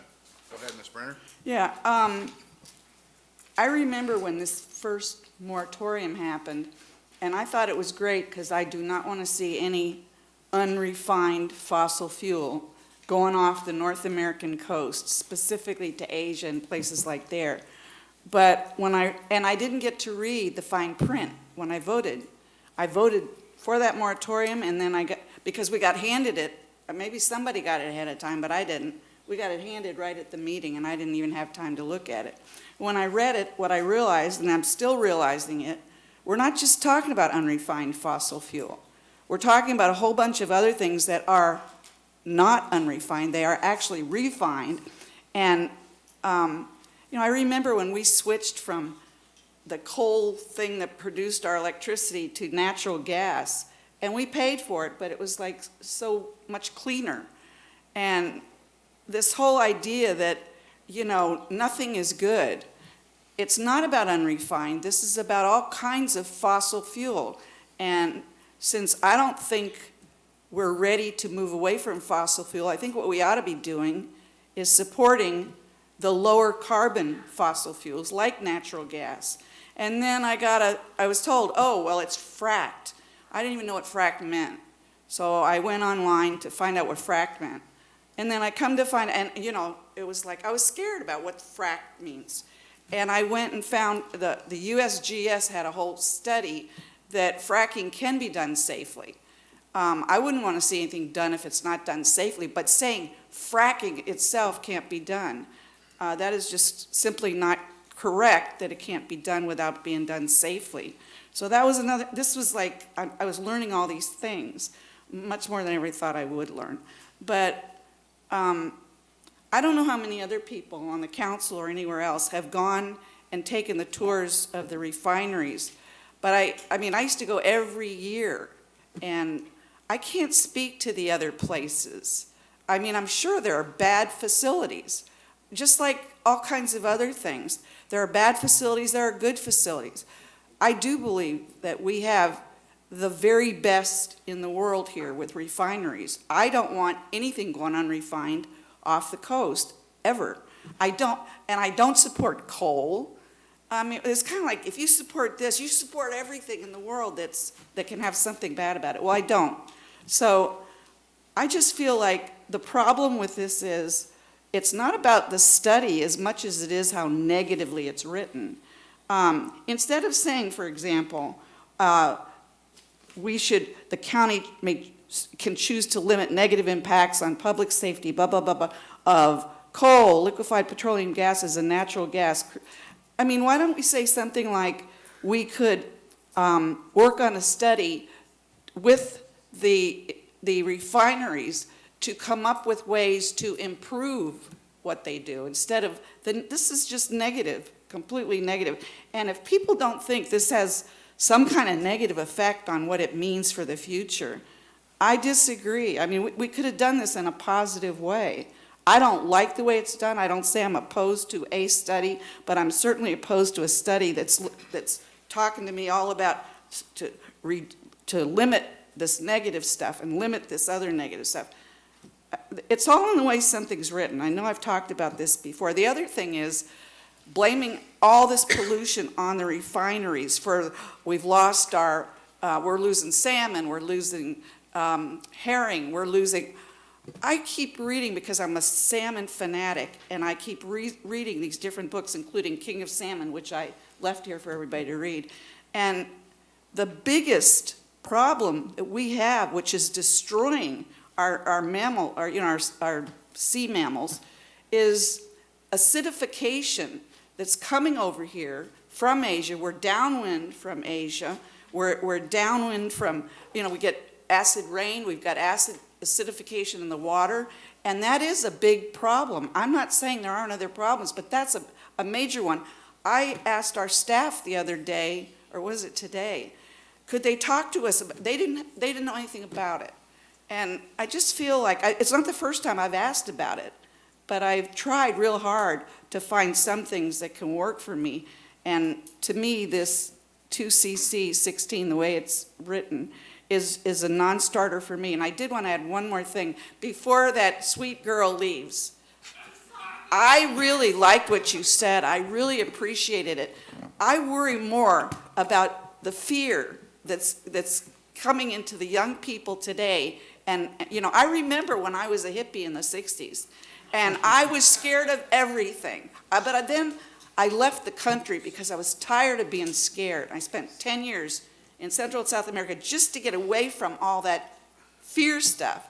And I don't want to see, I've got two boys myself. I don't want to see people living in so much fear. I mean, I always say the devil's in the details, and I'm not talking about details of other places that do a lousy job.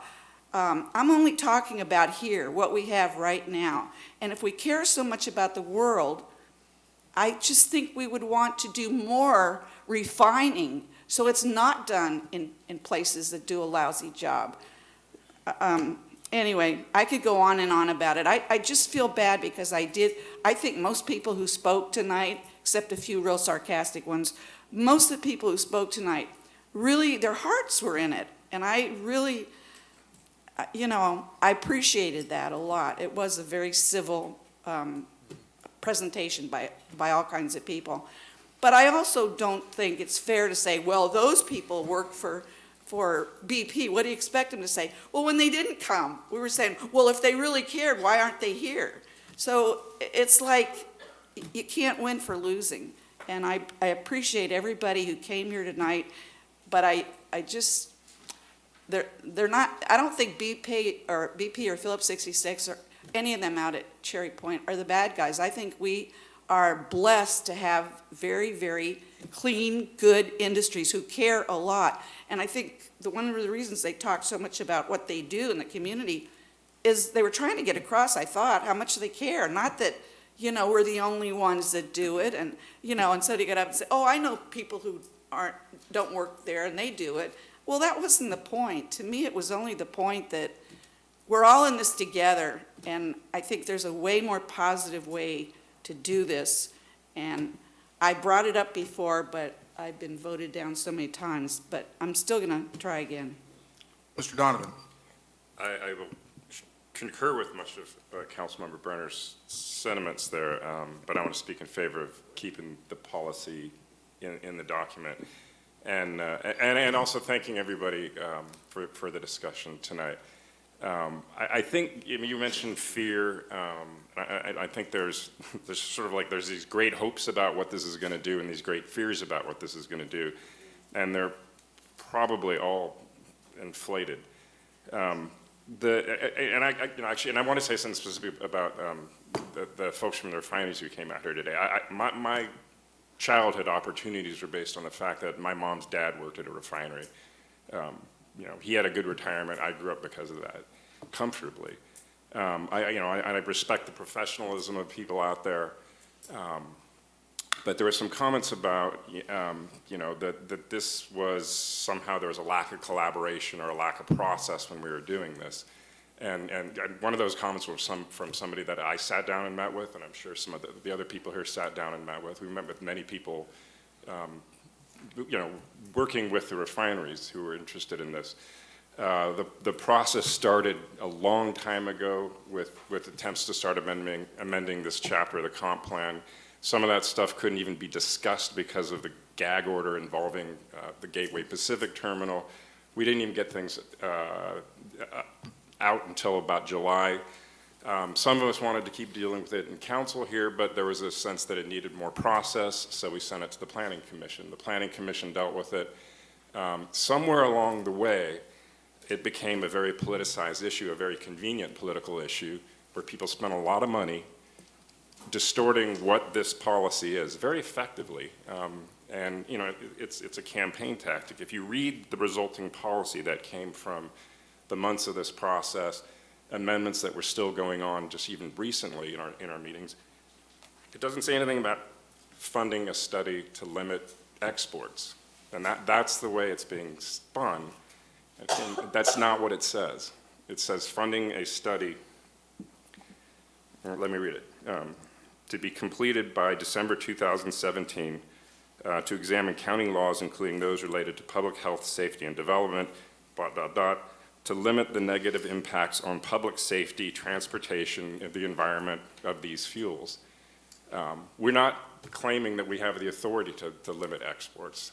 The study is trying to find the tools that a local government might have to deal with the kinds of things that are associated with the increased shipment through the community, through our waters, and we don't know what those tools are. But it's I guess it's a bit distressing to see it pitched the way that it's being pitched. I think somebody else said, do we not trust the existing agencies? No, I don't. But I urge you to read it and put it into that context. And there was a lot of process behind this. So we were trying to make the language less. You see it negative. We worked on the wordsmithing of that. It wasn't easy. It's not perfect. But I'm in favor of keeping it in there.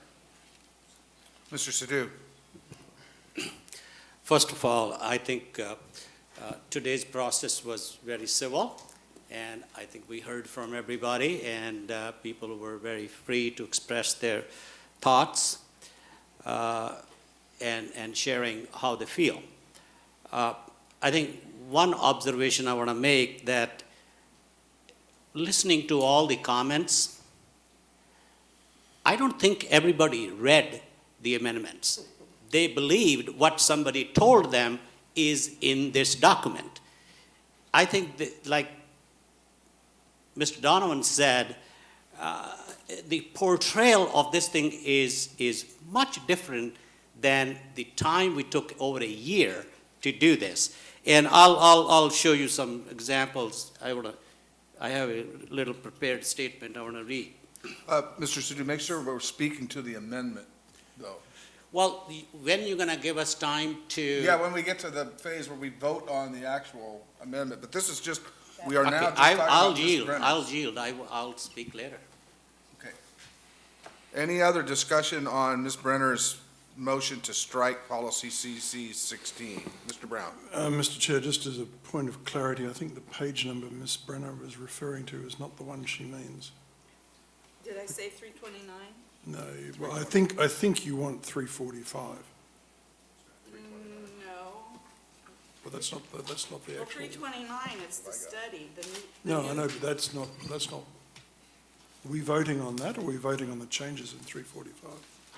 Well, I'm voting on the whole 2CC-16. Yeah, but 345 is part of the Exhibit A council version, and I believe that's what we're ultimately voting on, isn't it? That's correct.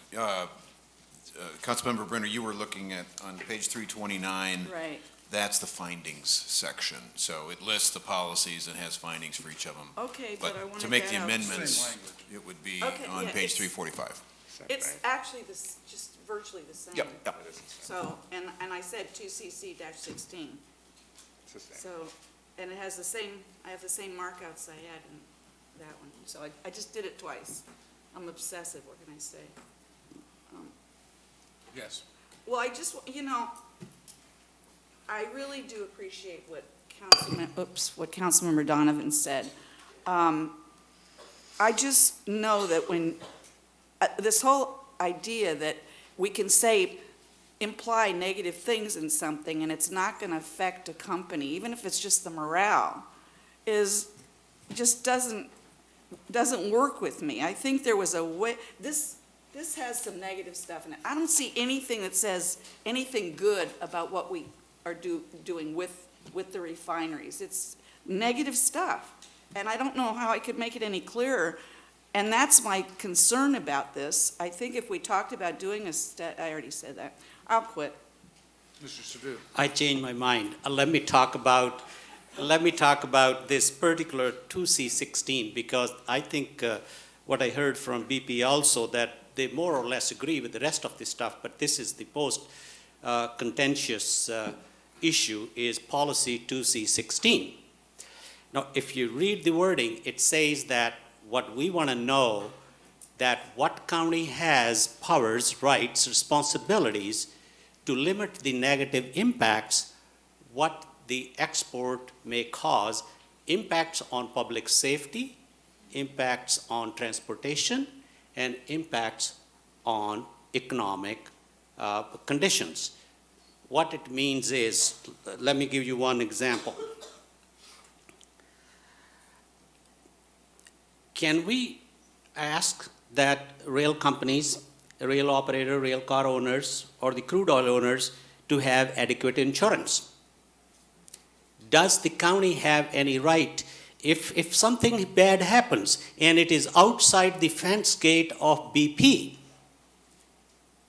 who is responsible? Can we ask that question? That's what we want to study. We want to know what, on behalf of you as citizens, who holds that bag? Next thing, what is the responsibilities of the rail company and the BP Cherry Point if disaster happens, inside or outside? I think you should know that. We want to know in advance who owns the crude oil. Now, it can leave North Dakota. There could be 5 people in the middle. And BP may not take the possession until it's in their tank farm. BNSF can say, we don't own the rail cars. We just provide an engine and a rail line, and we charge for the rail line. We're not responsible. Shouldn't you know that? I think we should know that. What is the financial standing of all these people who are in the middle? They may say, I don't have any assets. Accident happened. Because we cannot wait. We have to send our first responders. We have to go clean up. We have to do everything. It's your responsibility as citizens. You are on the hook. we want to learn from this study. The train schedule, shouldn't it be on the internet by the hour, that which train is going where? Now tell me this, I know people don't like that. Tell me this, if your loved one is in an ambulance on the wrong side of the tracks for 30 minutes, who's responsible? Shouldn't we know that we as policymakers, for the protection of our citizens, shouldn't we try to find out what our rights are? What is in that crude oil? Like, who trains the first responders? Who's responsible? County doesn't have money. County doesn't get any benefit. The business gets the benefit of that crude oil coming and processing, right? But who has that risk? Who trains those people? Who buys their equipment? So I can go on. There are many things. That $150,000 the gentleman said we can solve a lot of problems. This is a problem for the community. And if it hasn't happened, it doesn't mean that it's not a problem. It is the public taking. It's taking, like if we are holding the risk and we are saving somebody's insurance premium, it's like a taking without compensation to all of you. And that's the responsibility of your council, your government, is to look after your interest. That's what policy 2C16 is. It's not a sinister plan to shut down companies. It's not. Do you read that, please? Have a lawyer read it. It does not say that this policy is devised to stop the businesses, to not let them grow, nothing. It's to make sure public safety, transportation, and economic impact. If BP decides to leave for whatever reason, shouldn't we know 10 years ahead so that we can plan for it as a community? Or do we want to find out the last day? Because nobody knows. Nobody has made a commitment that we know for sure. The whole exercise have been assumed that this is going to go on like this. That's what policy 16 is for, to protect the citizens from consequences, whatever happens. Thank you. Mr. Brown. So, first of all, thanks to everybody for coming, and forgive the length of the statement, but that's the consequence of having a long meeting and taking a lot of notes. There's a lot of misleading information circulating regarding the impact and the reason for these amendments to the comprehensive plan, and I want to draw your attention that in the last 4 years, several things that have happened that have given communities across the nation a real concern about the negative impacts to public health, safety, and the economy to their local communities. These are issues that simply cannot be ignored. The Lock-Maganek oil by rail train disaster killed 47 people, but what's lesser known is it caused $300 million in damage to the economy of a small local community. And unfortunately, these trains continue to derail and explode, even though the industry tells us they've made great strides and they're now running safe tankers. The reality is people in this community fear it could happen here. The Deepwater Horizon disaster has resulted in both the loss of life and an immense environmental damage that will be unlikely to be restored within the lifetime of any of us in this room, including the high school seniors. The US Congress repealed a 40-year ban on crude oil exports that now makes it legal to convert the Cherry Point refinery and any other refinery into a crude oil transshipment facility. This change was initiated by the same companies that now tell us they have no intention of exporting crude oil. Doesn't make sense. Now, the reality is these amendments have no, contrary to what people have been told, these amendments have no impact on the existing maintenance and operation of existing facilities, and that's specifically spelled out in policy 2CC17.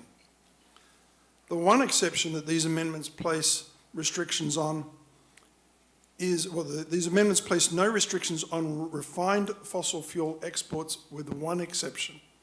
And that exception is the sale of LPG and LNG produced as a byproduct by the production of refined fossil fuels such as diesel, gasoline, jet fuel, and calcined coke. Now, I respect the concerns the refineries have expressed regarding being limited at selling any byproducts, because if the byproducts that cannot be sold will have to be burnt, which could impact both the refinery's competitiveness, and it will also increase pollution and the carbon emissions globally.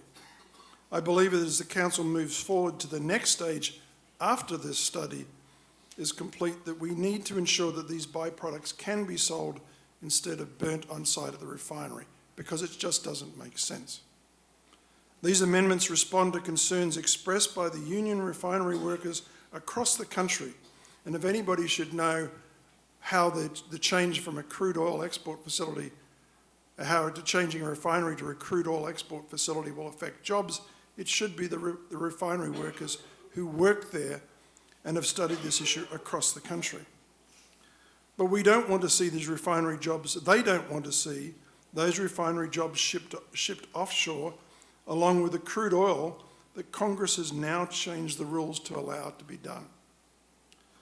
These amendments are intended to preserve and grow the refinery jobs at Cherry Point, and the emphasis is on refinery jobs, while preserving the health and safety, ecology and economy of the rest of the community, who don't want Whatcom to absorb the risk and economic damage that would occur if the county became an oil-by-rail crude oil export facility. I've tracked the speakers tonight and the room is almost equally divided on this issue. Therefore, I'm going to vote for these amendments to protect our community, and I'm going to continue to work to make sure that we ensure that the regulations result in allowing the refineries to sell their refined fossil fuels and their byproducts, because this is the right economic and environmental decision for the entire community. Thank you. Okay, we're back. Let's get back on policy 2CC16. The amendment to strike that has been it's been moved by Ms. Brenner and seconded by Mr. Donovan. Any further discussion on that amendment? Yeah. Mr. Mann. Just briefly on this amendment, I'm going to vote against it because I think this study is very important, and despite what you hear from the misinformation and the fearmongers out there, this is not an amendment that is, as Mr. Sadhu said, it's not a sinister plan to shut down the refineries, not even close. But the second paragraph is my favorite, which is to provide clear guidance to current and future counties on the county's legal rights, responsibilities, and limitations regarding major project permits. Because if anyone was paying attention to the coal terminal Gateway Pacific proposal, we weren't allowed to do anything. We weren't allowed to say anything. We weren't allowed to hear anything. And for 5 years, the biggest issue in Whatcom County, we were really not allowed to pay attention to or have an opinion on or influence in any way. That was incredibly frustrating for us, incredibly frustrating for our constituents, and we need to understand how we can prevent that situation from happening again. We're very attuned to the concerns of the folks out at Cherry Point. Those people who have jobs out there whose fears have been stoked by really irresponsible misinformation. I really feel bad for those folks. I really appreciate that you came here tonight and we're civil despite the fear that has been stoked. And I just want you to know I am going to vote for the amendments, not Ms. Brenner's to remove it, but I'm going to vote to move it forward because I think it's important that this county's council is educated on these huge issues and that we understand what our rights are to be involved in these huge issues. Very briefly, please. Go ahead. Well, I have read the thing over and over, and I'm not spreading misinformation. I'm not talking about you. Well, I'm the one who brought it up about, fine, leave that one paragraph in there. I have no problem with that. I have a problem with all the rest of it, just about. the negative stuff. It doesn't have to be that way. I've brought this up before. Goes beyond wordsmithing, Ms. Brenner. I'm talking about the intent. Yeah, it does. It would mean another hearing, which we. No. You have done nothing wrong. I'm not talking about you. I'm not referring to you. I'm talking to folks who seek to gain political traction by spreading fear and misinformation, and I don't like that, and I don't approve of it, and it's not healthy for the community, and that's what I'm objecting to. As far as the content of this amendment, I think it's adequate to go forward. Any other discussion? Okay, seeing none, all's in favor of Ms. Brenner's amendment signify with aye. Aye. Opposed? No. That fails 1-6. We are back to the motion to forward for concurrent review. Move approval. But it was already, that motion's still on the table. Oh, that was already there, It yeah. was already moved, and that's where the amendment came from. So, okay, Ms. Brenner? Can I make more amendments? Yeah. Okay, let me start at the beginning. I mean, without that, it's still not good, but, okay. All right, page 337 of our packet. Line 37, 38, and 39. This was crossed out, and I want it back in there. Because of the large acreage demands. Please pull your microphone up. Sorry. Okay. Thank you, Mike. 337 lines 37, 38, and 39. It says, and this is what I want back in here, because of the large acreage demands of the types of industry likely to locate there, the remaining undeveloped acreage at Cherry Point will likely be absorbed during the 20-year planning period. That's my motion. I don't even know why that was taken out. Do we have a second to that motion? I'll second that. We're going to talk about it, yeah. I guess. Okay. Discussion? Yeah, these are, I mean, we're bringing up stuff this is going back months. That's been on the. This is the time to do, I went through all this. So I'm not supposed to bring up anything we've Right. talked about before? We can't, I'm just. We've talked about all this stuff. Okay, we have a second. Any discussion? Seeing none, all's in favor of the amendment, say aye. Aye. Opposed? No. That fails 1-6. I'm not gonna do that one. Any other discussion on the main motion? Yeah, I got more amendments. Okay. Page 339. Lines 7. Page 339, lines 7 through 21. I want that removed. I feel like, I did look up everything I could on the Magnuson Act too, and amendment, it was called the Act where I looked it up, and it was just kind of like around and round and round, and every time people are dealing with it, there's one side suing another on it. It didn't seem to have not enough clarity to do us any good. And I don't want to see us in the middle of a lawsuit when it's something that the feds should be doing, not us. Okay, do we have a second to that motion? I'll second that. I have a comment. This reference here is just for reference. It states that the county does not have powers to enforce Magnuson Act. We admitted that. It is their reference. Only thing we can do that if there is an application and county council knows, only thing county council can encourage the federal authorities or inform that this activity is happening. That's all we can do. That's all the power we have. Like, where is the confusion comes from? I'm sorry. I think it's very clear the way it is. It's reference. Now, 10 years from now, there's the new council people, new other people. How do you create the history, what it went about, how these decisions were made? You can't just eliminate things and leave just few lines in there and other people guess, well, those people were probably stupid. They didn't know what to do and they just didn't even clarify what they were doing. Actually, this is just, to me, that's my personal opinion. We're not taking away anything. We're not adding anything. It's referencing why that this is one of the things that county can inform. We don't have power. Ms. Brenner? That's why I left that last paragraph in. The stuff you're talking about's in that last paragraph. It was the paragraph, it's the other two I wanted out. Mr. Donovan? I just will point out, you said, yes, you could propose amendments, but we've had this through committees for a long time, and now this isn't new stuff. We're gonna start amending it now. This is my last opportunity. Any further discussion on this amendment? Seeing none, all those in favor say aye. Aye. Opposed? No. That fails 1-6.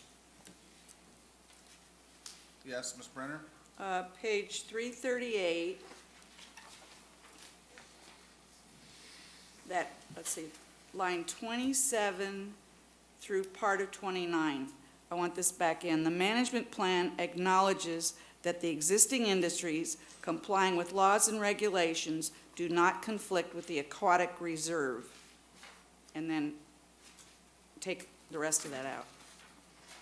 Do we have a second for that motion?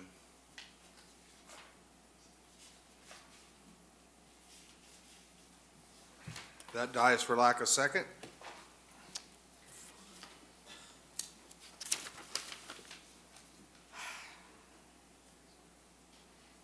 I'm not going to do that one. Page 341. Line 28 through 32. I want that removed. Existing industries consume large quantities of water, in many cases drawn from the Nooksack River. It's the county's policy to support renewed efforts to reduce both water consumption. And this is, again, so negative. The city of Bellingham uses a lot of water from Lake Whatcom and dumps it into the bay. I mean, industries do what industries do. This whole thing about, again, it's just so negative and it doesn't need to be in there. Do we have a second? Second, just to point out what we're doing right now is going through the descriptive stuff at the beginning of the chapter that isn't policy related. So I just so people know what we're doing here. Yes, Ms. Brenner? Well, I'm okay with descriptive stuff. I'm not okay with negative descriptive stuff if it's not necessary. And I don't think that's necessary. What was that negative? I didn't understand that. Yeah. Well, it's these existing industries are using all this water and we don't want them to use so much water. So, I mean, why don't we just say, fine, we're going to work towards ways to create opportunities for less water consumption. I don't think you have to make it so negative. That's what it says. It is the county's policy to support renewed efforts to reduce both water consumption levels and the quantity of discharges in favor of recycled water use. Like, that's not negative. Well, the first line is, it's the Well, if you read it with a frowny face, yeah, but I mean, if you read it just directly, it's not that. I mean, Oh, I think it is negative because a lot of entities in Whatcom County use large quantities of water. Any further discussion on this, Mr. Brown? Mr. Chair, I'm just concerned my fellow council members' glass is half full instead of, What? your glass is half empty instead of being half full. Your glass is half empty instead of being half full. This is not a negative comment. It's just a factual comment. I'm not sure what you mean by that. It's simply making a statement of fact of what happens out there. Anyway. Okay, any further discussion on this amendment? Seeing none, all those in favor say aye. Aye. Opposed? No. No. That fails 1-6. Yes. Page 343, line 3. it says water recycling technology to minimize water use. And all I want to do is say water recycling technology to minimize water use where possible. Do we have a second to that? I'll second that. Okay, Mr. Sadoo? I think if you read the first line, the first word, policy 2CC-1, it says Wait a minute. encourage. That's all it says. Encourage water recycling technology, encourage avoidance of estuaries, encourage. That's all it is. Yes, Ms. Brenner? Yes, but we got people, elected people, who can interpret that and say, oh, you can do this, you can do it. It says, if you're able to do it, you got to do it. And they can do that. I want to say where possible. To me, it makes it a lot easier to work with any kind of business when we're telling them we know it, it's probably not always going to be possible. I put that in all kinds of things. Usually you guys support me on that. Other discussion on this? Seeing none, all those in favor say aye. Aye. Opposed? No. That fails 1-6. You know what? I'm not even going to do any more of this. Okay, we're back to the main motion of forwarding this for concurrent review. Is there any discussion on that motion? Yes. Well, I just want to say, I have a whole bunch of, if anybody's interested, I've got tons of proposed amendments in here, and I'd be glad to share them with anybody. I'm just not going to waste my time and your time because nobody's going to support me on anything. Mr. Weimer? Yeah, I've got tons of proposed amendments that I made a year ago that didn't make it in here either, but I won't drag them up this evening either. Is this relative to the motion? Yes, to what he just said. I've got, you got so much of what you wanted. I got nothing hardly. I don't even remember getting anything of what I wanted. So good for you. You asked for $1 million and you got 500,000. All right. Seeing no further discussion, all those in favor of forwarding this for concurrent review, say aye. Aye. Opposed? No. That passes 6-1 with Councilmember Brenner opposed. Now we are back to both ordinances. We're starting with the ordinance amending the comprehensive plan by amending the Point Roberts character plan and amend Whatcom County Code 20.72, Point Roberts Special District, to adopt the Point Roberts design guidelines. Do I have a motion to approve? So moved. Do I have a second? Second. We have a motion and Now, a second. this is the Point Roberts one. This is the Point Roberts one. Discussion. Seeing none, please call the roll. Red Brown, Yes. Barry Buchanan, Yes. Todd Donovan, Yes. Ken Mann, Yes. Satpal Sidhu, Yes. Carl Weimer, Yes. Barbara Brenner. Yes. That passes unanimously. Now we are voting on the ordinance adopting Whatcom County Comprehensive Plan amendments relating to the Cherry Point Urban Growth Area.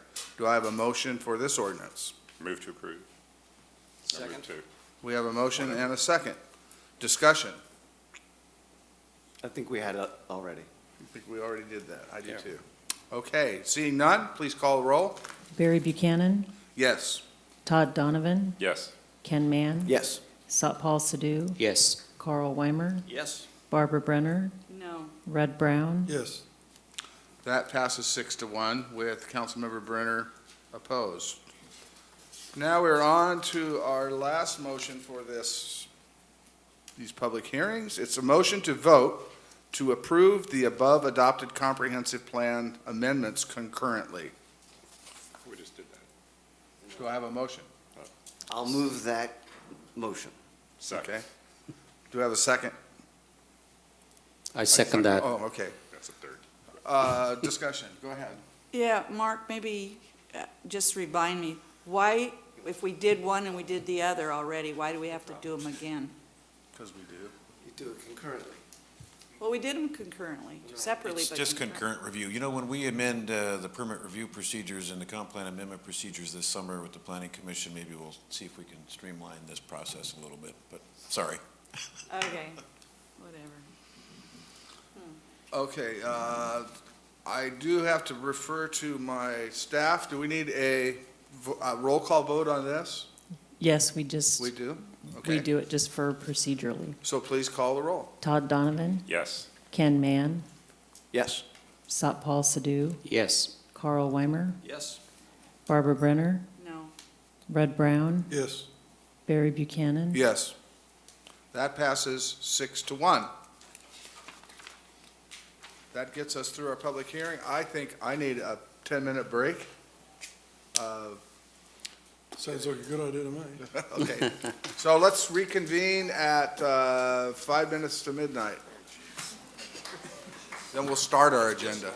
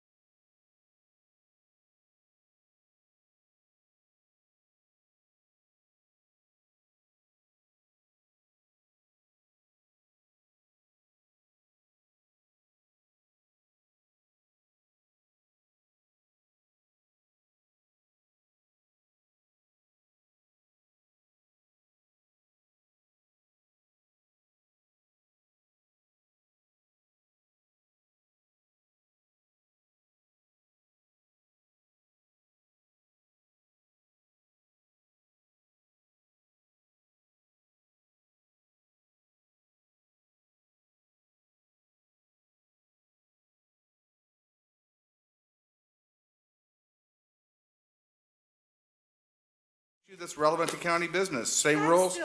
The same rules as before. Please state your name and topic for the record. And you have 3 minutes. You'll be warned at 30 seconds, and we will kick it off. Go ahead, Carol. Oh, that's what Dan, open session. Carol Perry, Whatcom County. Thank you, council, for being so careful with our tax money today as you talked about the jail. This is why I came back tonight. But I've seen you at the same point in the process with the jail over and over and over. I think probably at least a dozen times. All the way back to before Councilman Kremen. When you came to that decision as to whether or not to put it on the ballot, and Mr. Kremen said, oh, too many beds. So I'll try to keep it quick here. Number of beds. 2 committees studied it, said they didn't know how many beds. And when it came to you the first time, you said, we don't know how big it should be. We don't know how big it should be. We need some professional counsel. So professional counsel was hired. We spent $150,000, $45,000, something like that. And that's where the discussion was today. I couldn't believe it. Location. Councilman Mann, do you remember that no one knew where it should be? And there was a search all over the county for a parcel that would work. They found all of them. They evaluated all of them. They found the best one. And you voted for it. You spent millions of dollars.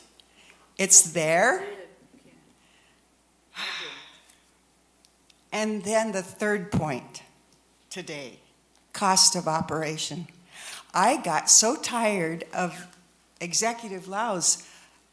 He was going for the jail, but he kept saying, and I thought, my goodness, he kept saying, we've got to have operating money for this jail. He kept saying it over, and I heard him out in the county and in all sorts of different venues saying, I don't want to put this on the ballot unless I have the operating expenses covered. That it's not a good investment if we can't run it and so forth. I know government goes 30 slow, seconds, please. 20 years. These things have been, I got so tired of that company taking every little bit to you, and then when it came to the time to put it on the ballot, you had all these questions. It's been at least, I don't know how many times. That's your first responsibility, that jail. Thank Time. Dan McShane, 1451 Grant Street, Bellingham. It was an interesting process tonight that I enjoyed watching through.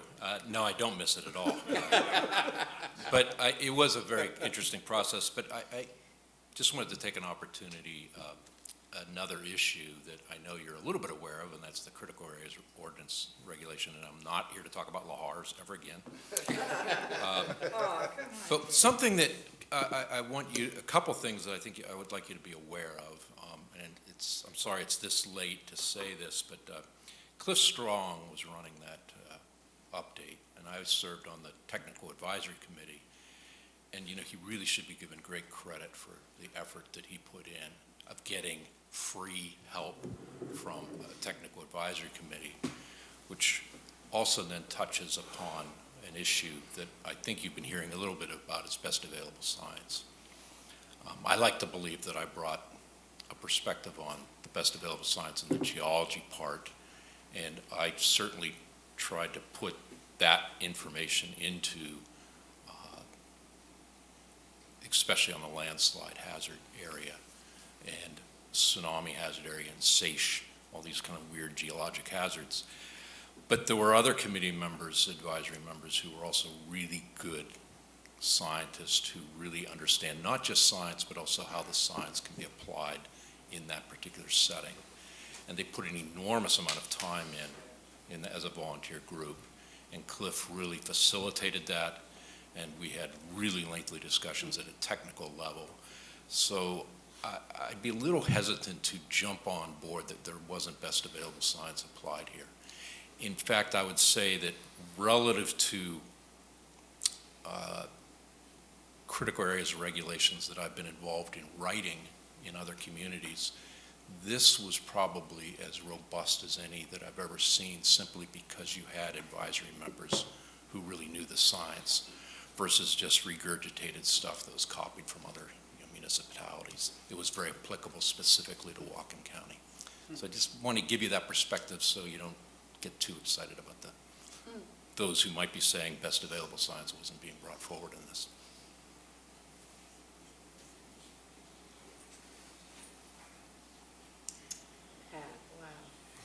Patrick Allen, Whatcom County. This is the part of the meeting I came for, but I found the other entertaining.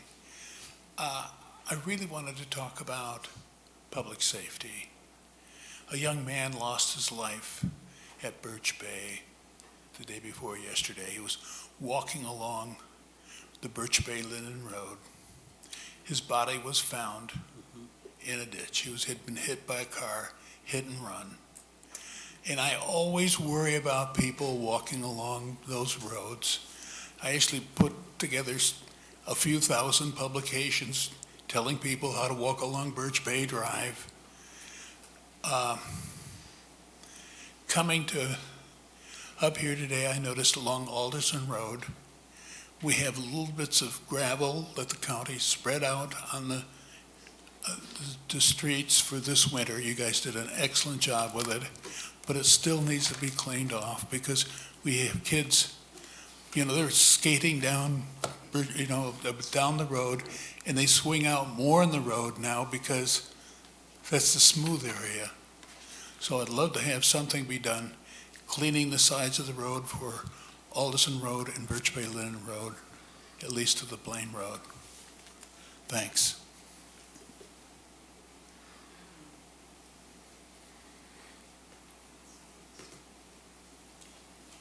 I kind of hate it when I have to follow Pat because he's such a wonderful person for our community. He's done such good work. Anyway, my name is Matt Petrini. I live at 1225 Railroad Avenue in Bellingham. And I'm here tonight first to thank you for your votes on the Cherry Point amendments. I know for a lot of you those were tough votes, and it's been a long process, and I really appreciate the service that you put in for the public, for the community, and to help keep our community safe. So it's really important that you did that, and I really respect it. So I wanted to let you all know that. The other thing I have to talk about is water. The conversation on water in our community is focused pretty heavily between two polar extremes, one being the desire to convert farmland into urban sprawl, and then the other being your obligations under the state law and what you have to do under state law. And there's these two sides arguing about this issue. But there's actually a third position, and the third position is the one that's actually shared by the majority of your voters, which is that the water is a shared resource, and it is something that we need to protect and steward for future generations. We have the responsibility to make sure that it's available for farms, for fish, for people, not just now, but also in the future. And I hope that we might focus the conversation on water in that context. Lake Whatcom is the largest reservoir in our county, and it's the single most important source of drinking water. It serves close to 100,000 people, and it's currently at risk. We have about a 50-year timeline for achieving the standard for phosphorus loading under TMDL, which basically means that I'll be in my 80s when we actually stop polluting the lake. Which I really feel like is too long to wait. And then what's worse is last year, the staff reported about a month ago in that big council meeting that we're about 13% of our target to be able to meet that 50-year timeline.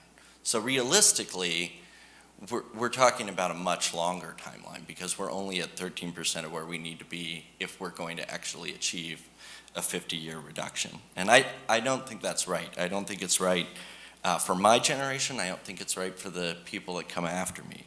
And it's not right for the 100,000 people that Lake Whatcom serves. The situation on the Nooksack is not much better. Our shellfish are consistently rendered unusable, right? 30 seconds, please. Pollution. So in this summer and in this election, we're going to be making critical choices about our future. The choice about how we fund watershed restoration and at what level, what kind of safeguards we have in place and how effectively we enforce them, and the things that we're doing as a community to see a sustainable watershed, something that we can actually continue to use for many generations into the future. Time. So I'm hoping that I can support you in making the right choice. So thank you.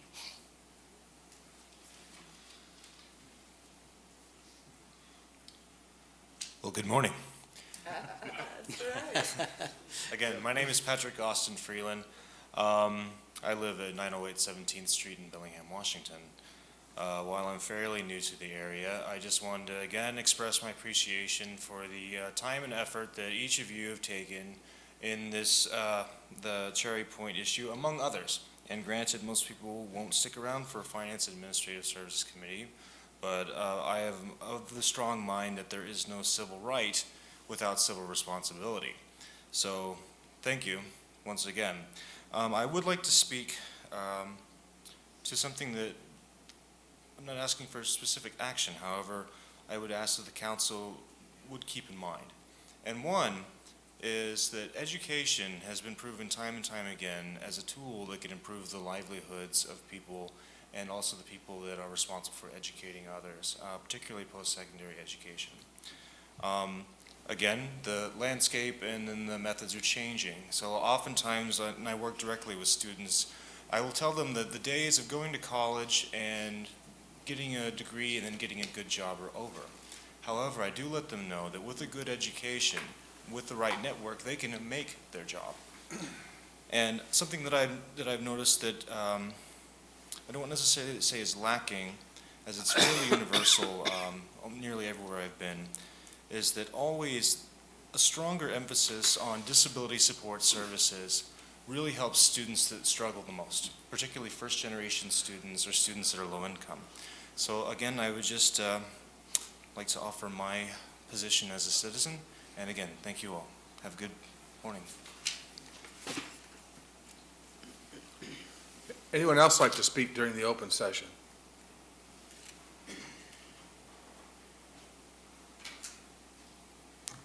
How are you doing today? My name is Chris Cook, and I just want to make a point in regards to our oceanic habitat life and survival for future generations. What I see as a big issue for pollution in our system of sea life and natural life that thrives in our oceans are dying away due to pollution from Japan and the Fukushima nuclear active disaster they had a couple of years ago. If you see the studies, they found a radioactive isotope that's making its way to our area of water and wildlife. And I feel like if we granted all the effort we do to try to bring it down, on our end is as best as we can do is what we can do. But I feel like international pollutants is what's causing a big problem in our wildlife. So I just wanted to make that point for the record. Thank you. Anyone else like to speak to us during the open session? Seeing no one, we'll close the open session and move to Finance and Administrative Services. Mr. Chair, the Whatcom County Finance and Administrative Services Committee met today. We considered 3 items under the consent agenda. These all received unanimous approval, and I so move. Okay, we have that motion before us. Any discussion on the consent agenda? Seeing none, all in favor say aye. Aye. Opposed? That passes unanimously. Mr. Chair, the next item is an ordinance amending Ordinance 2014-075, establishment of the Courthouse Building Envelope Fund and a project-based budget for the Courthouse Building Envelope Project for a second time to include funding provided through the EDI fund in the amount of $752,621 for a total amended project budget of $2,677,809. This received a vote of 2 for and 1 against, and I move to the full council for approval. Okay, we have that motion. Any discussion? Mr. Donovan? Actually, I'll let Mr. Mann go first. Mr. Mann? Thank you. I was the one vote against in committee today because I believe we need to stick to our earlier principle of reserving economic development funds for things that are actually connected to economic development. And we've been making exceptions to this because these are worthwhile projects and they're important and money is tight. But I think economic development is a vital component and of our responsibility, and we have this money set aside for that. And the infrastructure projects that I see getting economic development money just don't make sense to me, and I think we should stick to our principle and not approve any more EDI funding until we've come up with a more coherent policy around the criteria that constitutes something that is worthy of economic development funding. Mr. Donovan? Yeah, I'm going to support the committee's recommendation, but I share Mr. Mann's frustration with this. The process is sort of being reviewed about how we spend these things. We have some of it set aside for competitive grants. That, I think we have frozen, right? So I'm going to vote for this very grudgingly, as, you know, this is I'm not going to say the last one, but I mean, I think this council has decided we're not looking at those competitive grants until the 30% that are set aside for the competitive things, until that process has been updated. But I will support this one. Mr. Sadoo? I think I will support this one too, but at the same time, I would like to request the council that we should put some deadline or schedule to ourselves to come up with that policy. I think it's been, what, now, since starting of this year, or probably was in December. Yes, it does need to be a better criteria, but we better put some schedule to ourselves that by this time we'll have something for EDI board to review, or whatever the process would be, that we have a document. We say that this is what our wishes are. Any other discussion? Seeing none, please call the roll. Barry Buchanan? Yes. Todd Donovan? Yes. Ken Mann? No. Satpal Sidhu? Yes. Carl Weimer? Yes. Barbara Brenner? Yes. Red Brown? Yes. That passes 6-1 with Councilmember Mann opposed. Mr. Chair, the next item is a resolution amending the 2017 Flood Control Zone District and Subzone budgets. Second request in the amount of $17,850. In this case, the council is acting as the Whatcom County Flood Control Zone District Board of Supervisors. This received unanimous approval, and I so move. Okay, discussion on that motion? Seeing none, please call the roll. Todd Donovan? Yes. Ken Mann? Yes. Satpal Sidhu? Yes. Carl Weimer? Yes. Barbara Brenner? Yes. Red Brown? Yes. Barry Buchanan? Yes. Mr. Chair, the next item was an ordinance amending the 2017 Whatcom County budget. Fifth request in the amount of $251,050. This received unanimous approval, and I so move. Okay, discussion on this motion. Seeing none, please call the roll. Ken Mann? Yes. Satpal Sidhu? Yes. Carl Weimer? Yes. Barbara Brenner? Yes. Red Brown? Yes. Barry Buchanan? Yes. Todd Donovan? Yes. That passes unanimously. Mr. Chair, the next item is a resolution in the matter of sale of surplus property and the setting of a date for public hearing thereon pursuant to Whatcom County Code 1.10. This received unanimous approval, and I so move. Okay, discussion on this motion. Seeing none, all those in favor say aye. Aye. Opposed? That passes 7-0. Mr. Chair, the next item was a resolution authorising the purchase of renewable wind energy from Puget Sound Energy for a term of 10 years beginning in 2019. This received unanimous approval, and I so move. Okay, we have that motion before us. Discussion? Seeing none, all those in favor say aye. Aye. Opposed? That passes unanimously. You can go home now, Pat. You had to wait a long time for this one, huh? She's a trooper, let the Wow. record show this. Wow, that's why you stayed The so afternoon late. one It went took long. all of 44 seconds. Take tomorrow off. Okay, we'll move on to council appointments to boards, commissions, and committees.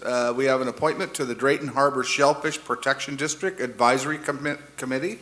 The applicant is George Koss. The Drayton Harbor Shellfish Protection District advises the county council on proposed actions and operations relating to restoration of water quality in the district. Do I have a motion to appoint? Move approval. Do I have a second? Second. We have a motion and a second. Any discussion? Seeing none, all those in favor say aye. Aye. Opposed? 7-0. Now we are at executive appointments to boards, commissions, and committees. Request confirmation of the county executive's appointment of Jeffrey Hart and Joshua McIntyre to the Developmental Disabilities Board. Do I have a motion to confirm? Yes, so moved. Second. We have a motion and a second. Discussion? Seeing none, all those in favor say aye. Aye. Opposed? That passes unanimously. We are at introduction. We have 3 items this evening. Do I have a motion to introduce? Yes. Do I have a second? We have a motion and a second. Discussion? Seeing none, all those in favor say aye. Aye. Opposed? Passes 7-0. Committee reports, natural resources. Yesterday morning, Natural Resources met. And we had a presentation by Public Works on their current programs, level of service, an overview of what their 10 FTE are doing, and that was a long time ago. But, It was. yeah, it was just a presentation, we didn't take any action. Okay, thank you. Did finance have anything that didn't? Yeah, we had a couple things. I'll make them real brief. We had a report from the Domestic Violence and Sexual Assault Services, talking about the processes and the progress that they've made, and just wanted to commend what was an excellent organisation. We had a quarterly report from the Whatcom County Finance Manager. The good news is the county's in good financial health, and the county government's in good financial health. And the third, we had an update on the new jail planning from document from Whatcom County Executive Jack Klaus. Thank you. Public Works? We had an update on the City of Bellingham's electronic home monitoring program and other alternatives to incarceration. And anybody who wasn't there, all of you out there who still are watching TV, you should get a copy of that presentation. It was amazing. I love what they're doing. But I also want to defend our sheriff's office a little too, because it got a little confusing because, you know, they're talking about electronic home monitoring. There's 2 kinds and they're really different. And we don't just we do electronic home monitoring. We also have work crews, jail work crews, where they can actually pay off what they owe on fines or things by working on a jail work crew, which is, I think is great. So we actually have more types of alternatives, and I think they're both good options. Stay tuned. The other thing was the report from District Court Probation, which kind of just led in from the other thing, and it seems like we need a presentation from a District Court judge as to who makes the decision on, you know, who gets to get what kind of alternative. I mean, I got the distinct impression that the judge has way more to do with it than the sheriff's office or anybody else, so I wouldn't mind having some kind of presentation. Okay. And yesterday afternoon, we had a special committee of the whole meeting where we finished off all of our proposed amendments for the critical areas ordinance. So, No, not we yet? didn't. Mine haven't seen the light of day yet. Oh, Yeah. okay. What? There's more. There's There's more. more? There's more. Oh, okay. What else? We haven't got to the CARES yet. The what? Critical Oh, aquifer oh my yeah, God, yeah, yeah, yeah. agriculture, all that stuff, oh, geez. So we finished off some of it. That's good. We reached a milestone. Okay, we'll go to council member, or other items of business. Anybody have any other items of business? No. Business? Yeah, Okay. Okay, we got an email, it was sent to me by name, but it went to all of you, saying that this, and it was quite long, I'm not gonna read it, that she was concerned because, of the comments I made in the Herald about the Trump thing, either we'll get the money back or we won't, and she was disturbed about it. You guys all got it. I didn't get it. Oh, you didn't? She said she sent it to everybody, and she sent it as a letter to the editor. So I called her, and I said, we don't have any say. It's the different jurisdictions. They have to have the rules in place to be able to charge for that. Otherwise, we have no recourse. And she wrote me back, and she said, thank you, Barbara, for getting back to me and leaving a voicemail message. I should have done a bit more research before I responded, as I was unaware that the cost of security is covered for any event free of charge. And then I've talked to her several times, so she's kind of got it all right, but it really bothered me because it made us all look like, well, we really don't care. And then, this is the more important thing, Jennifer had said something to the reporter, and he cut out part of what she said and made it sound like she was speaking for us and that, you know, her word is the word. She had said, at this time, the council doesn't have any plans to revisit the issue. But he took out at this time, and so it really I thought it was not appropriate. She asked for a retraction. Let me read you what the Herald editor said about a retraction. A retraction requires the whole story to be erroneous and or false. Are you kidding me? So they can say all these statements all over the place in there, but unless it's all erroneous or false, they don't have to do a retraction. I never heard of such a thing. I think we should write, as a council, we should write a letter to the Herald saying, we really are very, I could write it, I'll say it in a nice way. We're very upset because she's one of the best we have, they're all the best, and she would never speak for the council, and she was very upset about it, and it wasn't right. And I think Todd noticed it too right away. I think this is the new norm these days, you know, the whole system is corrupted. Fake news. Well, I'm not gonna, the fake news thing, this is it, we got fake news. But I just I think mean, look at our amendments, that what is written in there and what is. That, if you want to get up on that one. Okay, sorry.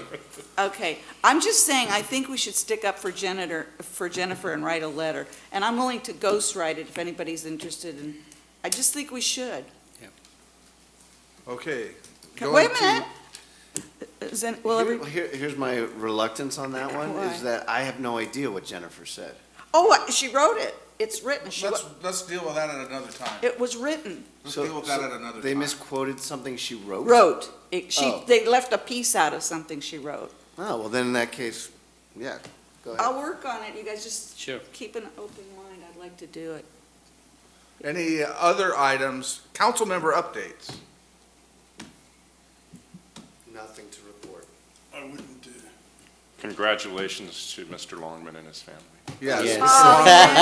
Mr. Longman and Hopefully his he's not family up had their watching. baby. Yes. How about congratulations to me? I'm a grandma for the first time. Oh, wonderful. Not here, you did. Congratulations to Councilmember Congratulations. That's right. For the record. Mr. Sadoo, you have anything? No. Okay, after this little meeting, we are adjourned. So can I draft something and